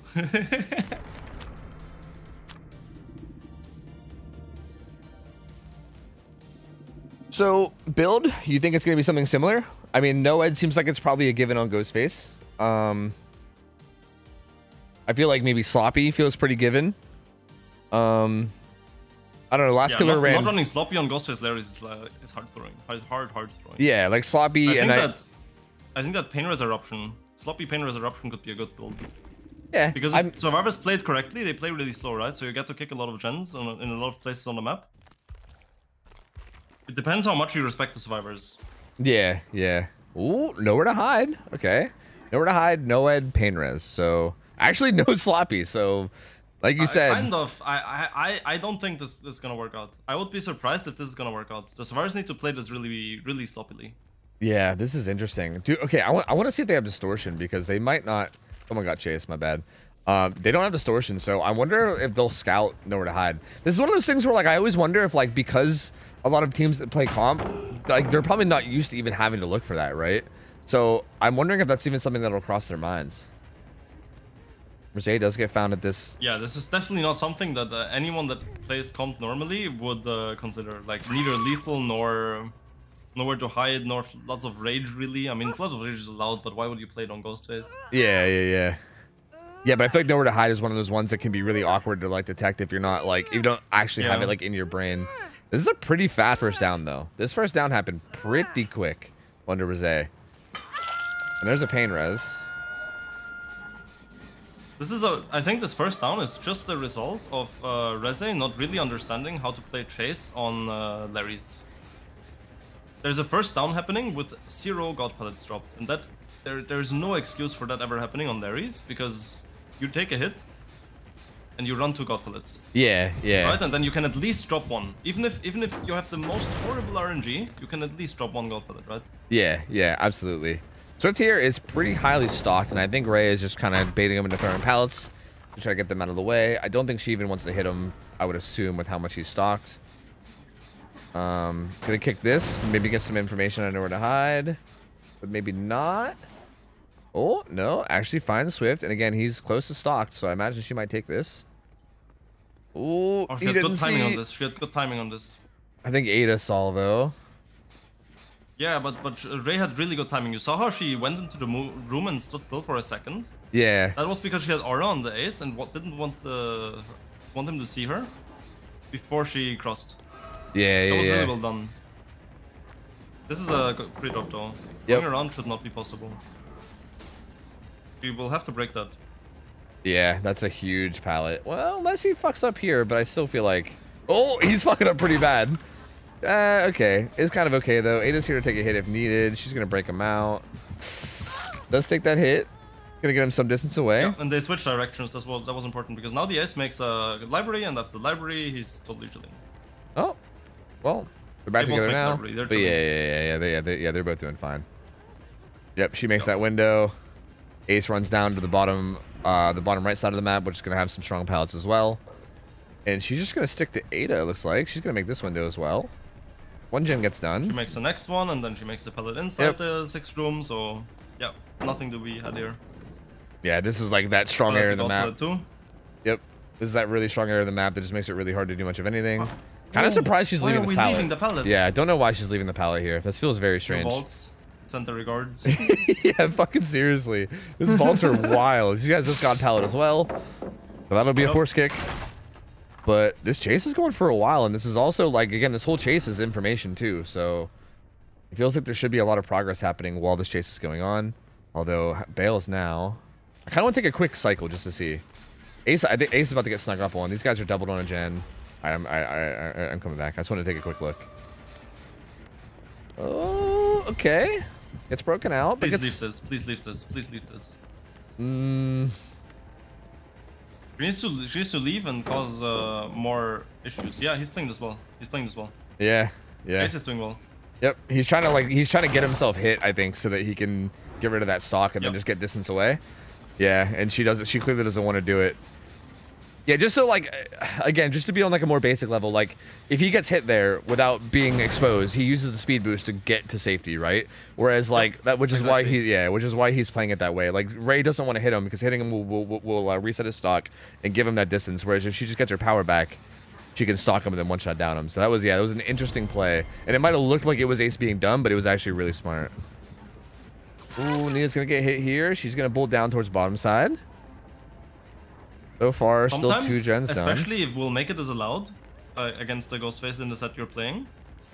If there's an Will Make It active and you're 99 stocked, you can just body block the hook and force the hit and then go to Will Make It and get healed, because the stocks, you can basically view stock progress like an injury that cannot be healed. Yeah. So if you trade the injury that cannot be healed for the injury that can be healed, that's good for you, right? Yeah. Because you're in a better spot now. Yep, absolutely, for sure. I actually am very surprised that Ray just got it down on this pallet like that. Can you check if the Nia has resilience? I thought so. Huh. I thought so. Because without resilience, that pallet is unsafe. But with resilience, that pallet is safe 100%. That's interesting. I feel like that pallet feels decently safe even without resilience, I thought. I feel like... not. Huh. Maybe I just haven't played it enough, but... Get some nowhere to hide value here. Is somebody creeping? That was a second pain res coming in. That gen on top right side is decently progressed. Finds Ada. Gets broken out, though. We'll probably just take this hit on Ada. Yeah, she's going to bull down bottom side, I believe, as well. The issue for Ray is that she's mostly playing Chase Ghostface for this game. Yeah. Chase Ghostface does not work on Larry's because the map is just too strong for Chase. Yep. Yeah, it seems like it's not really playing to, like, the strengths of the killer, you know? And, yeah. Because he's definitely loopable, and, like, his stealth is his main asset, but, like, yeah, it does not seem to work. Ace is still fully stocked. Or almost fully stocked. So we're going to pop this gen and eat a lot of stock there, but I think broke him out. But she's close to full as well. Oh. More awkward pallet play with Nia. She's gonna get hit and run away. But that's always fun. Yeah.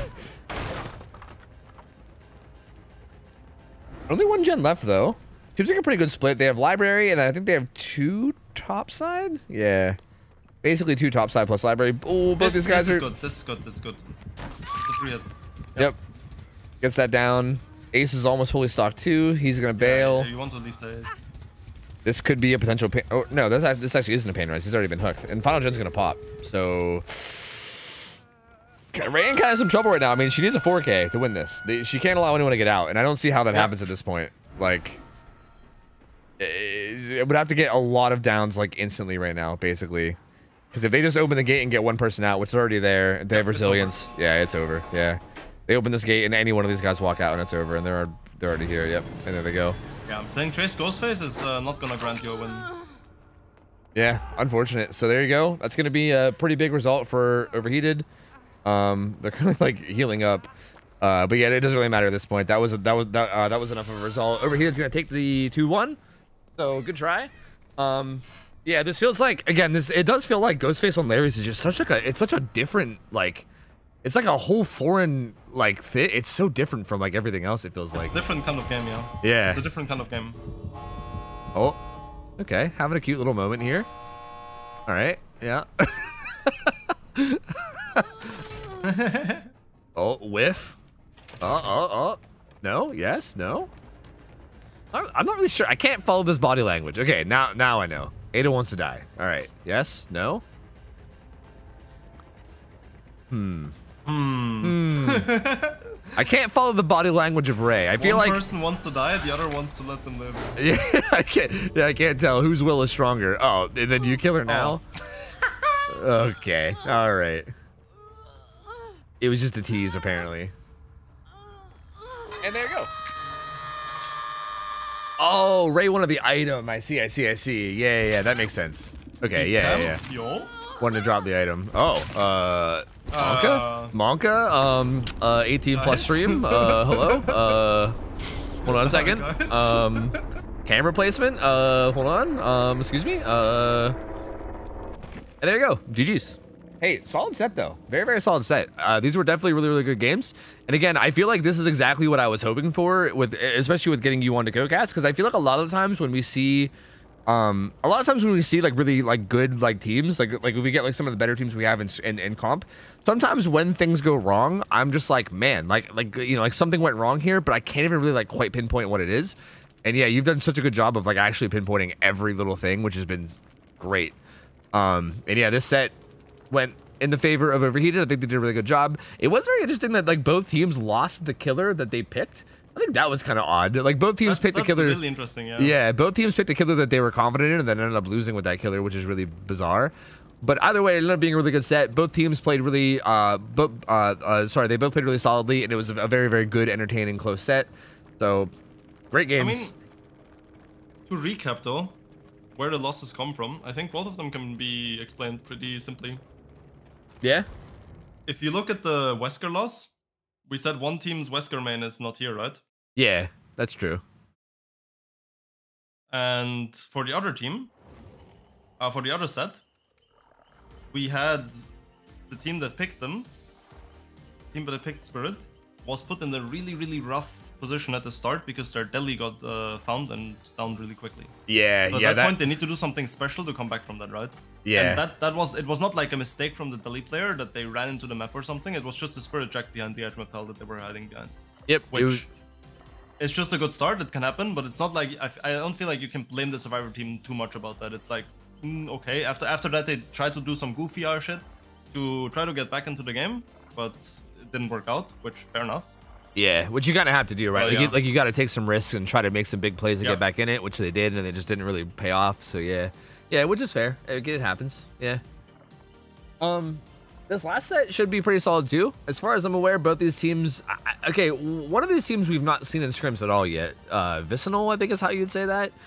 But I'm pretty sure that they're comp players. I know that Gas Station Slayers has some people on it that plays comp. So like, I think everyone here should be relatively experienced. It's not like, you know, some of like the newer teams that came out of like the community that like, you know, have no experience. I think they do have at least some level of experience, so the game should be solid. We have a guaranteed Wesker game and a guaranteed Ghostface game, and then maybe a Nurse as a backup. Yeah. So yeah, they all do have comp experience. So Dino just confirmed it. So yeah. So it should be pretty solid. Oh yeah, and we see Numi's Wesker. That's gonna be Wesker. Woo. That's gonna be the first game. So yeah, this should be exciting. This should be real exciting. Let me get. Oh, I need to figure out who I'm even inviting because I'm actually this is this team's first time in scrims, so I'm not completely familiar with their roster. Just give me a minute.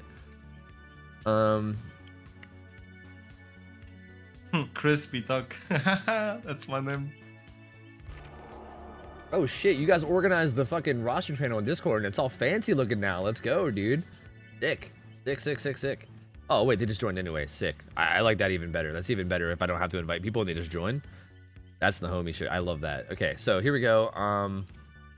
To be honest, I don't think this team's actually in the roster list anyway, so I'm not even seeing their members. It's fine. They're joining. It's fine. Oh no, they're right there. Yeah, no, never mind. I'm good. Yeah, so we got Kenzie in here. We're good. We'll have Numi on Wesker. It'll be Suffocation Pit. Let me change up the map. There you go. And do we have the rest? And then it'll be G-Bot playing Wesker against Gas Station Slayers afterwards. Wait, what? I'm just reading the in-game chat, and the G-Bot's name is just G. So Numi said sub G, and it's actually the name of the player. Oh yeah. That's a 2-for-1. I like that. That's wonderful. All right, we're just kind of waiting for everybody to hop in now. This should be good. I'm excited for this set. I think it's gonna be the first time seeing Vicinal play, but I have faith that they're gonna be a solid team from what I've seen of them. Well, from what I've seen of them in terms of just like seeing their players. I don't recognize a lot of them, but I've seen some of the names, and it definitely seems like they are people with comp experience. So I don't know. I'm excited to see how they play for the first time seeing them, because I think it should be good. We've seen Gas Station Slayers play last week. I think they played Rats of RPD last week, and they looked really good. So we know that they're like a pretty solid team. So this should be good. And Numi, we haven't seen Numi play Killer in a while. We definitely saw Numi play Wesker and I think Blight a couple times in the past, a long time ago. And he's always a really exciting killer to watch, so I'm pretty pumped for this as well. What's Killer? It's Wesker. It's currently Wesker. Wesker, Suffo Pit. It'll be Numi against Vicinal, and then Vicinal will have G-Bot versus Gas Station Slayers. So yeah, feel free to make your gambles on it if you want. I think Slasher was a spec or a ping tester in a tournament that we played. Yeah? I feel like I've seen this name before. In like in like specifically that scenario. I just can't remember what tournament it was. I'm curious to see their roster, because I don't really know the name. Yeah, we'll see. I'm not sure who's gonna be playing. Their roster seems pretty big. They have like 7 players, I think. I'm not sure who's gonna be actually coming to show up, so I can't really I could name names, but I don't really know who's gonna be here showing up and who's not. That's if we don't have Phils too. Like that could even be a thing as well. All right. So I'm curious to see how the results of these matches go, because again, I'm like you've told me like some of the expected results for these. Like Wesker is you were saying how he should probably get like 6 to 8 or something, and we did see that in one of the games, and in the other game we saw him get a 4K, and I'm curious to see how these guys play around it, because I do feel like with Numi being a very solid Wesker player, it feels like this should be like potentially a scary game if the survivors fuck up. Like if they misposition a bit, I feel like Numi, from what I've seen of Numi, he should do a pretty good job, I think, of playing this well. That's okay. That's also if he doesn't go for risky shit. I feel like there's a chance that Numi might go for like text and shit, right? Like I would like that also could happen. I don't know. I know Numi does a lot of. I don't think he would do that. You don't think he would do that? I don't think he would throw the game for it. Yeah, I don't. Yeah, probably not. I feel he likes doing that in pubs, going for clips, but I don't think he would do that for a comp game. Yeah, I feel like he probably recognizes that it's not the place for it. I would hope. But we'll see. He still might be able to pull it off at some point if he can. I know we had Scooty play in scrims, and they didn't go for it all the time, but they did manage to do a hug tech at one point that like worked out really well, and it was really cool to see. So we still might see it here and there, but I feel like I doubt he'll like throw the game going for it. So I don't know. And I have no idea what to expect out of the survivors of Vicinal or the killer. So the killer will be G-Bot for Vicinal, and I have no idea what to expect. Like these guys could be like insanely cracked. They could just be a little cracked, you know, or they could be potatoes. Who knows? But I have a feeling they have Saf. They have Saf on the roster. Saf is probably the best NA survivor in M1 chase. Ooh, okay. Probably. Okay. Well, that's exciting. So, that's pretty cool. Yeah, that's super cool then. That's exciting. And they have NOS, so I'm already biased. They have Gbot, who I know as well. I just don't know Temp. Well, I mean, the fact that you even know these guys makes me feel pretty good about it. So I feel like this is going to be a good set then. I think this will be a good set. I know 4 out of 5 players in this lobby. So. Man, poor Temp. Poor pretty Temp. Cool. The only one getting thrown under the bus. Temp's the only one not known by Laser. Unlucky, dude. Unlucky. Laser approved matchmaking. True. True, dude. True. Getting the stamp of approval.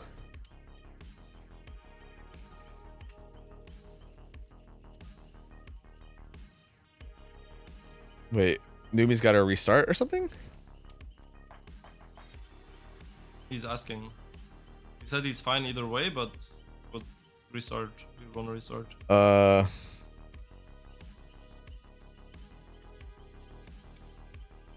Yeah, I don't know what's going on, but I don't mind waiting. Yeah.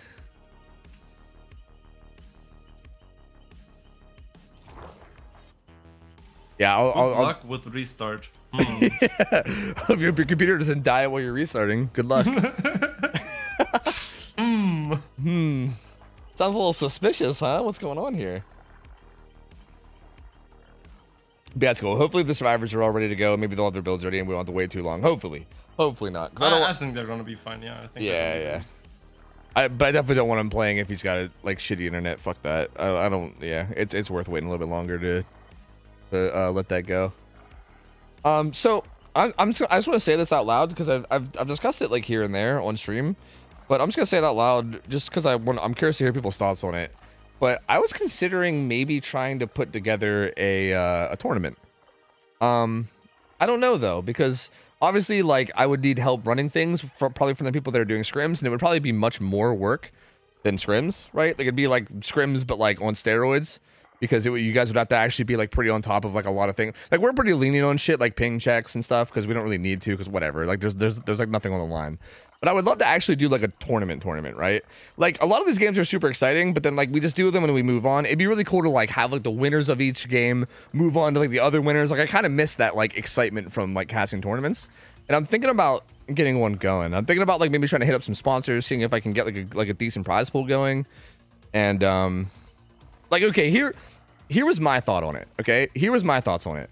I want to invite honestly I could maybe use your help with this, Laser. I want to invite like the top like maybe 4 to maybe 8, like maybe top 4 to top 8 teams. Is there such thing as like a top 4 teams? Like I know that like Eternal and like Elysium, is that your team name? Oh god, I hope I got that right. Okay, good. If I got that wrong, I felt like an asshole. Yeah. So the thing is Elysium is kind of I don't know if we're gonna exist for much longer because people are moving away for studying. So they don't know if they can play or not. Okay. Is Zeno the captain of the team?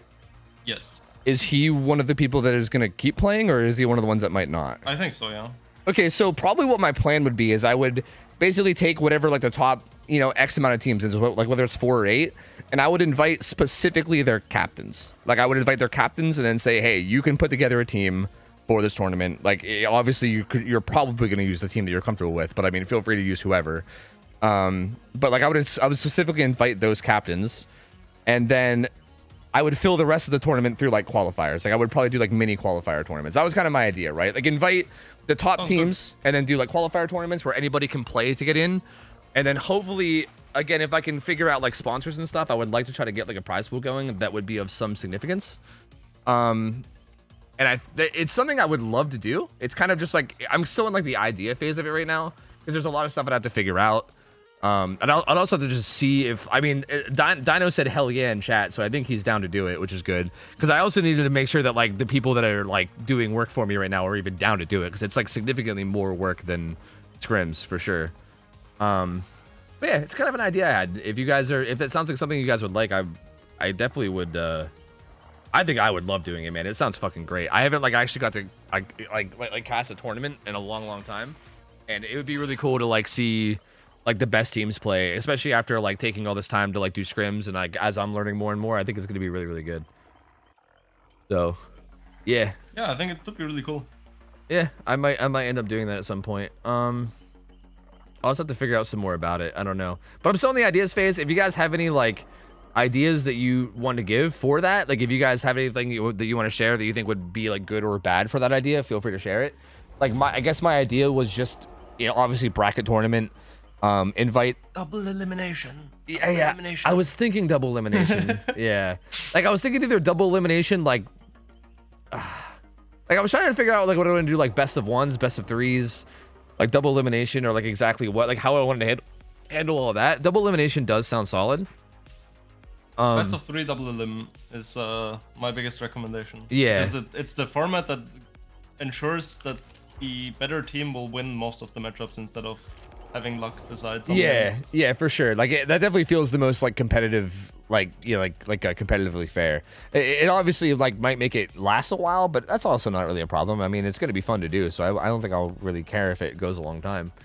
So yeah, best of 3, you can expand to best of 5 or best of 7 for like bigger games at the end. Yeah, like maybe like the semis and like the grand finals could be like best of 5 instead of best of 3. Would you have a co-cast for the tournament? Probably, yeah. Sure, I could have multiple, maybe. I mean, I have no idea. I know Ralph was just talking about, like, I saw Ralph was in here and he said tournament, you say. Ralph was my go-to co-caster last time. So yeah, I mean, absolutely. It's all open for discussion. I mean, again, I'm open to ideas and I'm open to hear what people think would be good.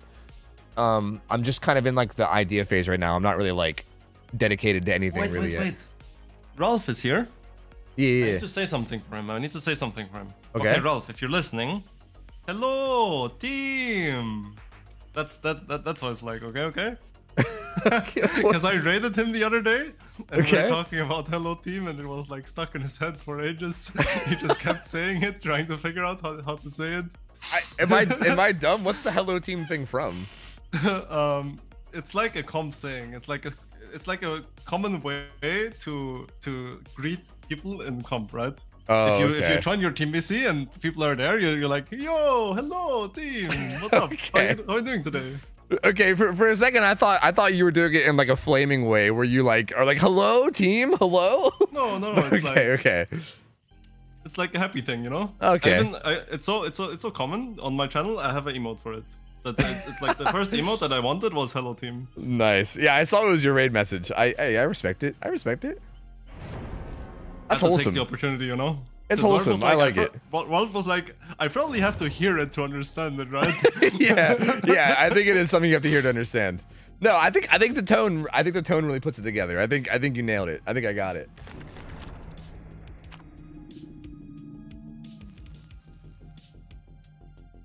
Are these gonna be uploaded?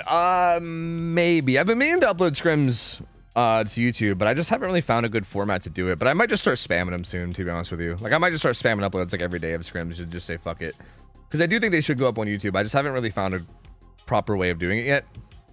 But yeah, we'll see. I don't know. It feels so European for some reason. Yeah, I agree, but in like the best way, you know. Okay, here we go. Numi. All right, let's see. Sulfo Pit. I'm excited to see the Wesker mechanics. Oh, this is what the fuck, that perk that when you finish a gen you get like a boost. Friendly competition, yeah. Yeah, that's interesting to see. I don't think I've ever seen that perk yet. I also don't think it's worth putting on builds, especially not in this balancing. Yeah, I don't think it's worth it all. It's like only like 5% or something, right? No, it's a good perk if you're very restricted and you're playing against killers where there's lots of restrictions on, for example, Cold Tower, where you still might want to double trend sometimes. Yeah, that's fair. I think like you said, with heavy restrictions, like I think us allowing like Prove and Deja Vu and all these perks, I feel like I don't know. 100% not worth it. I can't see it. Thoughts on Coup de Grace?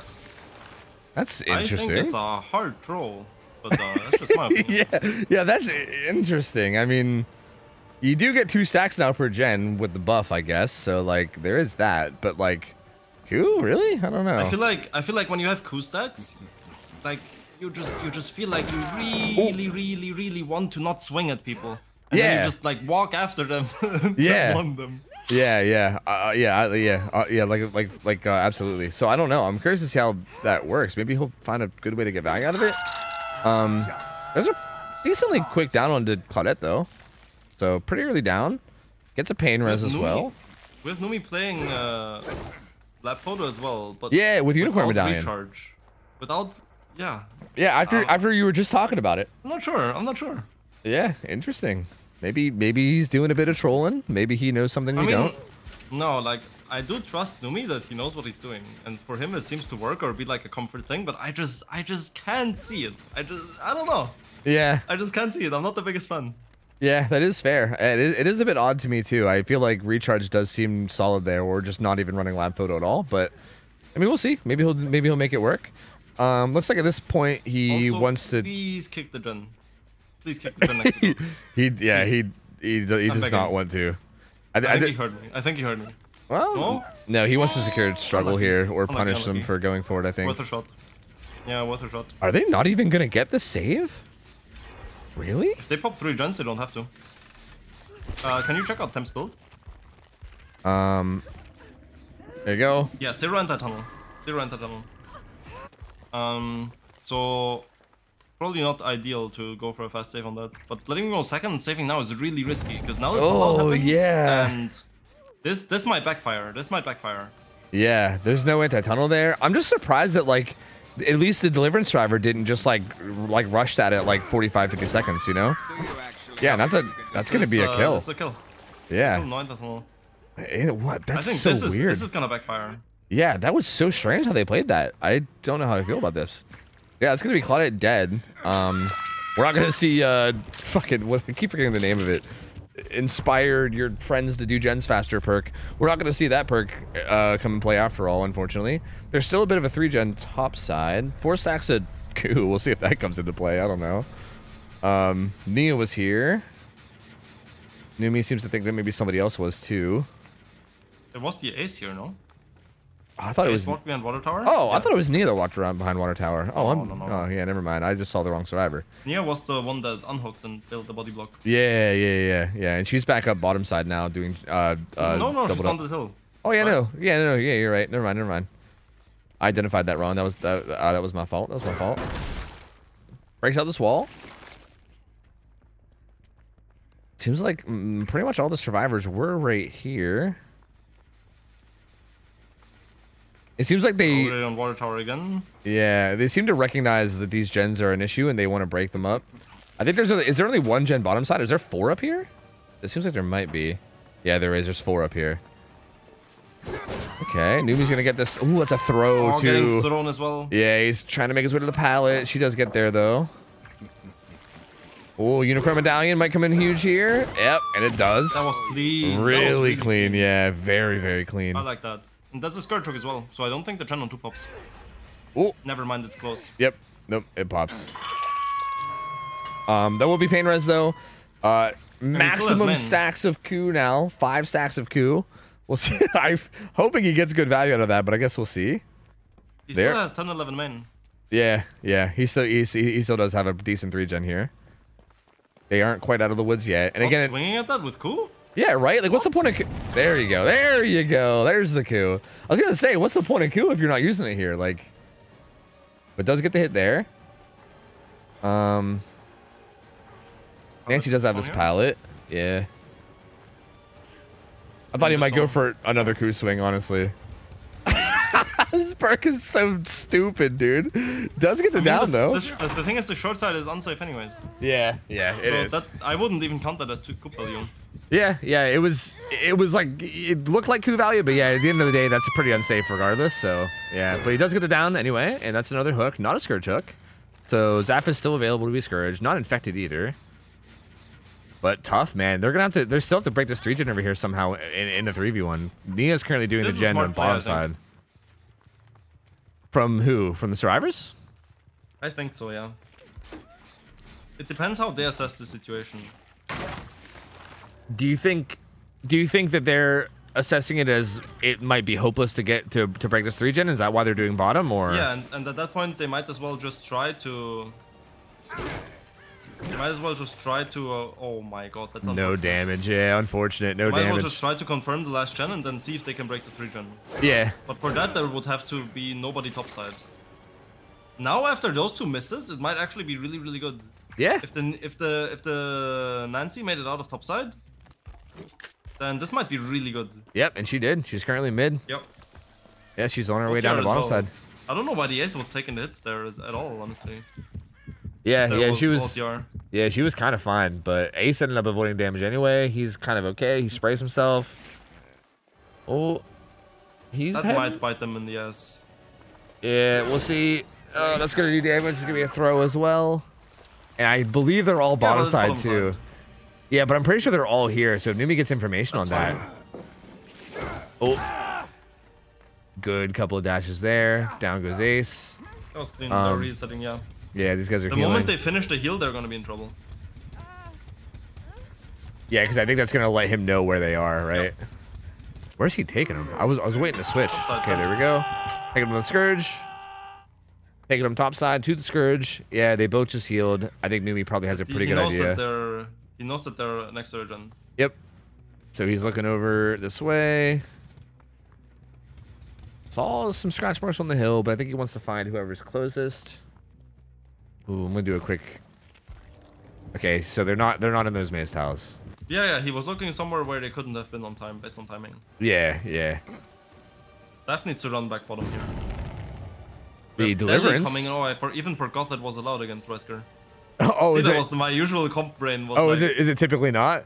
No, Deli's always banned against Wesker. Deli's only allowed against Nurse Spirit Blight. Oh. Every other killer has no Deli. Interesting. Okay. Kenzie's still topside though. Probably doesn't have any anti-tunnel because of Deli. So could just get rehooked up here. Okay, good job checking that though. POV or a Wesker main. Yeah. Like he was stuck around the rock. If you just let go of your power, yeah. you have a free down. But it's the pride of the Wesker main. Yeah, you want to hit those charges. You gotta get him, dude. You gotta get him. He misses it and then he immediately just gets a coup swing anyway. So yeah, I mean, there you go. But does get the down and he's again rehooked topside again. So they're currently going to be trying to break this up. It looks like, I think, not going to rush that save. Yeah, Nia's actually going to get out. Nancy's currently pressuring this gen on the top left side. Oh. If Nia gets out here without a hit, that's actually really good play for them. Oh, she's going to get hit for sure. Yep. Oh, unless he misses. Unless he gets greedy. Unless the Wesker main. Yeah, the Wesker main is coming out. You can't resist. Okay. Oh, she's gonna take damage. The Wesker brain, dude. The Wesker main syndrome is pretty harsh this game. It's pretty harsh. Oh man. Doesn't even take damage, dude. Oh no. The unhook comes in. Ace is healing himself with a med kit. I don't think Numi saw him doing it either, so I think he's gonna be able to finish it. Oh, maybe? He's right over here. Right? Oh, yo, we're running into the reset. Yeah, he's right there. What? He's right. Yeah. And he's death hook. Oh, no, cool. Yo. Okay, breaks it. He shouldn't really be able to make it very far. Coup de grace, still a thing. Yeah, down he goes. And he's death hook too, so he's gonzo. That was actual coup value, by the way. Yeah. Coup that comes in. Oh. Seems to be a little bit afraid of this gen. It does have a bit of progress, but yeah. The hook should definitely be possible, especially because he has no. Yeah. I'm actually kind of surprised. He came back to check on it. I think it's only at about like 50 or 60% from the sounds of the pistons. Yeah, it can't be further than that. Yeah, and they actually get the pickup on him. He did have Unbreakable, so he was able to recover a little bit quicker, but they are still in a pretty bad spot. Okay, this is not the play. This is not the play.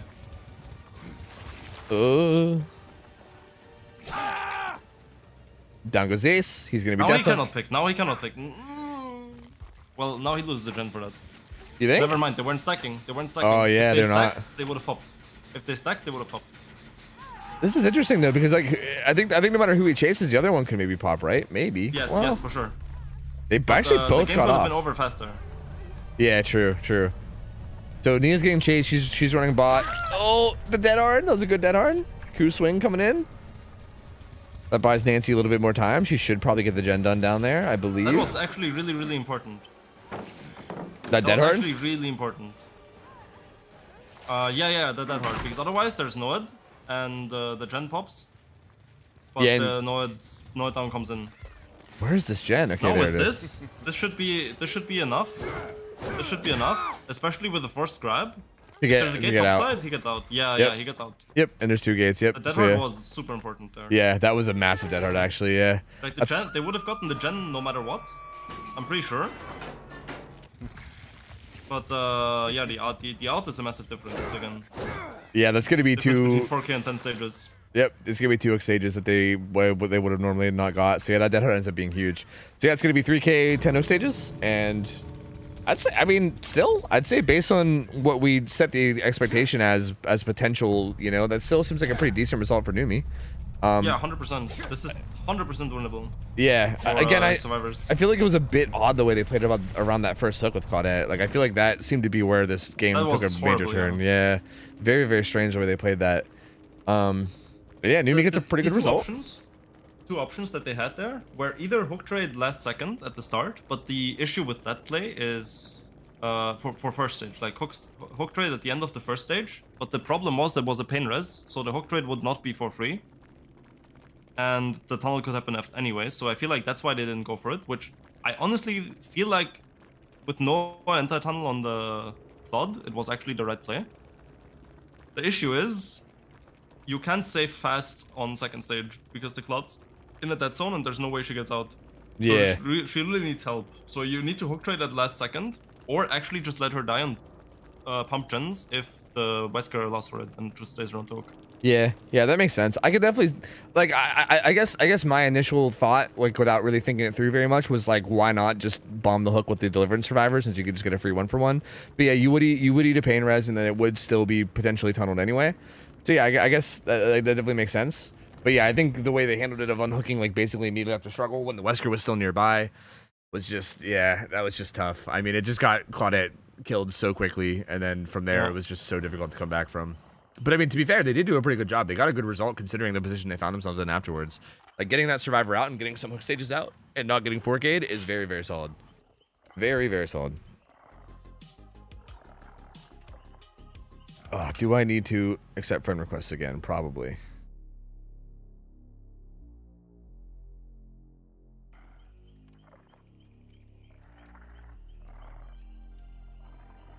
All right. All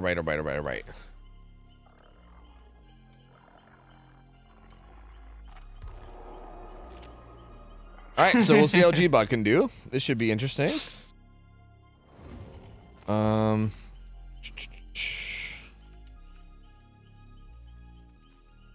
God, who am I inviting?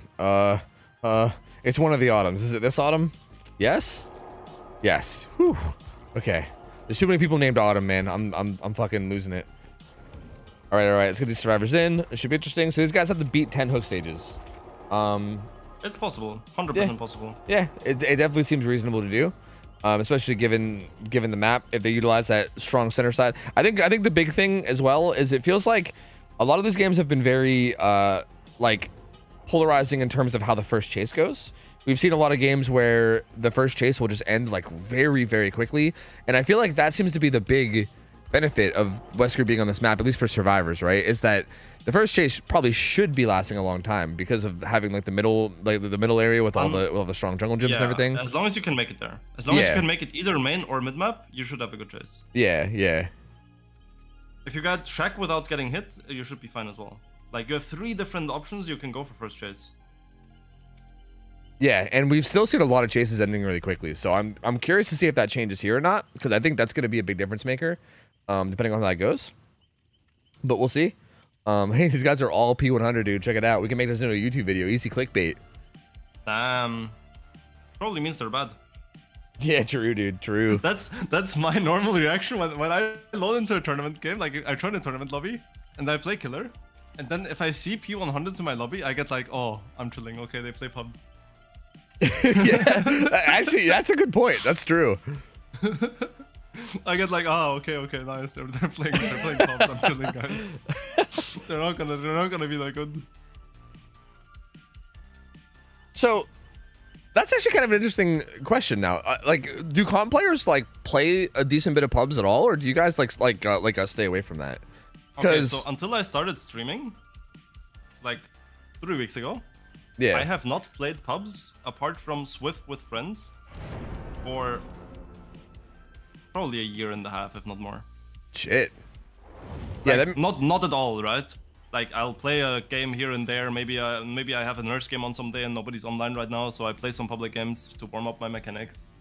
Maybe I play like some raid in pubs before I go to sleep for a game or two, you know?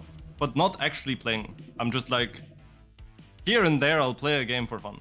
Yeah, that makes sense. I mean, I came from a competitive scene that was similar to DBD. It was like a game that had a competitive scene that the devs didn't support, so it was like a community scene or whatever. And it was the same way in that game, where like I would not really play public games ever unless I was just like really desperate and like nobody was around and I had nothing else to do. Yeah, exactly. And it is kind of interesting because I feel like the public games kind of like poison the mind almost. Like public games are so like easy. Yes. And it like it gives you bad habits. Like it's interesting. Yeah. Absolutely. I'm definitely there with you. Did they spawn same side? Are there no spawn offerings? Wait, what's that? Are there no spawn offerings to be brought? No. Yeah, no. Oh my god, they won the jackpot. They win the game right now. If they get on Gen's bottom side right now, they win the game. If there's anyone top side, they can just run into the killer. 3 people to Gen's bottom side, and they win the game. Why do you say that? Yeah, we have 3 people bot. If there's anyone top side, literally just run into the killer, take chase, and they're in such a good position. Oh yeah, because they spawned on the gens that are unblocked, yeah? Yeah. Oh, that's interesting. Huh. But you need to keep in mind that top side is a 5 gen, right? Yeah. So that's what you need to keep in mind. So you would want if anyone's top side, you would want to take chase, run like a lap of main, make them break the pallet. And then run bottom, probably run mid, run bottom, and in that time, 2 people stacked one of the bottom gens already, and they can run top side. Yeah. So you basically get down there, raise like gen a pops. really rough spot, yeah. The build is interesting. Blood Favor is being ran. I think that's a good perk. I think it's so much better than Coop. Yeah, I think Blood Favor is one of the most OP perks in the game. It's one of the strongest things in the game, especially on killers, or I should say only on killers, which can actually benefit from it and down survivors before they run out of range. Also, I think the LOD is throwing the game right now. I'm kind of scared. What, by her running top? Yep. Yeah, like her getting injured and running top side. Does seem a little. And choosing this palette out of every location we could have went on the map, she's choosing this palette. Yeah, that's a little rough. She's actually getting away with it for a little bit, but yeah. This is I can tell you what this is. This is a very common thing, pattern-wise, that I see in public games, and that's one of the things that poisons the mind. Yeah. This play of insta vaulting the pallet when the killer like doesn't commit to the side that you dropped it from. Just insta vaulting over, like kind of quote unquote panicking, is something that happens in pubs a lot, and I got used to playing around it. But then when I play against like comp players 1v1s, they never do that. So it looks like really stupid when I do it. Yeah. That's exactly what I meant about that whole thing too. Like I feel like I'm in a weird state where I cannot play against good players anymore. Like I feel like I used to be able to, and like my mind is just like, it's just gonzo from playing playing public games so much, and it's really, really interesting how that works. That was not a pain res, by the way. They are rushing the unhook. I mean, they have to. Yeah. They have to unhook, and they have to help this LOD get mid map right now. She does have off the record. To be there for a hit. No, she has. Okay, she has off the record. Yeah, okay, she's on the record, so she'll be okay. You just need to hold W straight. Stop looking behind yourself, LOD. Stop looking behind yourself. You're not running straight. And run straight to Shack. Just hold W to Shack. There's no way you die. Yep. And looks like she's gonna go. G-Bot's gonna leave and bail. They did pop one more gen. That was the top right gen, right? I think. Right? 1, 2, 3. Yeah, I think so. Yes. Yep. So they popped one of the they popped one of the gens down here on the top side. So that's pretty big for them. If they pop 11 or main, they can play the game. Yeah. That's gonna put G-Bot in a really tough spot if they do. Currently a couple people here. Ooh. Nice. Yeah, good couple of dashes on Igor. Same Adolins, by the way. I feel like at this point people are just trolling you or something. I don't know, but more unicorn medallion lab photo. If I had to guess, if I had to take a guess, I would say that one person ran it, and everyone else was like, I'm not sure what add-ons to play, but these people did well with this against my team, so I'm playing the same thing. Yeah, I mean, makes sense. I feel like if you're not sure someone if that's the case, of course, but yeah, it could be like honestly, maybe these add-ons are just like their preferred choice, but it would make sense, like especially if you're not like a super dedicated main to the killer, right? Like again, like you broke down all those spirit things with the add-ons, right? Like if you're not like you don't have that in-depth knowledge, it would make sense to not necessarily, you know, have that knowledge and be able to make like the perfect optimized decision. Pretty good down on Igor though, top side. This could be a potential pain res, but they're down 3 gens and they're currently cranking the one on the right side of the map as well. It's not pain res to get this gen. It is pain res. Ooh. That's massive. That's a really, really important pain res. Yep, because that gen is also pretty. It's very, very important. They do. Well, does Chibot fall for it? Oh. No. Oh no. They're gonna get it. I think they're gonna get it. Oh no, he saw the LED run away, so he didn't bother to check the gen. Does make him time though. It's not too bad, but he gives the unhook now, and this chance a lot of progress, so he can't really leave and go back. Yeah. So now he has to commit towards bottom side. That's really, really bad for him. The LED leaving early and the Aether just sticking the gen was actually almost worked out. It almost worked out. Oh, this is a down though. Yeah, he should be able to get down here. Ooh. Doesn't quite get it. Oh, and he's gonna leave it. Gonna head towards mid-map. This might be a loss. This might be a loss. I think the survivors have this in the bag now. Yeah, this feels pretty secured. Oh no! Never mind. The survivors don't have it in the bag now. Oh man. Hey, blast mine. Hey, just pop it in his face. Off the blast mine as well, which is nice. There you go. It's gonna start regressing. If there's any Scourge hook somewhat close by, we know that one in the deep corner. Yeah, we know the one in the deep corner is. I don't know if this one is. I feel like you can't really justify carrying the whole way down there. I think you have to just hook here. No, it is. Will pop probably. It was pain res. Oh my god. Massive aggression there. We'll see if there's any. That's so rough for the survivors now. Yeah, Ace is currently doing main. Injured Ace, second stage on main building. If that's found out by the killer, that's really, really bad news. Yeah, and it looks like it is going to be found. Even if the gen pops on 3, the 10, 11 main gens are still intact. Yep, and he's going to be hooked inside of them, yeah. This is massive. Yes, just fatigue, no Wesker syndrome this time. See, just fatigue and go for them on. Yep, very important to force around this way as well. Because otherwise he would have gotten the fast fall on the main window. This way, there's no fast fall to be had. So it's a down.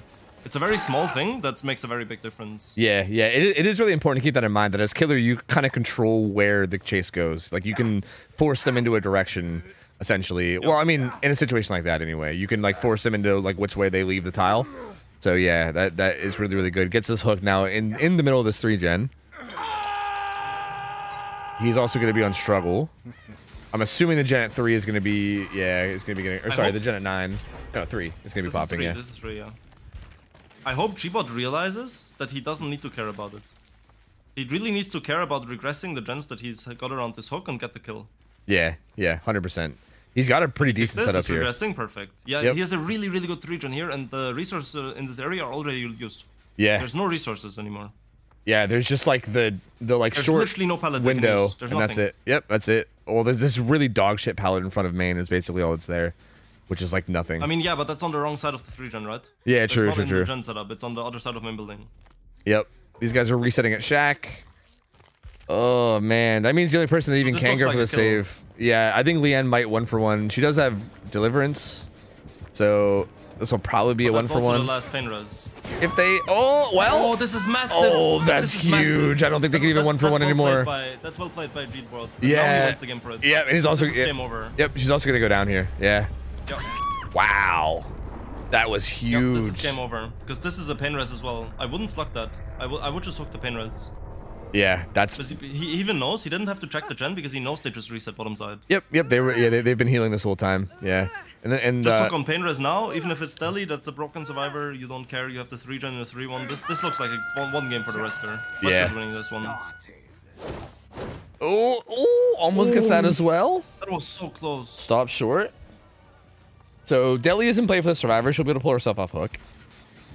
Ada's currently cranking main. You have to leave. Main does have a good bit of progress. Surprisingly. I'm guessing Deliverance will probably be coming in soon. Yeah, there Ace you go. was on that for the longest time, right? Yeah. While we had the whole gen on 3 shenanigans, Ace was on his gen for the whole time. Yeah, he just got on and injured, which was really risky. But maybe they can make his death not be entirely in vain. I don't know. We'll see. Can we flick through the survivors real quick and see if someone's stealthing topside? Oh yeah, 8 is. Oh, someone is topside, not stealthing though. See, that's the difference between what Brian S did before. Yeah. Brian doing the right thing, and now we see this. Now we see the difference in what it means for the game, guys. Yeah, because same situation as before. Yeah, because if you're stealthing, it puts the killer in a spot where he doesn't know what to do, and then like whatever he commits to, you have a good answer to. Yeah. The throw here could have been good, but this. Whoa. What? Auto aim coming in? Yes, that was auto aim. Gets the hit. There was so much distance lost. That's a down. Yeah, that's unfortunate. That's gonna be a down for sure. Oh. Okay, I think the fatigue here is actually good. It's actually smart. It's the right thing to do. Playing safe. Ooh, but they get the gen. Yeah, they're gonna double up and get this gen. Yeah, this is shit. This is interesting. This could still go any way. I don't think so. It was 8 stages, right? Or 7 stages? It was 10, I believe. Oh, it was 10? Yeah, right. Yeah, it was 10 stages. Yeah. Yeah, so this could still go either way. I mean, Noed is active 7 right now. Yeah, we're on 7. Noed's active. Autumn, if Autumn dies, it'll be 8. The gates are not that good. Ooh. Oh, that might be the loss. Yeah. That might be the loss. The unhook comes in. Needs to slug, gets one more now. Get one more. Leanna's unbreakable though. So this is actually, I don't know. That's I'm not, so rough. Yeah, I'm not sure. This is 9 stages. Yeah. Gbot needs to do something here for sure. Is there a fresh hook? There's not even a fresh hook survivor. These are fine. LED ideally. This hook needs to happen fast and this needs to be a slug. This needs to happen fast and be a slug. Oh, the dead hard from Autumn. Oh, the dead hard. The dead hard's coming in so massively in both sides. Oh, that's massive. I'm guessing that LED is most likely on a gate. Yes, maybe. She's gonna be on 8 right now. Okay, there's the down. And Serena is gonna be on the gate on the other side, right? If she gets out, that secures at least a tie. Yep. Leanne's cleansing a totem. She's cleansing the totem. That's a massive that's a blunder. But why? Oh, for no. Okay, so it was Noed, but still, like, for what purpose? So that Dinah can come back in and heal, I guess. You know what? I guess that makes sense. Yeah, I mean, it still gets him the win. This is important time now. This is important time now. Yeah, they make it out. They make it out. There's no way. There's no way. Yeah. Chilling. Yep. There's no way you can make it back in time. I thought the LED left, and then cleansing Noid would have been a massive blunder. Yeah. But that was actually, that was interesting because even Gbot just going down there kind of just puts him in a bad spot, and then there you go. Yeah, that's gonna be. That was a cool set though. Yeah, 9 hook stages, so it's actually a 1 hook stage difference. 9 to 10 hooks. Yeah. Ooh, my lord, that was a close one. God damn. Yeah, this really felt like it was going to be a 4K based on how that was going towards like the mid game, but that the Survivors were in a really good spot at one point, and then they kind of threw on the gen on 3, and then the Ace kind of threw being on main building, but they had enough progress across the 3 gen that was left for none of it to really matter. Yeah. It ended up being like, I guess it ended up being worthwhile because of all the progress. Yeah, they were just able to pressure it well, and it just got it done. Yeah, like Ada even pressuring that gen top side, and like kind of like how you mentioned, like not stealthing. Like I think stealthing would have been the safer play, but even taking like the riskier, more aggressive play, it still worked out because of all the progress they had, and they got just the right amount of hook stages that they needed. So, hey, they got the job done. Well played, Gas Station Slayers, taking the 1-0, starting out with a win on the first killer set. And that's going to take us into Ghostface for set number 2. Oh, so, that's going to be interesting to watch. Yeah, this should be real spicy. This should be real spicy. I'm excited. I'm going to preemptively try to get ahead of it and play some ads. So let me just do that real quick. I'll try to set up the new map setup and everything. Let me see who the killer is going to be. It's going to be Gbot again, so I think we just keep this lobby. And I'll try to get the map set up different, and I think they'll probably set up their builds and everything hopefully in here. This should be good. This should be real exciting. I am pumped for this, man. More that like... was a really cool set, then. Yeah, right? That was exciting. That was really good. Those dead hards were fucking massive, dude. On both sides, yeah. On both sides, both the dead hards were so massive. Yeah, absolutely game-changing dead hards. Fucking insane, dude. So good. My lord. Alright, new map is set up. I think we should be good to go. As soon as these guys are ready, we should be ready. You know what? I'm actually gonna step away for just a quick minute just to go to the bathroom real quick. So I'm gonna hold the lobby hostage. We gotta wait for ads anyway. If you want to talk to my chat, feel free. But you don't have to if you don't want to. I'll be back in a minute. BRB. Yo. Chat. Listen here. What are your top questions? Get some air? Sing? No. I'm not singing, guys. I'm not singing. Get some air? I'm not sure. I'm having some snacks right now. Later, will you marry me? No, sorry. Not interested in marrying right now. Okay, top questions. What are your top questions you would have about comp or about DBD, macro game, high level play, whatever you want, that you would want to have answered? If there's something that I have like some really cool concept for or something, I can offer it to Tofu that I explain it later. I'm just interested what people are wondering about.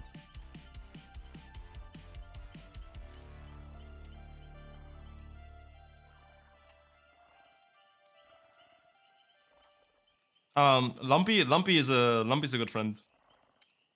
Lumpy's a good friend, so he knows. Don't worry. What tournament has your favorite rule set? Well, it's DBD League because I'm responsible for making the rules for DBD League. So you know, kind of biased on that one. I have to say that.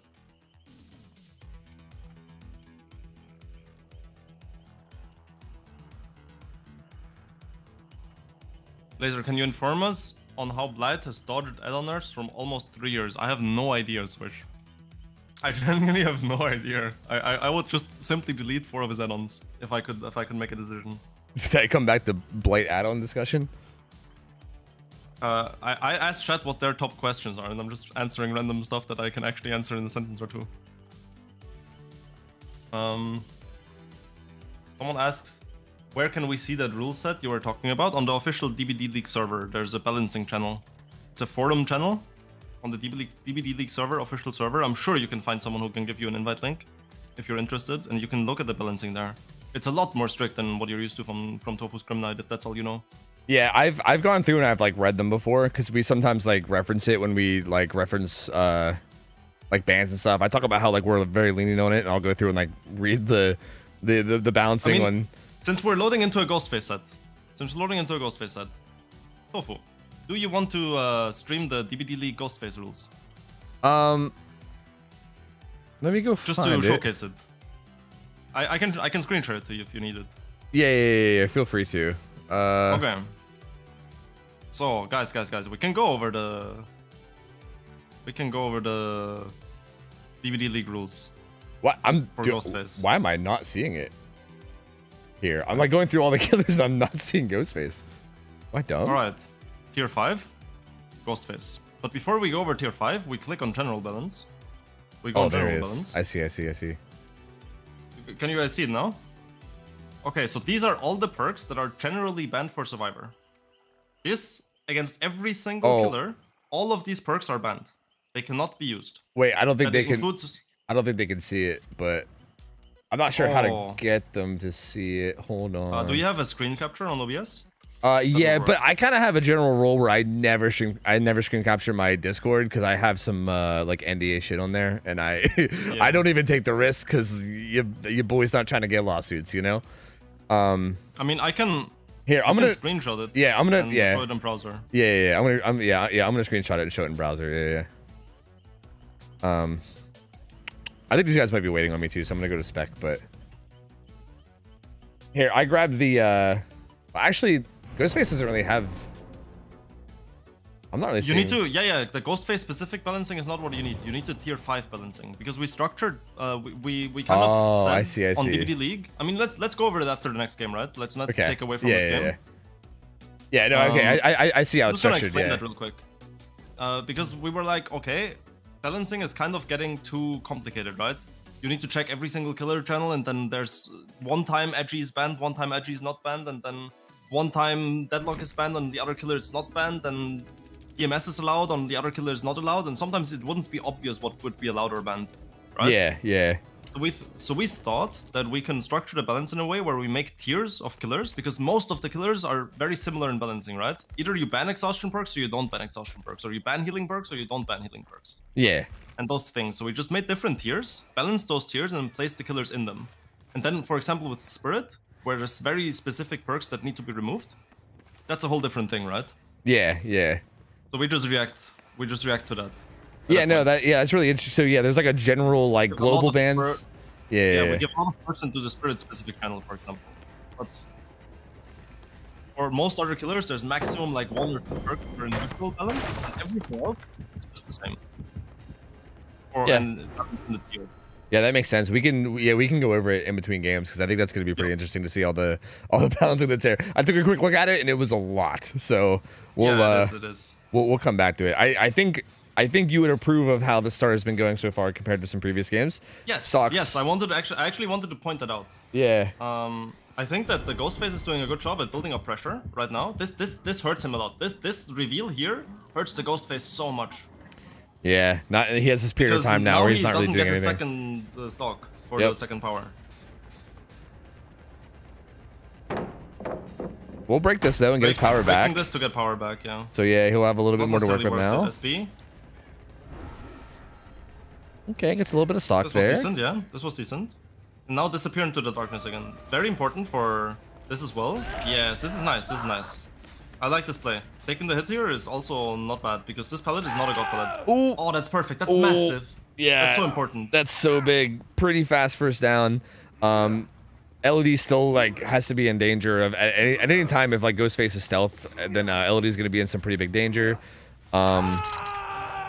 Interestingly played so far. But there's a down. There's pain res. Deadman switch in play as well. I actually do not like that choice.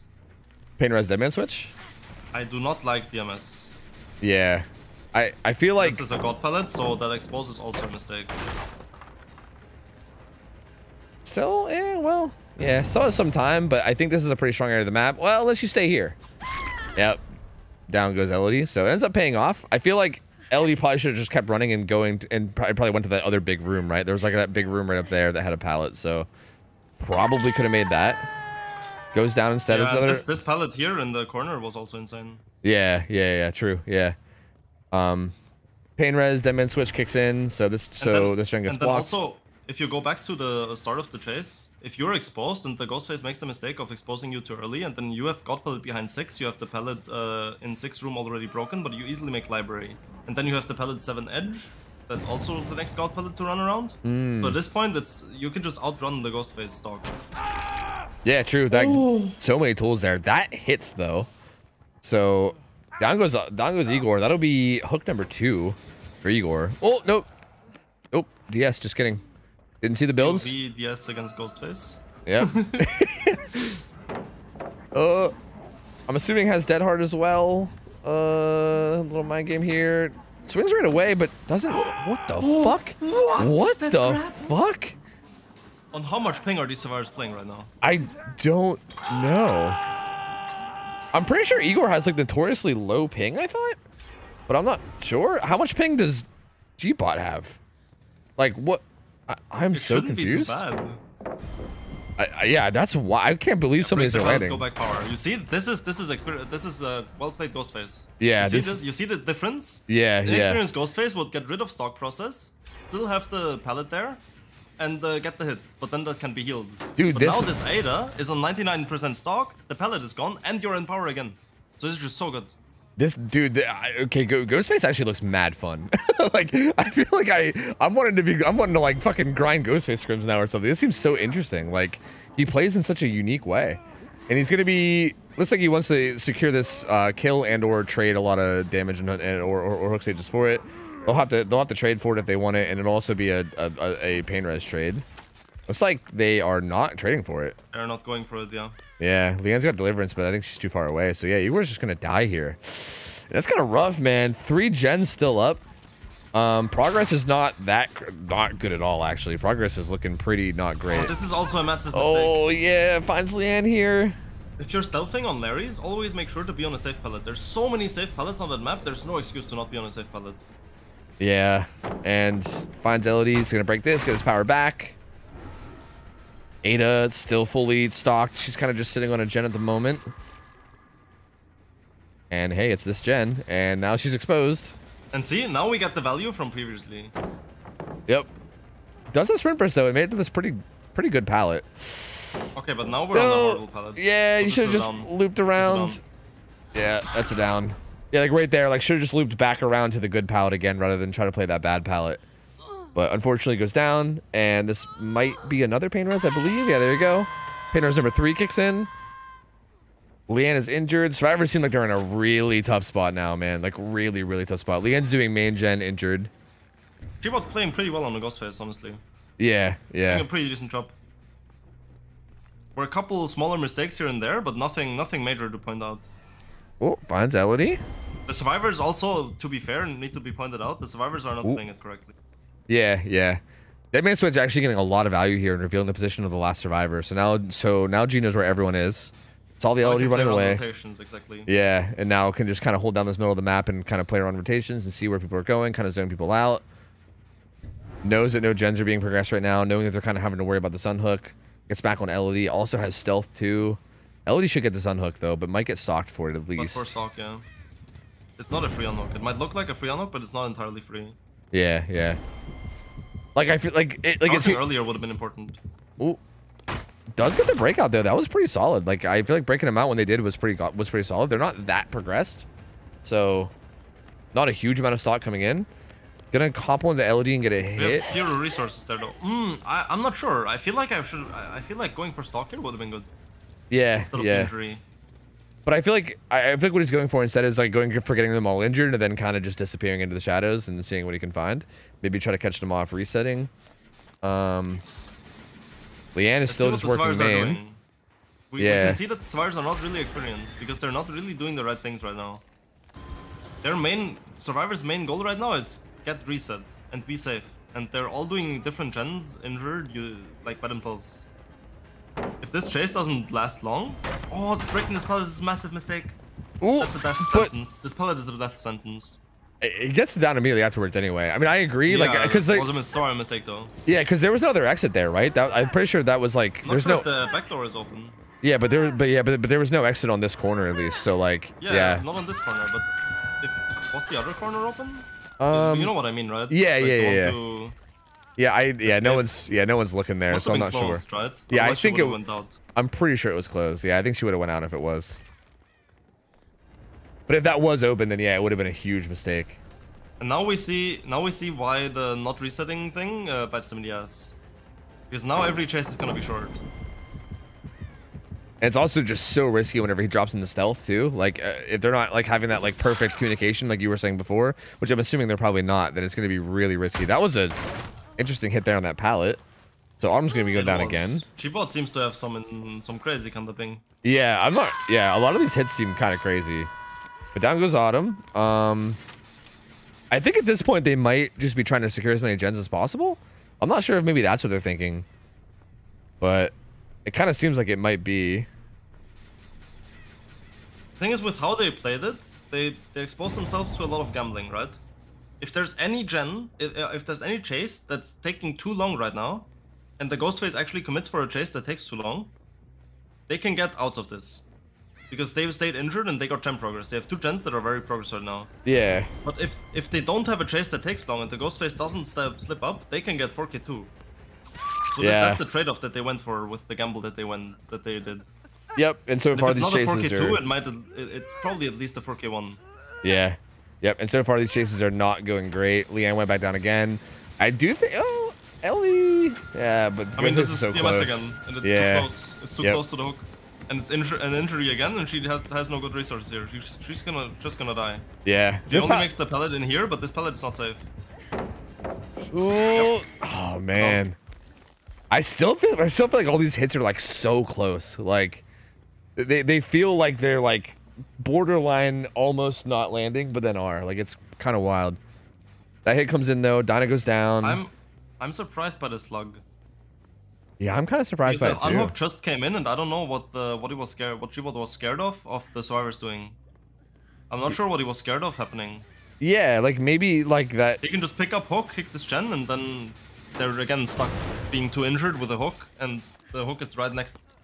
Two gens that are in progress. Yeah. Okay, yeah, I'm not really sure what he's waiting for here. Like, still slugging, still looking around. Maybe wants to just catch someone off guard, but they're not probably gonna come over with. Yeah, I'm not sure. Okay, gonna take the hook now. So now he's in the same situation as before, but with more gen progress. More gen. Yeah. Strange. There's that hook though. Everyone's now gonna be death hook for the rest of this match, so. No more set on hooks for anybody else beyond this point. Seems like he trying to game sense his way into finding somebody, but not quite able to. Yep. Ada's still getting a good bit of progress on that one gen. Leaving far to their gen would be a very ballsy play right now. Yeah, yeah. Oh. Which I don't think is worth it. Gonna keep cycling. Zarina's gonna get the save. Ghostface is kind of nearby. They're gonna see him. I think that just camping this hook would have been the best play because you check the gens and then just go back to the hook. They're both injured. Give up the gen on the other side of the map. Yeah, and just make sure that you still have a 3 gen and everyone's injured. Everyone's death hook. There's nothing they can do. Yeah, like no one can save. Like there's no way they can save it anyway. Instead, the save comes in and they actually get away and they get some distance. And now again, if these chases can last a while, that gen was still at like 90 or something. So yeah, like he has to bail back and check on it. It's still regressing. Yeah, that was interesting. I think it was a so like definitely a little bit of a slip up there macro wise. Find some scratch marks though. Everybody's still injured though, so this is still really really scary for these guys. Tons of blood here. The 2 survivors. This chase takes too long, it might lose in the game. Yeah, yeah. No eyes on Ada. Down goes Leanne. Ada's gonna go to that gen, but it's regressed so much. Enough. Yeah, it's at like 50. It's a one-man gen, so he doesn't need to be scared about stacking, so he can easily hook that. Yep, LOD's also got this gen at about 32, so yeah, it's not going to be enough. There's no way. But the thing is, now the MS actually gets a lot of value in this situation. Yeah, because he can force one off gen, go to the other one, and then he has extra time. Yep, it also just gives him information too. Here, and then go to the other gen, and they cannot progress. And they're both injured with 0 resources around this side of the map. Yep. Yep. Oh, swings at the sprint burst though. We've seen the sprint burst a couple times in the game. I feel like it's a mistake. It's not like a surprise anymore. Yeah, yeah. Does get the down though. She doesn't get too far away. It should still be, yeah, should still be good enough. He's gonna slug here. Wants to definitely make sure these gens don't get done. Knows that they were working this gen. Sees sees the blood. Yep, that's gonna be it. Yep. So there you go, 4K1. Hey, very solidly played from Gbot. He played this really, really well. Like that, I feel like he did the exact kind of stuff that you were talking about earlier in terms of how Ghostface should be played. Yeah. And the survivors did not do it, and you see how it snowballed out of control, right? Yeah. That's really interesting. Like he really does play this in such a really interesting way. This chase might take a while because he's gonna survive in this battle. Yeah. Like, he's never gonna break this. Oh no. Well. Oh no. The answer was that amount of time. Not the panic vault. Yeah, unfortunate.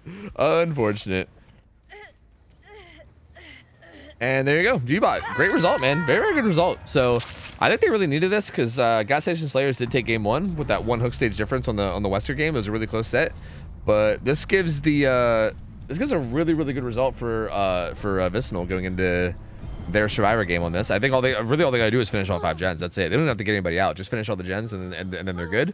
And then we could potentially see a game 3. Is this the one where game 3 was going to be Nurse? I think so, right? I think this was a potential Nurse game 3. Game 3 is Nurse, I think. Yeah, so I'm gonna be rooting for Vicinal here because I would love to see some Nurse. So we'll see. Yeah, she's teabagging, fucking BMing -2 penalty for teabagging. How dare you? Tisk. Hey, solid game, man. Very, very solid game. Like, very, very well played by Gbot. A little bit sloppy from the survivors, but again, I feel like with how like unique and weird that this is to play against, I literally can't even blame him because that shit, like, again, is on a level that is fucking wild. If you have no experience on it, it's really hard to play. Yeah. No, I know, Gbot. I'm joking. I know you're not actually BMing, and also I don't really care about minor teabags and stuff anyway, so it's cool. I was just trolling, dude. You're fine. All right, wait. I'm sending you the screenshots so you can open them in browser. Oh, yeah. Yeah, sorry for being a pain. I really don't risk that shit at all because I don't know. Like, I fucking, God forbid I hit the wrong button and then something fucking pops up. All right. So this is the general one, and then there's the... Yeah, so this is... So, yeah, hold on, wait. Let me just get everybody invited real quick before I do anything else. That's right? Yeah, that's right. Wait. Yeah, that's right. Okay, yeah, so, here. Let me get you guys real quick.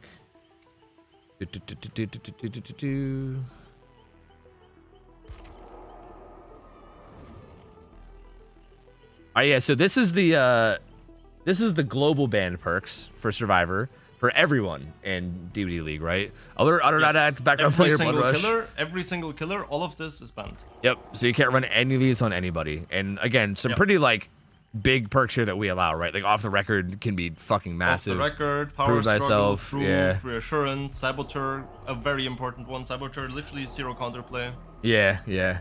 Like just massive. Soul guard, wake up. Yeah, every boon, like every single boon is banned. Like can't like not allowed any boons. Banned. Borrowed time is banned. Alert is banned. All didact is banned. Yep, a lot of bans. And then specifically for Ghostface, there was this. It's a whole nother list. So on top of all those other bans, also this as well. And well, this is for every tier 5 killer, right? This is for every tier 5 killer, so every stealth killer plus Wraith on that dog. Yeah. Wraith on that dog also has none of these, by the way. Yeah, that's wild, dude. That's every exhaustion perk, right? I'm pretty sure. Smash hit, sprint burst. Yeah, yes, it looks like every single exhaustion perk except for head on. Head on's allowed. Yeah. Head on's the only one that's allowed. Yeah, which is wild. No, there's no make it. There's no healing perks. The best healing perks that's allowed is solidarity with empathic connection together on one build. God damn, that's the best. Like honestly, when we make builds, empathic soli is even on builds for Wesker because it's actually such a good combination. That's interesting. That's really interesting. I feel like Empathic Sol is a great build combination. Yeah, I feel like the builds that you probably end up coming up with are probably really interesting though and like unique, right? Like it's like weird ass builds that you probably would not expect to see if you're like watching from like a point of view of someone that like plays pubs or whatever, right? Because you probably see a bunch of weird, like I would never expect to see like empathetic connection, right? Like I would never expect to see that, but yeah, I mean it makes sense when you can't run botany or will make it or any of these other perks. Like one of the more interesting bans that I would like to point out is the Rookie Spirit ban. Because Rookie Spirit, for those of you who don't know what the perk does, because it's a very off meta perk, right? For everyone that doesn't play low tier comp killers regularly, is Rookie Spirit shows you the aura of a generator after the killer kicked it, after you hit like 3 skill checks in the game. So on indoor maps, playing against stealth killers, you remember how I told you, as long as you don't know where the ghost phase is, you need to be super careful and stealth. But then imagine one guy has Rookie Spirit. So Rookie Spirit gives you information of what gen the Ghostface just kicked, so you know exactly where he is, even in stealth. Huh. That's so wild, dude. That's crazy. So that perk is banned because it gives too much information to survivors. Yeah, that's so like Jafoma brings up a good question. Like would it really be severely unbalanced if a bunch of these were unbanned? I mean, I guess probably so. Like I almost would want to see like 2 really mega top tier teams play like with our settings just to see how busted like a lot of the stuff is. There have been tournaments with no restrictions. Yeah. If you watch Community Cup, for example, just watch Community Cup. Yeah. Or watch Wispy's tourney VODs from back in the day. Yeah, I remember watching the restrictions. Yeah, the like curse tournament or whatever. Yeah, that shit was very interesting. And because you said, would it really be too strong if it was allowed? No, absolutely not. It would not be too strong to be allowed. But the major thing that I want to point out that we make balancing around, or at least that I try to make balancing around, is the concept called agency. I don't know if it's familiar for everyone. I think you will understand what I mean though. Yeah, it's not about balancing the game as in every killer needs to get result 6 stages. Every killer needs to get result 8 stages, whatever. Like the result is not the main factor. What we try to balance around is agency for both sides and try to have the agency of both sides be equal. So that means that both sides can equally affect the outcome of the game with their skill. And that also means that neither side should have tools that takes agency away from the other side, right? Yeah. And Rookie Spirit takes a lot of agency away from the Ghostface, right? Because he can never kick a gen without revealing his location, and that's a massive issue for a Ghostface on Larry's. Yeah, that's a really good way to explain it. That's the way to think about balancing. It's not about getting killers to a certain result. It's to make it fair to play for both sides and not take agency away from either side too much. Yeah, that makes a ton of sense. For example, allowing Deli against the nurse makes sense because the nurse can actually deal with the game pace and the speed that and the pressure that Deli provides. But allowing Deli against an Amon killer is just so fast and so strong. There's nothing an Amon killer can do to deal with the deliverance in a game. So it would be the Amon killer would lose all agency over the game, and that's why it's banned. Oh, they brought just to explain that concept. They brought a green flashlight, which is banned. Unfortunate. Oh no. I think that's going to be a minor penalty. I believe. I mean, it's unfortunate because obviously a green flashlight's not that much different than a yellow flashlight, but yeah, it's I mean, zero difference. Yeah. Zero difference. Yeah, but I'm assuming it's probably still going to get hit just because rules are rules. But yeah. It's the same thing, by the way, that we have in normal tourneys sometimes. Usually it's like the comp standard, which is also why they brought the green flashlight, is green flashlight run add-ons. That's the comp standard. Okay, yeah, because the green flashlight and the yellow flashlight have the exact same like stats, except for the green flashlight is more accurate. Yeah. Like it's which is like literally not important at all because you're not gonna miss. It's like, not important. It's just like the idea of it when making decisions. Which color do you write in the balancing? You make the decision based on, well, which flashlight is better for skill expression. Well, if the flashlight's more accurate, it's better for skill expression, right? Yeah. Because you don't get an accidental flashlight that you shouldn't have gotten, and you also don't miss one that you should have gotten. Well, this start has been interesting. I mean, Nia went down pretty quick. Ada kind of won for once here, and this should be another pain res. Newbie is running coup de grace again, so that's a thing. I'm guessing that's going to be Deli. So yeah, Deli on Slasher Killer. And is Numi gonna play near this hook? There's no way. He has to know it's Deli, right? Because like, why else would they just bomb that hook like that? No, he's gonna wander back in. With Coop again. Yeah, right. He's running coup. Yeah, I don't. Numi is dedicated to making coup work. Apparently, I don't know. I don't think it's the play on Larry's, honestly. Yeah, I don't know either. Because the pellets are safe enough for coup not to matter, I think. Yeah, like the majority of them. Like there might be like one or two maybe where it might matter, but not very many. Okay, sneaks up. Oh, finds the injured Nia here as well. Gets broken out. But Numi's playing this well. This gen has a bunch of progress. So far. Yeah. Yeah, he's in a pretty okay spot. They're still at 5 gens. Ooh, he's gonna get hit on this ace. This ace kind of ran into some walls. He's gonna get hit. Stealth and leave, exactly, yes. Yeah. This feels very, very solid. They're Stealth gonna. And all the survivors need to be scared. This is really risky. All 3 survivors in one spot. If this gets found out, that's really bad for them. Yeah, especially with them just popping that gen. I guess Numi's assuming they're not doing that. Okay, that heal just came in. He's There's like, okay. 2 injured survivors there. Yeah. If he finds the reset, if he found the reset, and based on the reset time, he could have understood that this was a double heal. Yeah, he's actually not gonna find it though. It was on the bottom left. He's on like the complete wrong side. Let's see what the ace is doing. I'm curious. Let's see what the ace is doing. He's medkitting at a pallet. Healing with a medkit on a horrible pallet. Okay. Yeah, on a pretty bad pallet too. Yeah. And we are not sitting on God pallet. Now this is the correct play.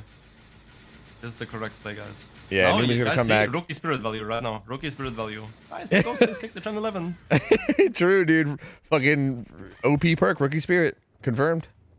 Yeah, like this is like this is like the safe spot to be. And then right there, information. The boom. Like this feels like the proper thing, right? Like sitting here, safe pallet, is the correct play, getting information, like relaying that information. Yep. Still maintaining that information. Even pre-drop the God pallet. Ooh, full stocks him after God pallet. That might have been a mistake. He maybe meant to stop earlier or something. I'm not sure because I kind of felt maybe not right. I mean, he will get broken out. He will get broken out anyways, though. Yeah. I feel like still though keeping the 99 and then not popping it, just like getting exposed, taking the pallet, taking the 99 and leaving again. I think that would be better. Yeah, because like there's no guarantee he gets this. As a matter of fact, it's kind of looking like he won't. Yeah, he should not. He needs to leave, and now all the pressure he had in the game is gone. Yeah. Right now, all the pressure he had in the game is gone. Yep. Well, Nia's still here. He could maybe sneak something, but this Jake seems pretty content on hanging out and taking hits for her. Yeah, she's got about 20 seconds, maybe 20, 15 seconds left. Has his vault. Yeah, she has a pretty strong pallet in the corner too. Yep. So, yeah, not gonna get any value there. He can pre-throw this, which is also really strong. Has that window as well. Yep, very, very strong setup. Nothing's he gonna do here. He can just vault the pallet. I don't think this pallet's outplayed. I'm not gonna lie to you. Coup de grace. Damn, tough spot now. So survivors have recovered really well. Now they're in a tough spot. A little bit of a slip up there from Numi. I think full stalking him. Finds ace. Numi has problems right now. He had a really strong start, but now he lost all the pressure on the map. Yeah. He has 0 stock, 1 injury. Yeah, and like it's gone like in reverse since that second hook, basically. And yeah, the survivors are now in decent control. Gets a hit onto Ace. Avoiding the Q stack, like you said, fucking running him down and refusing to lunge. This is smart. He's moving over without them knowing that he could be there. Yeah. It's a Jake off guard. But I think taking this hit is actually a okay. That was a bit of a miscommunication. Must not have realized. Is Jake gonna go for a firecracker? No. Gonna take that hook. That will probably be another pain res, I would assume. Yeah, seems like it hit the gen that Ada was working on. So, good pain res. Still sitting at 3 gens left. So, yeah, like slow but steady progress. No one's on death hook or anything, so no one that close to dying. He can somehow get pressure right now, he can maybe bring the game back. Yeah, if he can snowball, yeah.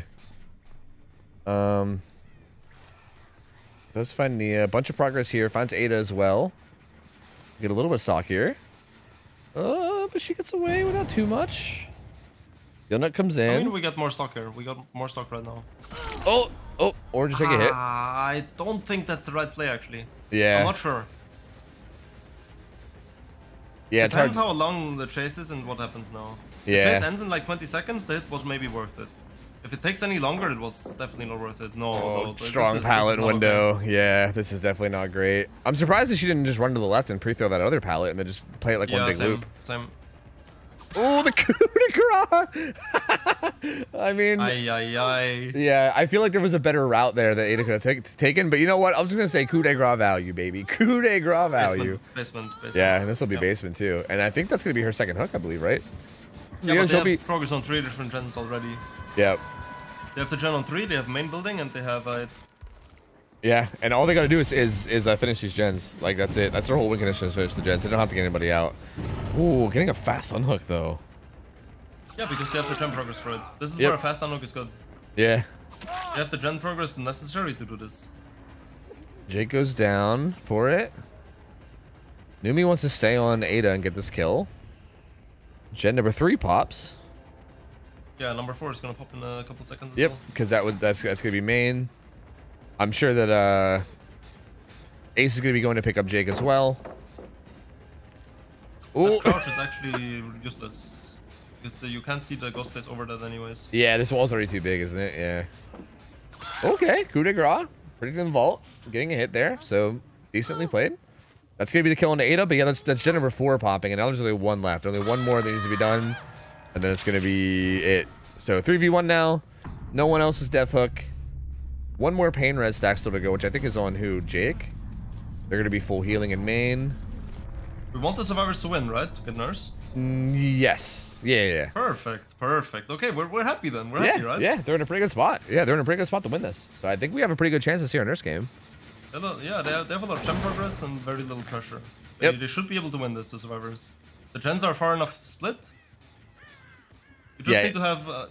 I think the ideal situation for survivors to position is one survivor position safely around this gen to be able to get on it when the ghost face is on the other side of the map. Then you have 1 person on the other far gen, and you would want to have 1 person that can scout in between, plus rotate if the ghost face ever commits.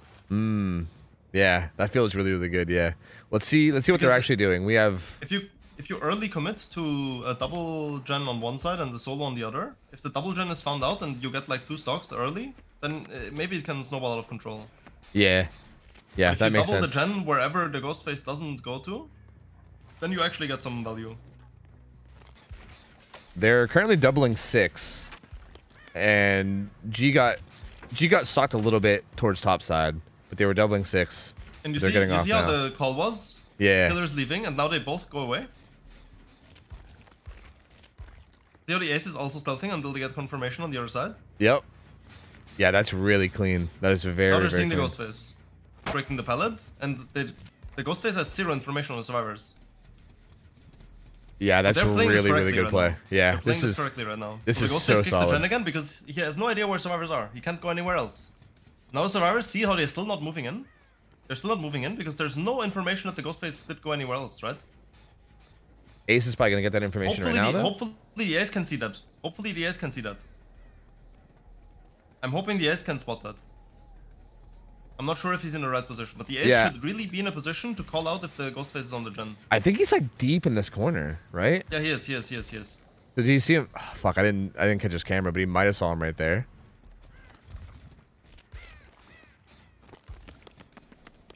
Yeah, these guys are heading back in. These two survivors run back, so the ace probably saw them, right? Yeah. Ace probably saw the Ghostface. Yeah, as a matter of fact, I think he just saw him on his camera right there a little bit too, and I think he was trying to track him. I think lost track of him now. They should leave the Gen 6. They need to leave the Gen 6 right now. Yeah, he's here. Ghostface coming from a different angle, yeah. Yep, finds them both. See how getting on the Gen without information was what throwing the game for them? Yeah, because now they're both gonna get hit, and now they're gonna have to reset, which is gonna be super sketch.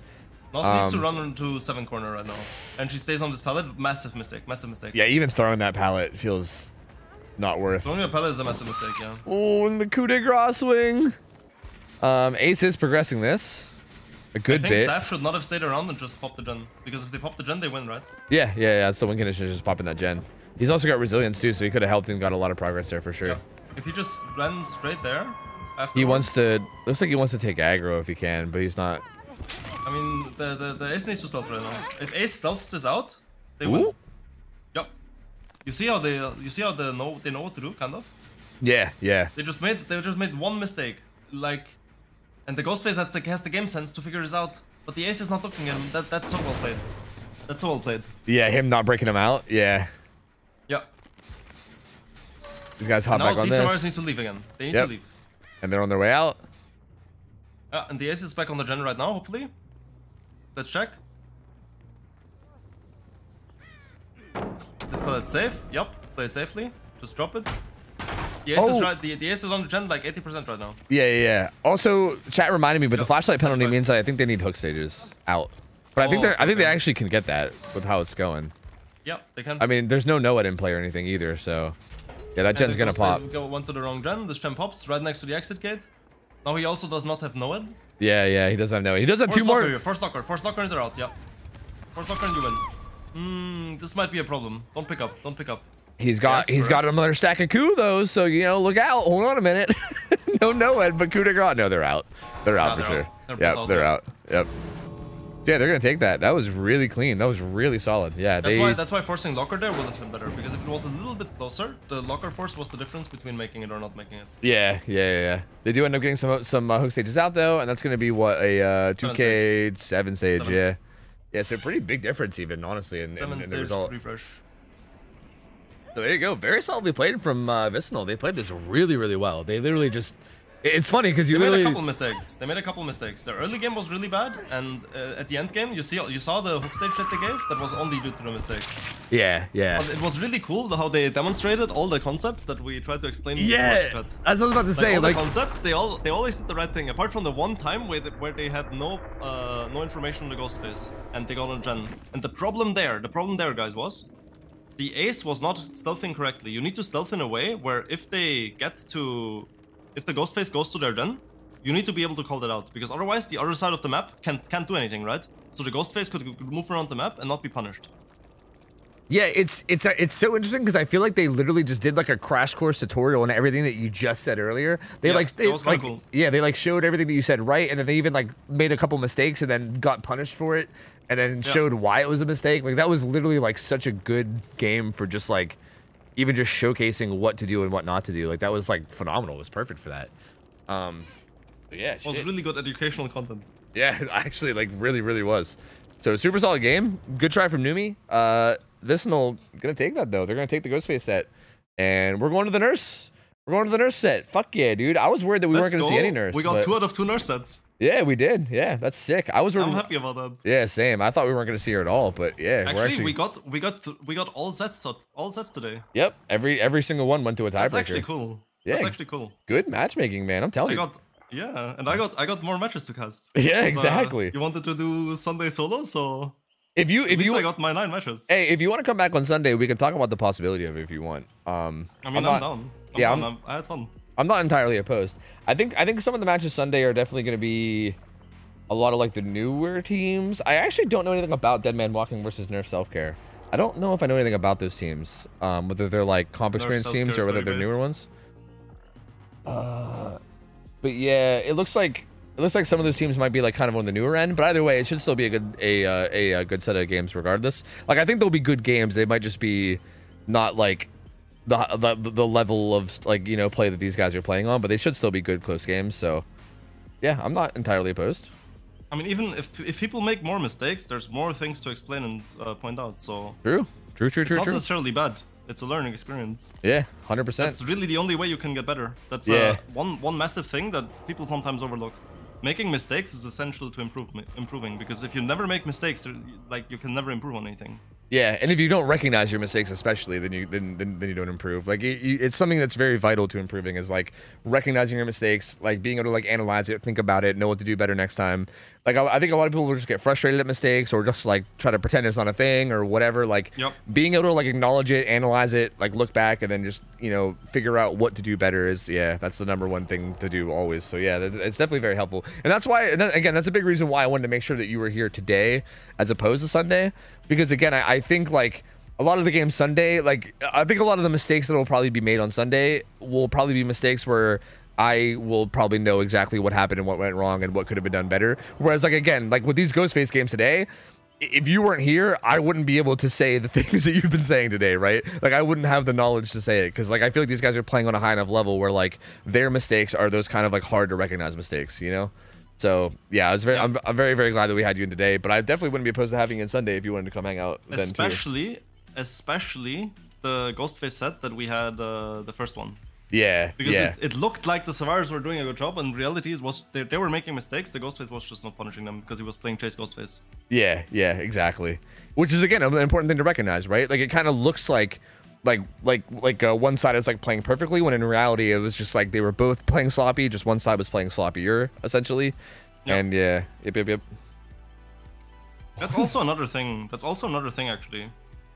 In DVD, a lot of the time, for Survivor side especially, on Killer side it's not necessarily true, but on Survivor side especially, also important for newer teams, I think, to realize, doing the wrong thing together as a team is a lot better than trying to do the right thing, but only 1 or 2 people of you do it and the other 2 people don't. Yeah.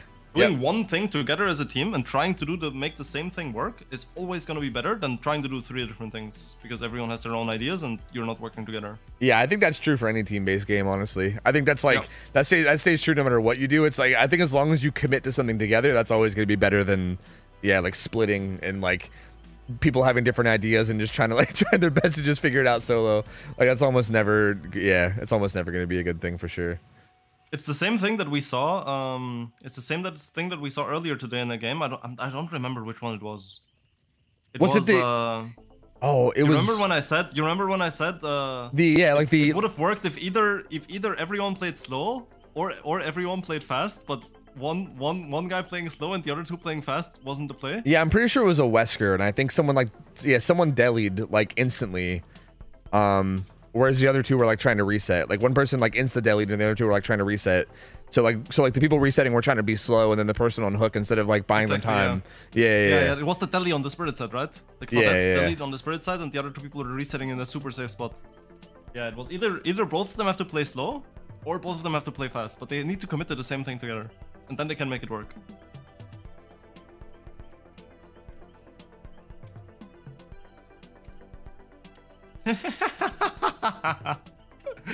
Yeah, this is gonna be fun. They want a WS.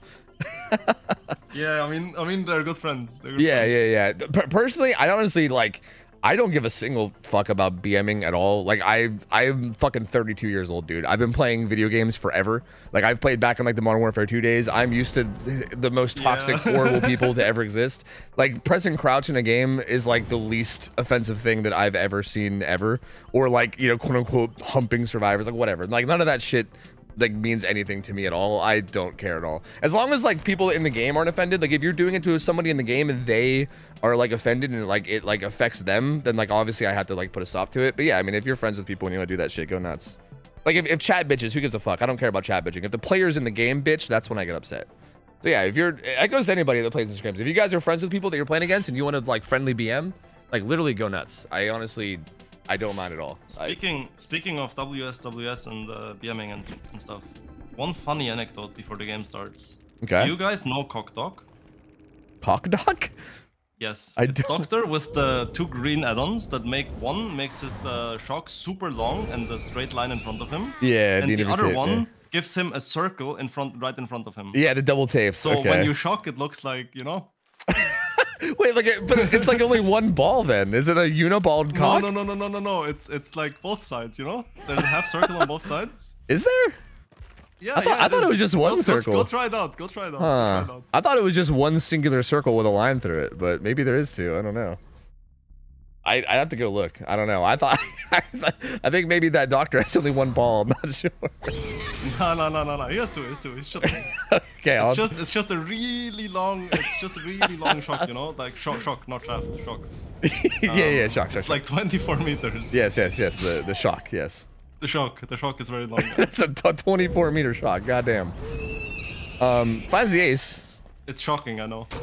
It is. It's very shocking. Whoa, face up. That lithe was the most obvious lithe that I've seen in a while. Yeah, swings at it anyway. Goes for like a 360 hit. Maybe he was expecting a juke, or maybe he was trying to show off. I don't know. Doesn't get it though. No, he didn't want to get spun, but he didn't expect the lithe. That's why I said it was one of the most obvious lithes, because the nurse didn't think about it. If she thought about it, she was just insta-swung in front of it, and the auto aim would have connected with the blink. Yeah, that makes sense. Okay, so what do you think about this build? Gift of Pain. I think that this build can work. Yeah? Let's put it like that. I think for this map, and this situation, and this current state of the game, I think it's good.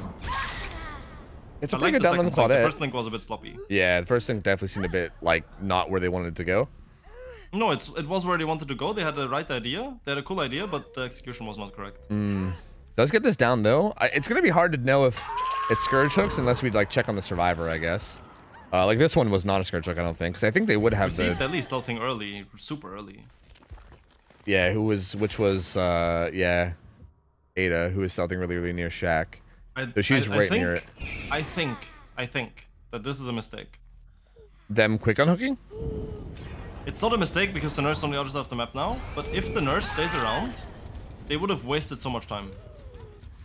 Making the camp almost worth it. Yeah. By stealthing nearby, basically, is what you're saying? By stealthing nearby for the whole stage, yeah. Yeah. They do pop 2 gens though, save? and oh, the WS. No, it's not okay. A fake pellet save. Yeah, no, Zap's here. He's gonna get hit though. Nice. Should die here. Should die Yeah. here. There should be no way to survive. And he should be in trouble after this too. Like two downs over here.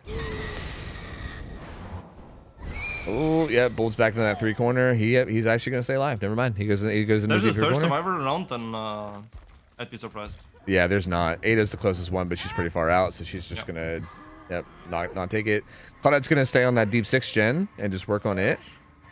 And it looks like Ada's kind of stealthing for this save already too. I think they maybe are just assuming that the killer's just gonna leave and go after like pops like right away. And again, wait, am I? Yeah, still no Gift of Pain. Oh no, Gift of Pain was active on Claudette. It's not even what will make it. The ace should be stealthing for this. Oh, if the Ada gets found out, that could be huge now. She was patient. But the nurse's game sense is tingling. Yeah, you can tell. She's like, there's something here. Yeah, I can smell it. I just don't know where. Where is she? Oh. Yeah. Yep. Not the right direction though. So I think she's gonna get away with this. I mean, she had the right idea, the nurse. Yeah. Now she's second guessing herself. Never mind. Oh. Coming to the play. Oh. Scooby doing it behind that fucking 4-lane wall. Yeah, no. Don't go too far. Get the hook trade. Make your time commitment worth it. Almost in struggle. Yeah. Might as well get the trade. Yeah, there you go. Nice. Okay, now. Oh. Slug. Yes. Now count seconds. 10 seconds. Don't hit earlier. Don't hit that. Well, she kind of just vaulted the T-ball in the corner, so the distance doesn't seem like it mattered too much. It's okay, but it's more time. Yeah, that's true. Yeah, it is. It is still an extra 5 or 10 seconds. You really wanted to down this survivor? What you really wanted to do here, as the nurse, is down this survivor instantly, slug this survivor, then hook the deli, and then hook the other survivor. Yeah. Actually, yeah, that makes a lot of sense. Waiting this out here is not worth it. It's a DS against a nurse, man. Like I don't. Yeah, you can just eat the DS. Yeah, you're nurse. You can literally just eat the DS, and the down's gonna happen fast enough. Yeah, that feels very not worth either. Yeah, the survivors are in a really good spot now. There's only 1 gen left. They got 2 gens on while that was going on. Yeah, Ada got out of there. Like she's kind of fine. The nurse does find these guys injured, but Like, what are you gonna commit to this and give up the down on the Nia? I mean, I guess so. Nia's still gonna have Dead Hard even when she gets up too, which is gonna be probably good value, I would assume. Okay, finds Claudette. Wait, were they all here? Because if she can spot those guys resetting. Yeah. Ooh. They're all here. Gonna take this hook though. Oh, that could have gone very wrong if the nurse slugged here and went for the other people. Yeah. That could have gone very, very wrong. Yeah, that felt like another game sense situation where she saw everybody running back here and then she saw the heal happen, which I feel like should be like, okay, clearly they're resetting somewhere. Well, I guess I don't know. Did Ace have a med kit? No. So yeah, I mean, I guess with a really, really high amount of game sense, you could probably put together that they healed someone nearby. But does get the hook on the because you saw them run around the hill on 5, right? Yeah, exactly. Like you knew they were there, and then you saw someone get healed, so you know they couldn't have ran far to do that. Gunna comes in onto Nia, or sorry, onto Claudette, and I think she wanted to confirm the skill on Claudette, maybe. Claudette's running way deep into 6, so she's like, okay, if you're gonna kill me, you gotta come the whole way down here. Right now, right? Yeah, probably like 3. Well, never mind, they're healing. No, yeah, they're not. Are they? Oh god, bad camera. Yeah, you think they just do like deep 3 at this point. Oh, she's leaving. She's leaving because the nurse thinks that they were stacking as well.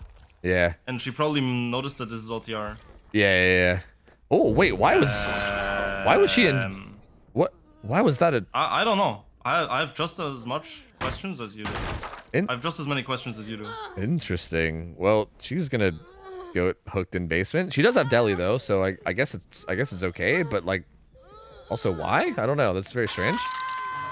So there's basement hook. Everyone else is healed up now. These guys are stacking. Okay, these guys are stacking up the gen alongside main. I think that's like there's 1 o'clock gen, right? I think it's 11. It's 11. Oh, is that 11? Okay.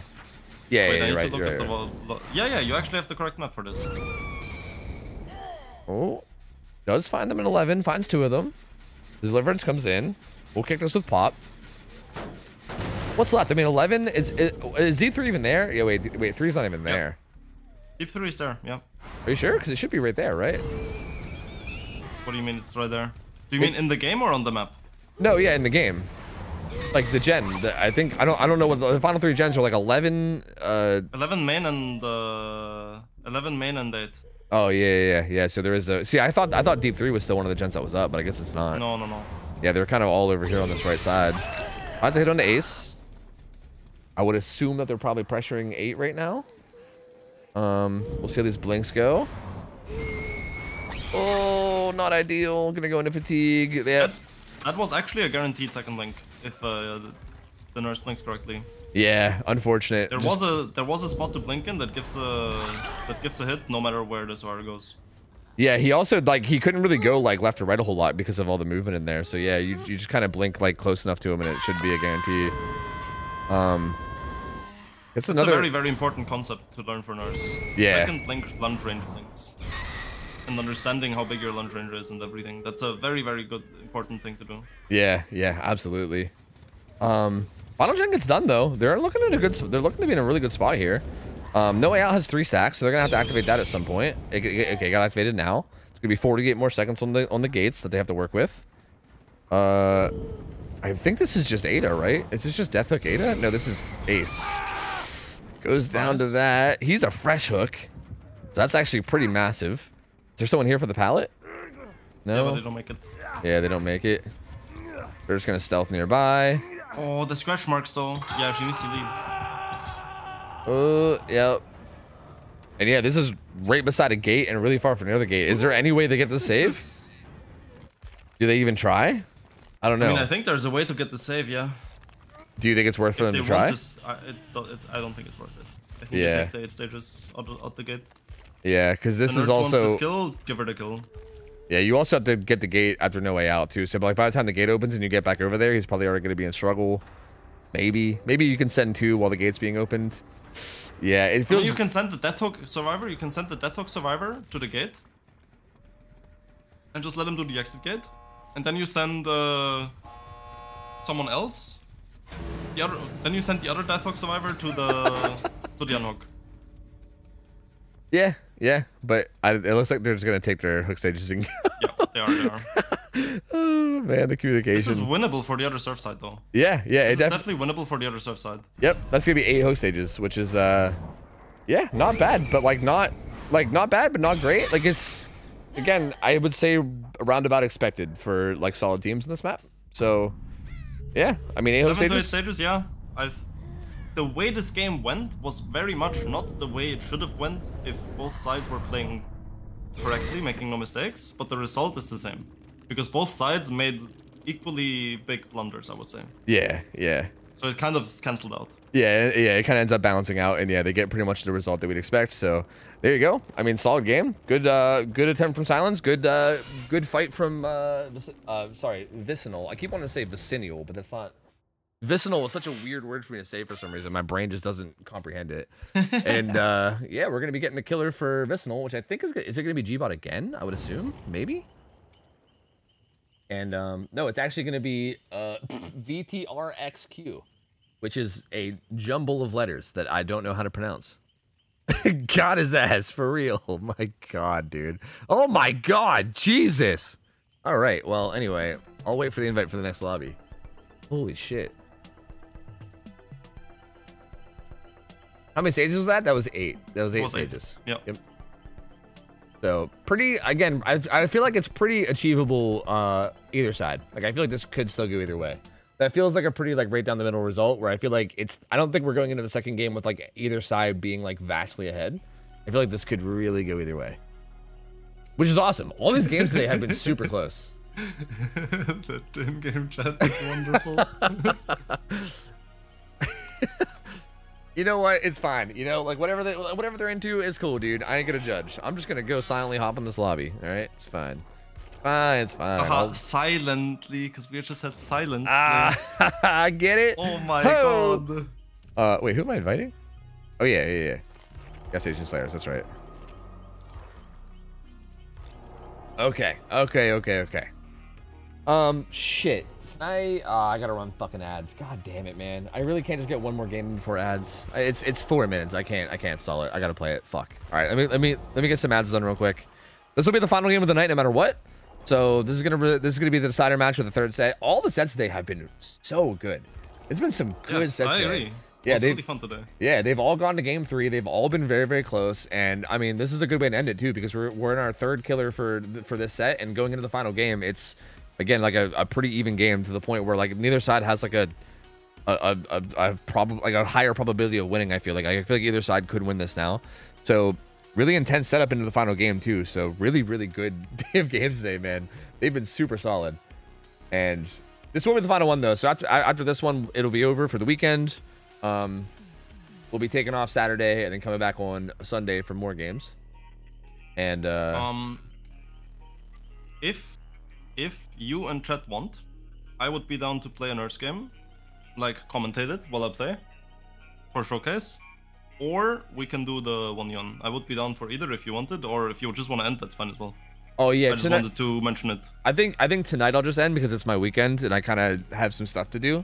But maybe Sunday. Fair. I don't know what's gonna be going on Sunday, but I'd say the possibility is probably more there Sunday for sure. Yeah, I'm down either way. Yeah. I think Sunday sounds good because also today we've gone to game 3 every game too, whereas Sunday we might end up getting some 2-0s, and if we get some 2-0s, we're gonna need to fill time anyway. Like sometimes we got to fill time between sets, so that seems like that'd be really good stuff to do for filling time. Like we get that sometimes where like the games just go too fast and we're like, well, shit. Yeah, sure. I can be around for Sunday. Yeah. If you're down for Sunday, I'm down to. Yeah, we can absolutely do it again. Like maybe with all the educational stuff, maybe chat would like a commentated nurse game on like comp rules. Yeah, that'd be super cool. I mean, are you like, would you want to just like get against like any team that wants to go against you or what? I mean, I'm down for whatever. I don't mind playing against anyone particular. Yeah, I'm sure we can figure something out. I'm sure there'll be somebody around that would probably do it. So I'm down. I'm digging down. All right, ads are gonna be done in like a minute, so I'm gonna go ahead and just let them ready up. I think they should be done by the time we load in, so I think we should be good.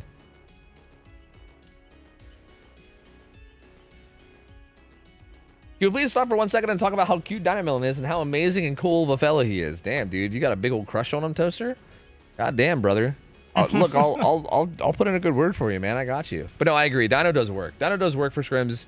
He does a ton of work. And again, matchmaking god, dude. These games have been phenomenal. So, man's a matchmaking wizard. I think I got kidnapped. You got kidnapped? I just read a message. Laser has now been adopted by chat. He can't leave us. I'm scared. Oh Lord. By the way, guys, I don't think I've done this yet, but if you don't know, Laser does stream himself over here. So go follow him. Go follow him if you're not already. As you can tell, he's a very good player, very knowledgeable, and you've told me before that you do a lot in terms of like educational content and teaching and all that. So yeah, I mean, yeah, I try to explain everything that's happening in games. Sometimes I scrim on stream with like Nurse Spirit, whatever, and I have a 5K channel point 1v1 request. So then people who want to like test their skills, they can 1v1 me, and if they want it, I'm always open to like giving feedback, pointing out what they could have done better, explaining like how to rush around the tile as Blight if they struggle to do it and stuff like that. Yeah, that sounds so helpful, man. I actually did that like a while back. I did that with one of our Blight players, Array, because I like was again I had the fucking pub brain mindset where like I just had not gone against good players ever. So like the rare occasion that I went against a good Blight, I would just crumble because I just didn't know what the fuck I was doing. And yeah, just having like a little 1v1 sesh with like a good player that just like tells you what your options are and tells you like what you could be doing instead of like, you know, doing nothing or whatever. It's so helpful, man. Like I feel like that little 1v1 sesh I did, it was maybe like a half an hour that I did with Array, and I feel like it instantly made me so much better against Blight. So I imagine doing that with you with like any killer would probably be pretty insane in terms of just like improvement. And honestly, I'll probably take you up on that at some point, because yeah, I would love to improve. Yeah, I'm so down. I told you I'm done for that. Yeah, if you want to. I'm totally down as well. Yeah, you're 1v1ing Laser. I mean, not right now, but at some point, yeah, I would love to. Don't listen to Osaka in chat. Do not listen to Osaka. Wait, ask Laser to 1v1 Trapper Wraith? Yeah, because that's like, you know that the DBDL ladder exists for 1v1s, right? And the meme message there is that everyone that plays ladder just asks for Trapper Wraith ? Oh god. And I got so tired of seeing that message that I just stopped playing ladder. So that's where it comes from. Oh, okay, let's focus on this game though. Yeah. Let's give this last game of the day some justice. Yeah. I'm cycling the builds real quick, just seeing what all everybody has. So coming back to how you want to play this early game, stealthing is not that important. All you need to do is play distance from the nurse. So as long as we don't see a chase starting within like more than 1 or 2 blinks, with less than 1 or 2 blinks invested, the survivors are doing a good job here. Yeah. So now, this is not that much of a good job. So I guess you could argue that stealth is actually probably not good, because if you get found stealthing, then that's, yeah, you get situations like this. So yeah, maybe not stealthing is good, and instead just making sure you have tons of distance no matter what. But Igor does get found, is currently in like the deep 6 pocket. There's no way he leaves. He's gonna run deeper deep 6, Yeah, no way. Okay, he should die here no matter what. So there he goes. Good blinks. So barbecue, agitation, pop, interesting build. No eruption or anything. But I'm guessing Agi's there to help him carry people into like the inner map to get hooks in there, as opposed to hooking them in deep pockets, or maybe even just going basement, which is where this one's going. So that's a pretty spicy. Swish just said, I've been saying stealthing is bad. I want to touch on that because I feel like a lot, and I mean a lot, of newer teams get that wrong. So stealthing as a strategy early game, you only ever, against any killer other than maybe Plague, you should only do that ever if you have to get some ridiculously good result. If you just need a normal result or even an easy result, never ever stealth early game. That doesn't mean playing slow. That doesn't mean not playing slow. That doesn't mean not playing safe. That just means do not play for out-stealthing corrupt. Move across the map, walk if you have to, run if you want to. All better, but stealthing, trying to stealth out corrupt, is like tossing a coin whether or not you win or lose the game. Yeah, because if the stealth works, you win the game. The killer just loses too much. But if the stealth doesn't work, you have a 2-tap with 0 gem pressure and everyone out of position. You just lose the game. Yeah, and I think it's important to stress that also, like, what you're saying too is that, like, if you don't stealth, make sure that you just maintain massive distance on the killer. Like, yes. That's the main thing. Be in a safe spot against the mon killers, play some strong tiles, play some pellets, whatever you're comfortable with. maintain distance against Blight, against Nurse. Just play safe. Yeah, just make sure. Don't stealth corrupt. Yeah, just make sure you're in a spot where you're not gonna go down in like 30 seconds, essentially. Yeah. Yeah, exactly. Igor though does hit a PSA. Yeah. For everyone. Igor does hit a DS though, and he gets re-downed again in this deep 3 pocket, and they pop another gen. They're currently doing a. Yeah, they're gonna pop another gen as well. Yeah, There's no way that gen doesn't pop.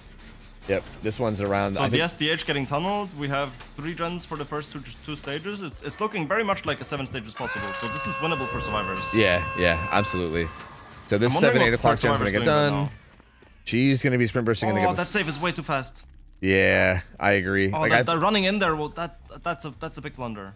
Yeah. If the Nurse looks back and has good filters to see scratch marks, that could be really bad. The nurse has to realize. The Nurse has to realize that her tunneling out the survivor right now is her win con. Yep. Because this survivor, she knows that now there's 0 other gem progress because they just stacked that. Yeah, and I feel like this is just wasted time, right? Survivor out. She already ate it, yes, so now she needs to commit to it. Yeah. What she should really do is just, exactly. Cancel blink on hook. Cancel blink on hook and just wait here. Yep. Force the hook trade. If there's any save coming, take the hook trade, slug, count the BT timer, don't hit before, and re-down the survivor. This feels like this could have been a lot of time on gens from Leanne, though. Like, I mean, being here and I think not unhooking right away is definitely good, but I feel like this could have maybe been delayed a little bit. Not forcing the hook trade is a big oof. Yeah. I'm not really sure how they get away with that without being forced to trade. That's interesting. No. Still built-in bar time. BT. Yeah, but there's no DH now, so hitting BT is actually okay. Yeah.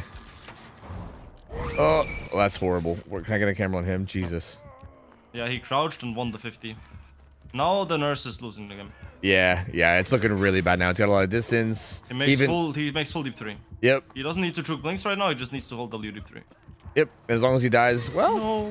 No.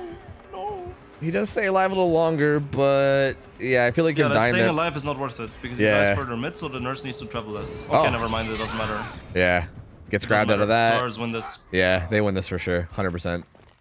Yeah, there's no way. I mean, that's 3 hook stages, and you need, what, like 9 to win this? And yeah, the gates are open. I think the most you get is probably another kill and maybe get 6. 6 stages the max you can get. Yep. Gonna find Maria, get a hit there. And yeah, my lord. Disappears with Lucky Break. Very well played here. Lucky Break overcome? Yeah, you'd be correct. Yep. Gonna go back to the other gate too. She actually doubled back and went back to the gate at 6. So these two are gonna be out. That's a 3-stage Nurse. Yep. That was phenomenally played by Gas Station Slayers. I think they played that really well. All the Nurse really did wrong. All the Nurse really did wrong this game was fuck up on the tunnel out in the end. Yeah. You see how missing one blink? You see how missing one blink lost the game? I think 1-for-1ing with the I think not 1-for-1ing the unhooker was also a bit of a fuck up too. Blink, and it was over. Yeah. Because honestly it was a solid start. Like the first down happened pretty quickly. And then like the tunnel out, like there wasn't any like major fuck ups up until that point. Yeah, that was just enough with how well these guys played it. That was just enough for it to matter, and yeah, can't quite get it. And Gas Station Slayer is going to take it. They're going to take the 2-1. They take the Nurse set, and dude, really solid, good, high level games. That's awesome to see. That is really cool to see, man. That's going to be it. GG's. Very well done by Gas Station Slayers. They're going to take the 2-1. So good try from Vicinal. I think Vicinal did play really well though. That was their first time we've seen them in scrims, and they played really well. So it's cool to see. I didn't know how they were going to be going into this because I had not seen them play at all yet. But yeah, they seem like a very solid team. So I'm excited to see them play going more in the future as well. And man, just really good sets today, dude. Super good sets today. That's gonna be it. TCM when? No. Well, probably not. Anyway, I'll probably stream that shit like next week, man. I don't know. But hey, Laser, thank you for joining me, man. I appreciate it. It was fun. Thank you for having me. Yes. It was actually cool. Yeah, of course. I'll be in touch over the weekend about casting on Sunday and stuff. I'm pretty sure I'm down for it. I wanted to give myself the buffer of maybe doing things solo Wednesday just in case, I don't know, it was like overwhelming or something. But no, it's chill. I mean, I know. Yeah, you're cool and chill and fun to hang out with. So I don't really think it's fine. I think we could just bring you back on Sunday and chill and watch some more games then if you want. So thank you for joining me. Yeah, I'd be done probably. I'd be done. Yeah, absolutely. I'll be in touch about it. Again, one last shout out for Laser. Go check him out if you guys don't know him already. Super nice dude, super cool guy, very knowledgeable, very good. Actually insanely good at the game. So go follow him if you guys aren't already. He dedicated like 6 hours of his night to come cast tonight. So I mean, he definitely deserves some people to go check him out, say hi, go hang out with him when he streams. So yeah, that's it for me. I'm gonna hop out of Discord. Thank you. Thank you for joining, dude. Yo, and thank you for having me. It was fun. Yep, I'll talk to you over the weekend. To repeat this sometime. Yeah, hopefully on Sunday. So I'll keep in touch. Yes, sir. All right, take care, man. Bye-bye. See you. All right. That's it for me, guys. Thank you guys so much for hanging out. I appreciate you guys. Really good sets of games today. Tofu, real quick. What? Also, big shout out again to Dino Melon, Kurt, Panda, Shay, Swish, everybody that like helps run stuff behind the scenes.